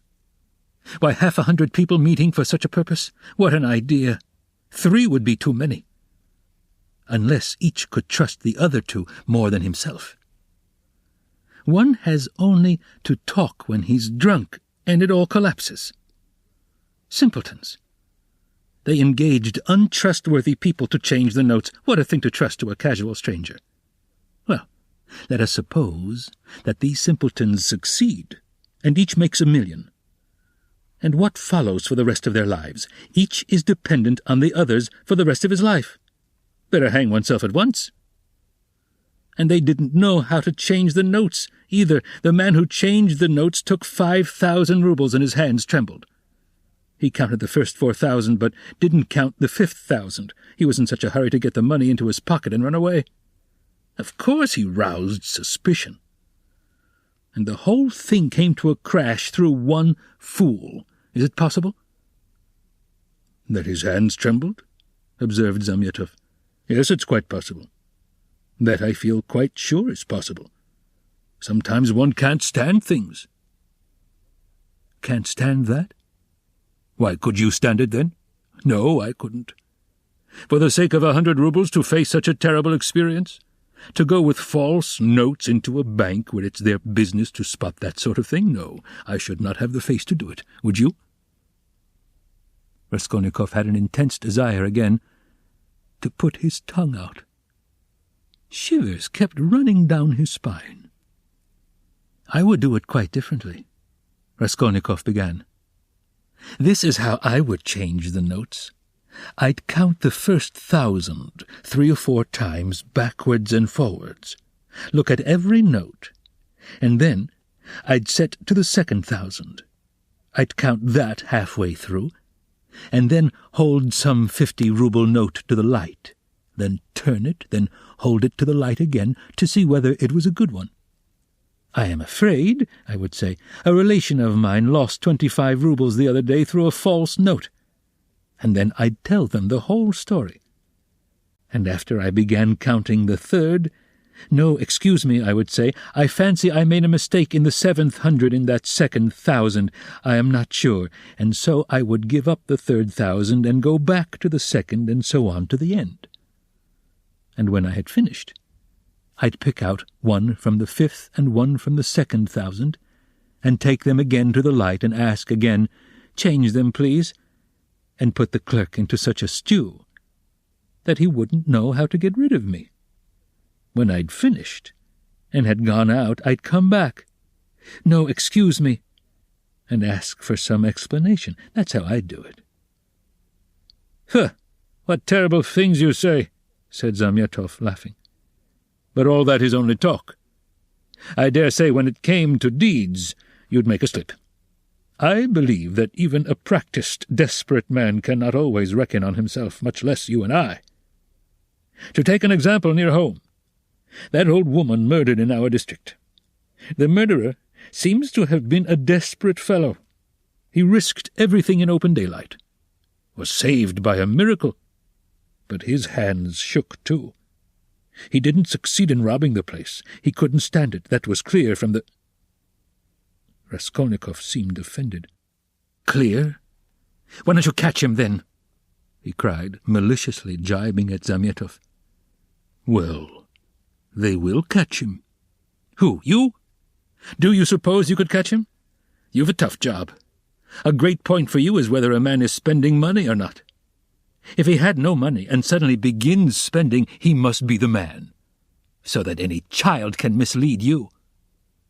"The fact is, they always do that, though," answered Zamyatov. "A man will commit a clever murder at the risk of his life, and then at once he goes drinking in a tavern. They are caught spending money. They are not all as cunning as you are. You wouldn't go to a tavern, of course." Raskolnikov frowned and looked steadily at Zamyatov. "You seem to enjoy the subject, and would like to know how I would behave in that case, too?" he asked with displeasure. "I would like to," Zamyatov answered firmly and seriously. Somewhat too much earnestness began to appear in his words and looks.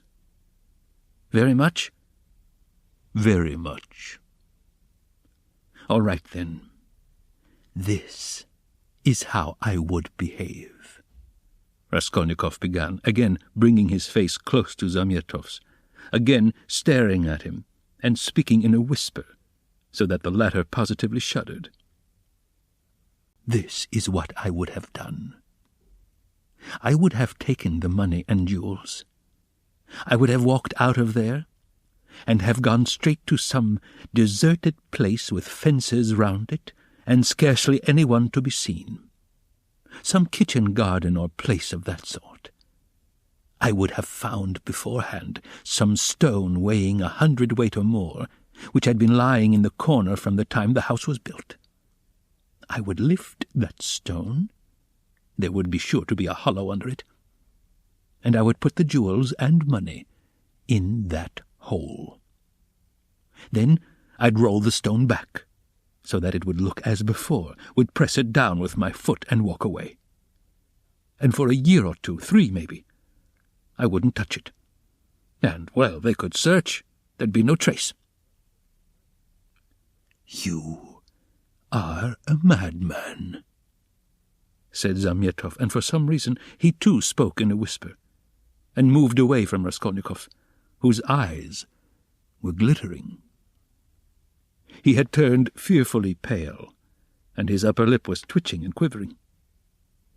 He bent down as close as possible to Zamyatov and his lips began to move without uttering a word. This lasted for half a minute. He knew what he was doing, but could not restrain himself. The terrible word trembled on his lips, like the latch on that door.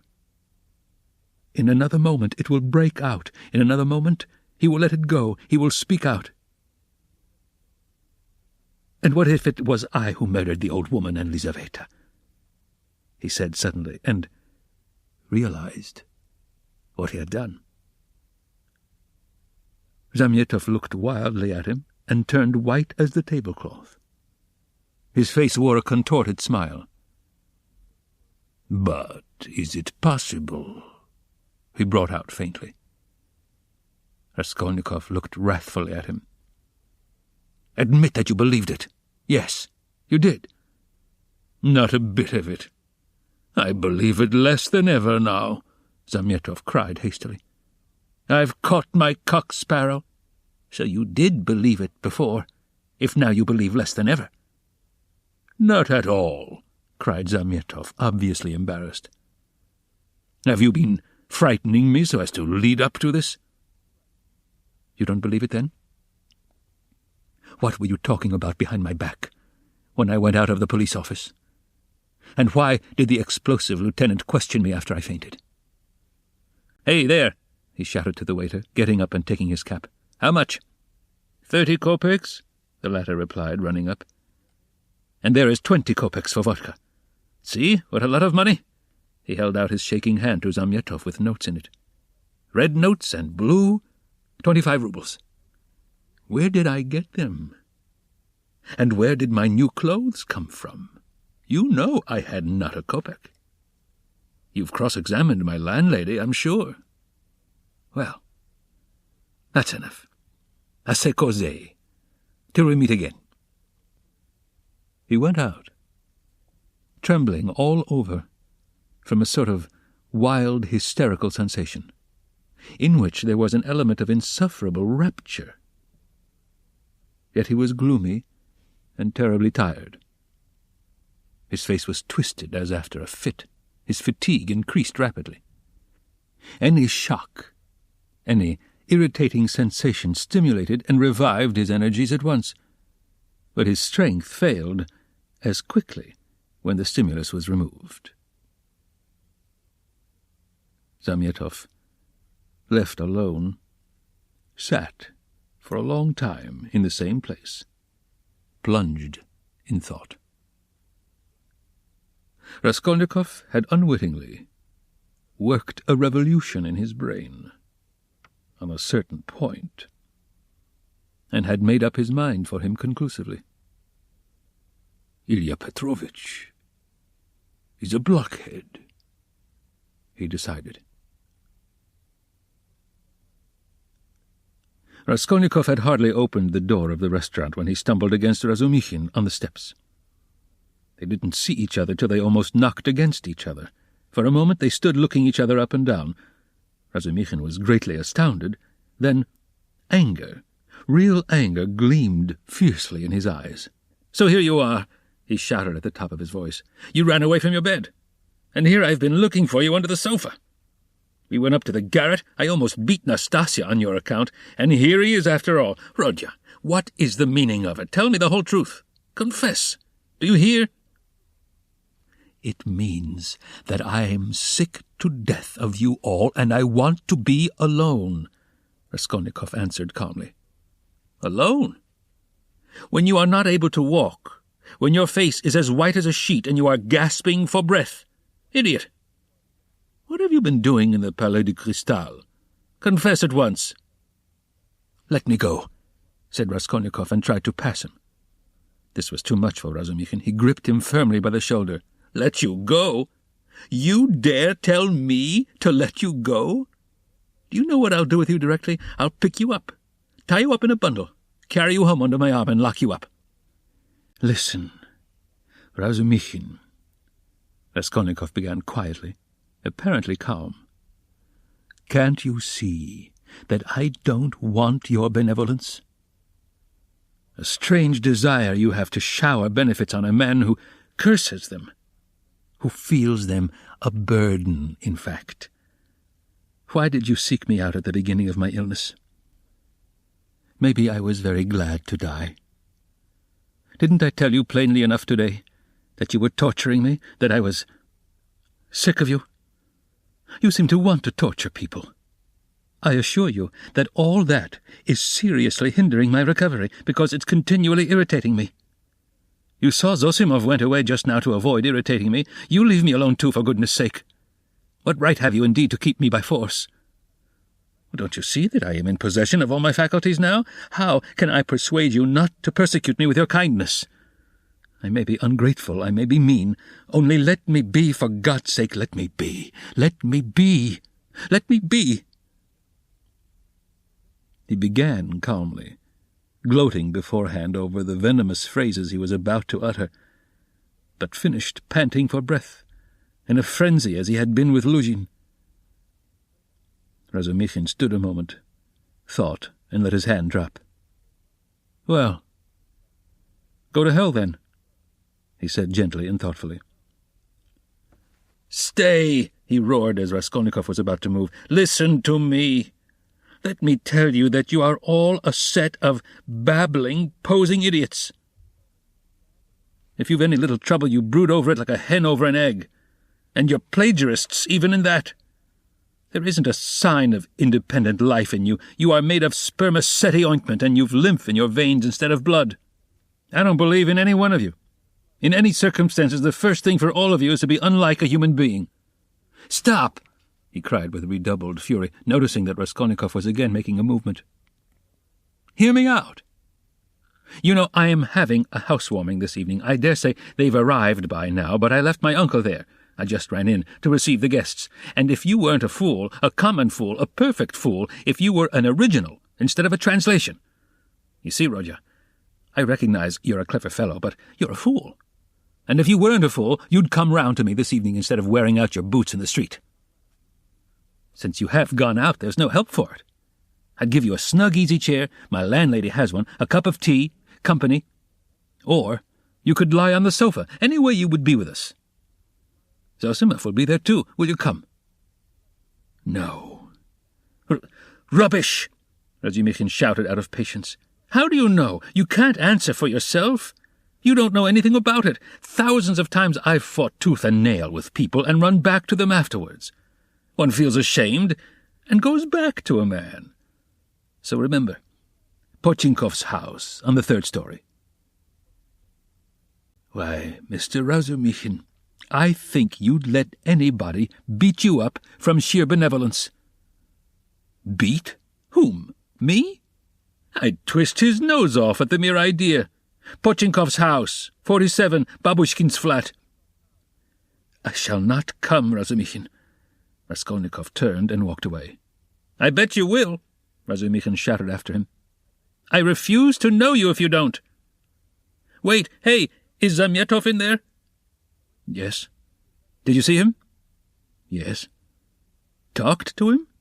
"Yes." "What about?" "Confound you, don't tell me then. Pochinkov's house, 47, Babushkin's flat, remember." Raskolnikov walked on and turned the corner into Sadovy Street. Razumikhin looked after him thoughtfully. Then, with a wave of his hand, he went into the house, but stopped short of the stairs. "Confound it!" he went on almost aloud. "He talked sensibly, but yet I am a fool. As if madmen didn't talk sensibly. And this was just what Zosimov seemed afraid of." He struck his finger on his forehead. "What if... How could I let him go off alone? He may drown himself. Ugh, what a blunder. I can't." And he ran back to overtake Raskolnikov. But there was no trace of him. With a curse, he returned with rapid steps to the Palais du Cristal to question Zamyatov. Raskolnikov walked straight to X Bridge, stood in the middle, and leaning both elbows on the rail, stared into the distance. On parting with Razumikhin, he felt so much weaker that he could scarcely reach this place. He longed to sit or lie down somewhere in the street. Bending over the water, he gazed mechanically at the last pink flush of the sunset, at the row of houses growing dark in the gathering twilight, at one distant attic window on the left bank, flashing as though on fire in the last rays of the setting sun, at the darkening water of the canal, and the water seemed to catch his attention. At last, red circles flashed before his eyes. The houses seemed moving. The passers-by, the canal banks, the carriages, all danced before his eyes. Suddenly he started, saved again perhaps from swooning by an uncanny and hideous sight. He became aware of someone standing on the right side of him. He looked, and saw a tall woman with a kerchief on her head, with a long, yellow, wasted face, and red, sunken eyes. She was looking straight at him, but obviously she saw nothing and recognized no one. Suddenly, she leaned her right hand on the parapet, lifted her right leg over the railing, then her left, and threw herself into the canal. The filthy water parted and swallowed up its victim for a moment. But an instant later the drowning woman floated to the surface, moving slowly with the current, her head and legs in the water, her skirt inflated like a balloon over her back. "A woman drowning! A woman drowning!" shouted dozens of voices. People ran up. Both banks were thronged with spectators. On the bridge people crowded about Raskolnikov, pressing up behind him. "Mercy on it! It's our Afrosinya!" a woman cried tearfully close by. "Mercy! Save her! Kind people, pull her out!" "A boat! A boat!" was shouted in the crowd. But there was no need of a boat. A policeman ran down the steps to the canal, threw off his great coat and his boots, and rushed into the water. It was easy to reach her. She floated within a couple of yards from the steps. He caught hold of her clothes with his right hand, and with his left seized a pole which a comrade held out to him. The drowning woman was pulled out at once. They laid her on the granite pavement of the embankment. She soon recovered consciousness, raised her head, sat up and began sneezing and coughing, stupidly wiping her wet dress with her hands. She said nothing. "She's drunk herself out of her senses," the same woman's voice wailed at her side. "Out of her senses. The other day she tried to hang herself. We cut her down. I ran out to the shop just now, left my little girl to look after her, and here she's in trouble again. A neighbour, gentleman neighbour, we live close by, the second house from the end. See, yonder." The crowd broke up. The police still remained round the woman. Someone mentioned the police station. Raskolnikov looked on with a strange sensation of indifference and apathy. He felt disgusted. No, that's loathsome. Water. It's not good enough, he muttered to himself. "Nothing will come of it," he added. "No use to wait. What about the police office? And why isn't Zamyetov at the police office? The police office is open till 10 o'clock. He turned his back to the railing and looked about him. "Very well, then," he said resolutely. He moved from the bridge and walked in the direction of the police office. His heart felt hollow and empty. He didn't want to think. Even his depression had passed. There was not a trace now of the energy with which he had set out to make an end of it all. Complete apathy had succeeded to it. "Well, it's a way out of it," he thought, walking slowly and listlessly along the canal bank. "Anyway, I'll make an end, for I want to. But is it a way out? What does it matter? There'll be the square yard of space. Huh! But what an end. Is it really the end? Shall I tell them or not? Oh, damn! How tired I am! If I could find somewhere to sit or lie down soon. What I am most ashamed of is its being so stupid. But I don't care about that either. What idiotic ideas come into one's head? To reach the police office, he had to go straight forward and take the second corner to the left. It was only a few paces away, but at the first corner he stopped and, after a minute's thought, turned into a side street and went 2 streets out of his way, possibly without any reason, or possibly to delay a minute and gain time. He walked, looking at the ground. Suddenly, someone seemed to whisper in his ear. He lifted his head and saw that he was standing at the very gate of that house. He had not passed it. He had not been near it since that evening. An overwhelming, unaccountable urge drew him on. He went into the house, passed through the gateway, then into the first entrance on the right, and began mounting the familiar staircase to the 4th story. The narrow, steep staircase was very dark. He stopped at each landing and looked round him with curiosity. On the first landing, the framework of the window had been taken out. That wasn't so, then, he thought. Here was the flat on the 2nd story, where Nikolai and Dmitri had been working. It's shut up and the door newly painted. So it's to let. Then the 3rd story, and the 4th. Here. He was perplexed to find the door of the flat wide open. There were men there. He could hear voices. He hadn't expected that. After brief hesitation, he mounted the last stairs and went into the flat. It, too, was being done up. There were workmen in it. This seemed to amaze him. He somehow fancied that he would find everything as he left it, even perhaps the corpses in the same places on the floor. And now bare walls, no furniture. It seemed strange. He walked to the window and sat down on the window-sill. There were 2 workmen, both young fellows, but one much younger than the other. They were papering the walls with a new white paper covered with lilac flowers instead of the old dirty yellow one. Raskolnikov, for some reason, felt horribly annoyed by this.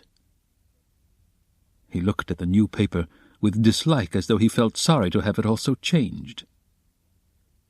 The workmen had obviously stayed beyond their time, and now they were hurriedly rolling up their paper and getting ready to go home.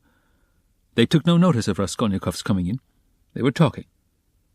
Raskolnikov folded his arms and listened. "She comes to me in the morning," said the elder to the younger, "very early, all dressed up.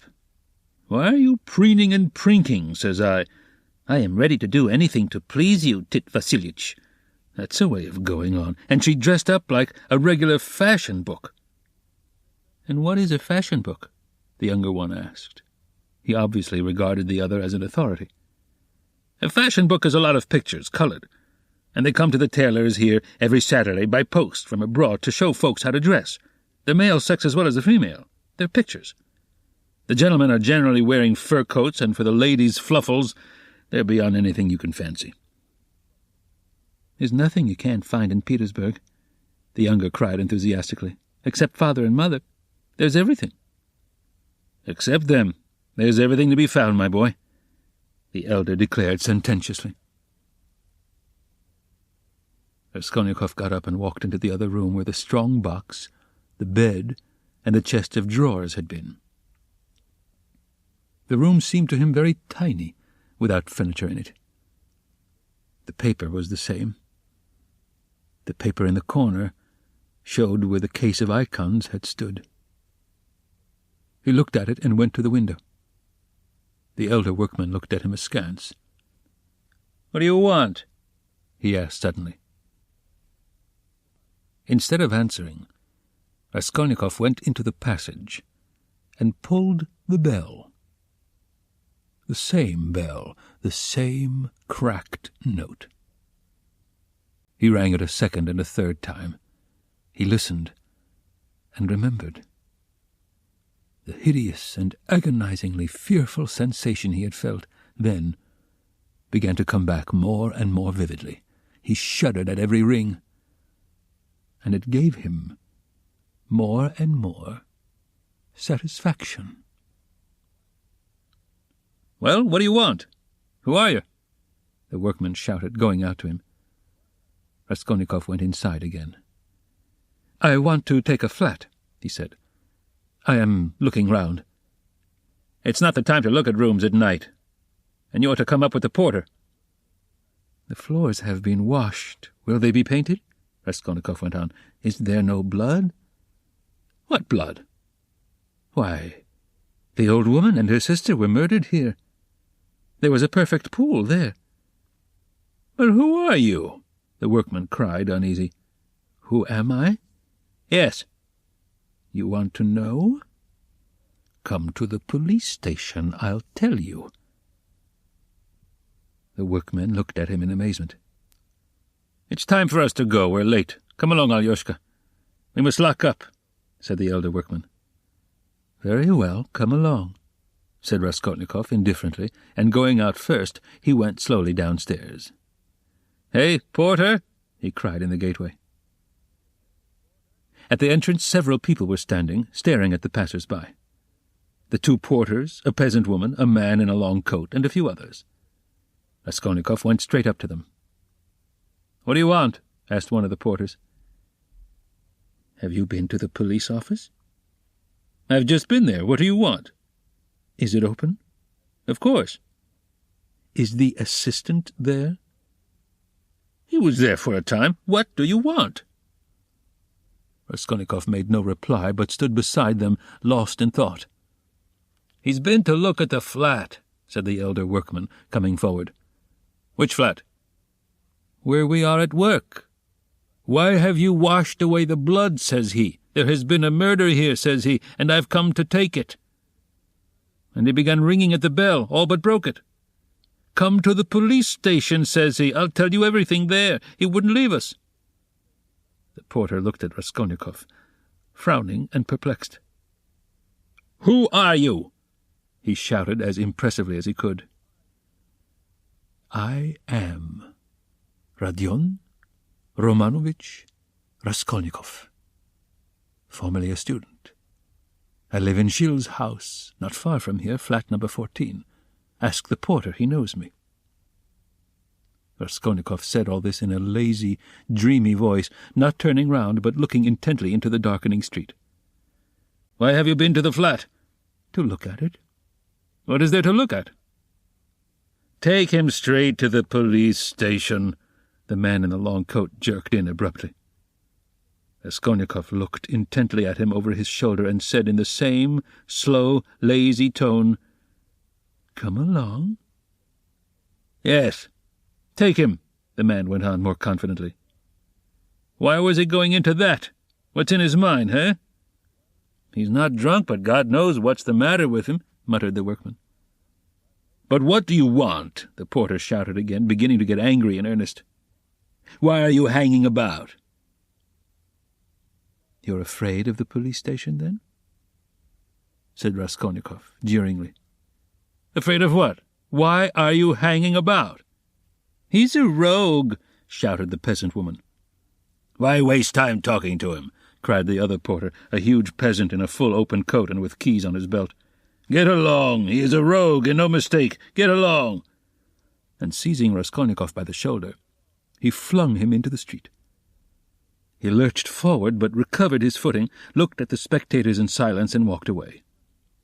"Strange man," observed the workman. "There are strange folks about nowadays," said the woman.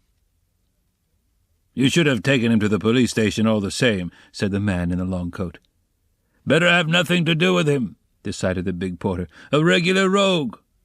Just what he wants, you may be sure, but once take him up, you won't get rid of him.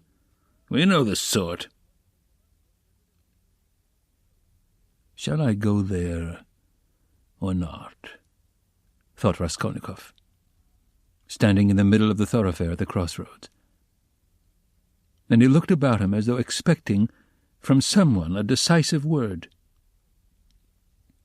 But no sound came. All was dead and silent. like the stones on which he walked. Dead to him alone. All at once, at the end of the street, 200 yards away, in the gathering dusk, he saw a crowd and heard talks and shouts. In the middle of the crowd stood a carriage. A light gleamed in the middle of the street. "What is it?" Raskolnikov turned to the right and went up to the crowd. He seemed to clutch at everything, and smiled coldly when he recognized this. For he had fully made up his mind to go to the police station, and knew that it would all soon be over.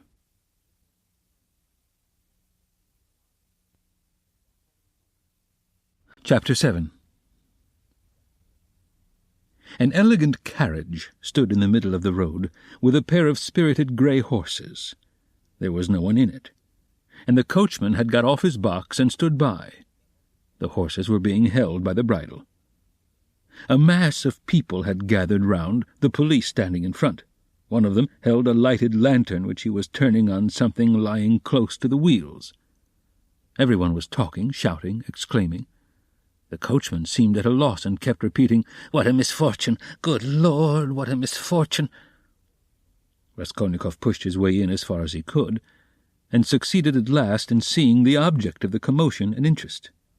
On the ground, a man who had been run over lay apparently unconscious, and covered with blood.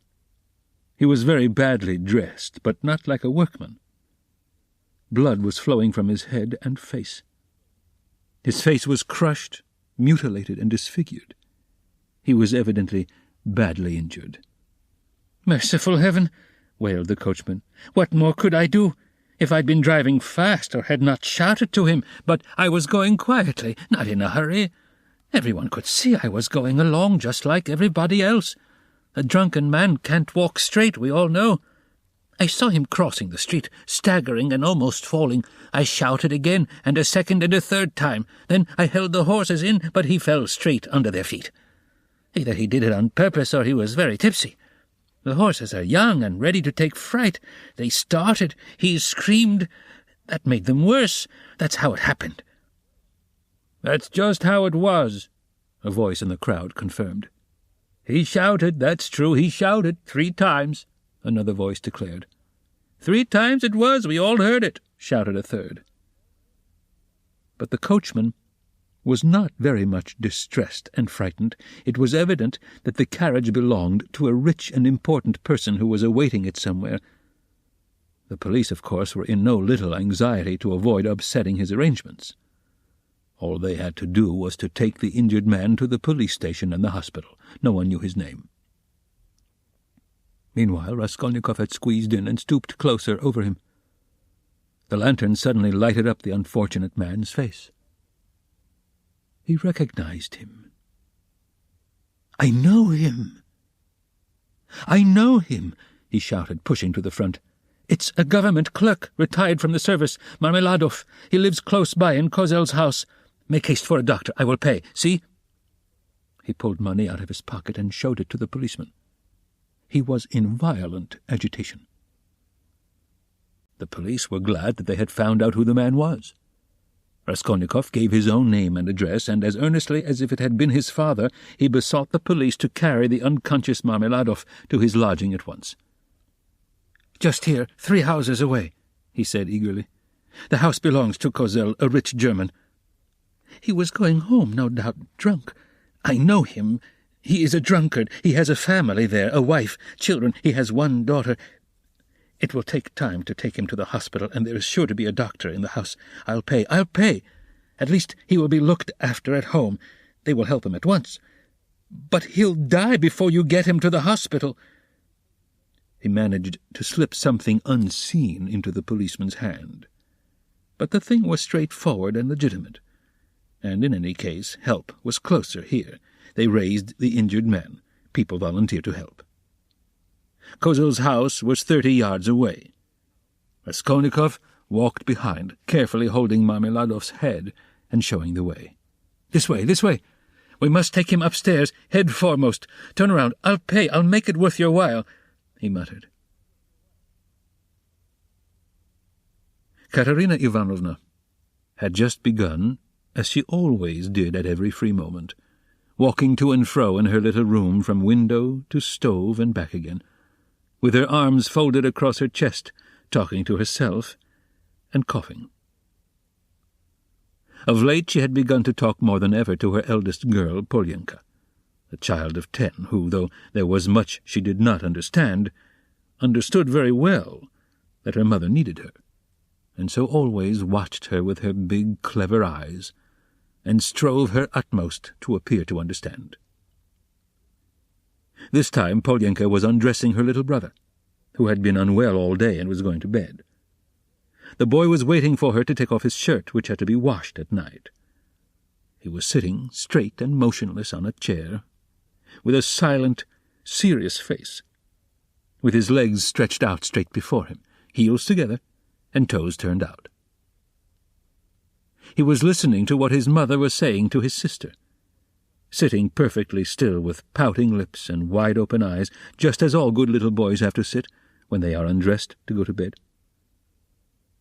A little girl, still younger, dressed literally in rags, stood at the screen waiting for her turn. The door onto the stairs was open, to relieve them a little from the clouds of tobacco smoke which floated in from the other rooms and brought on long terrible fits of coughing in the poor consumptive woman. Katerina Ivanovna seemed to have grown even thinner during that week, and the hectic flush on her face was brighter than ever.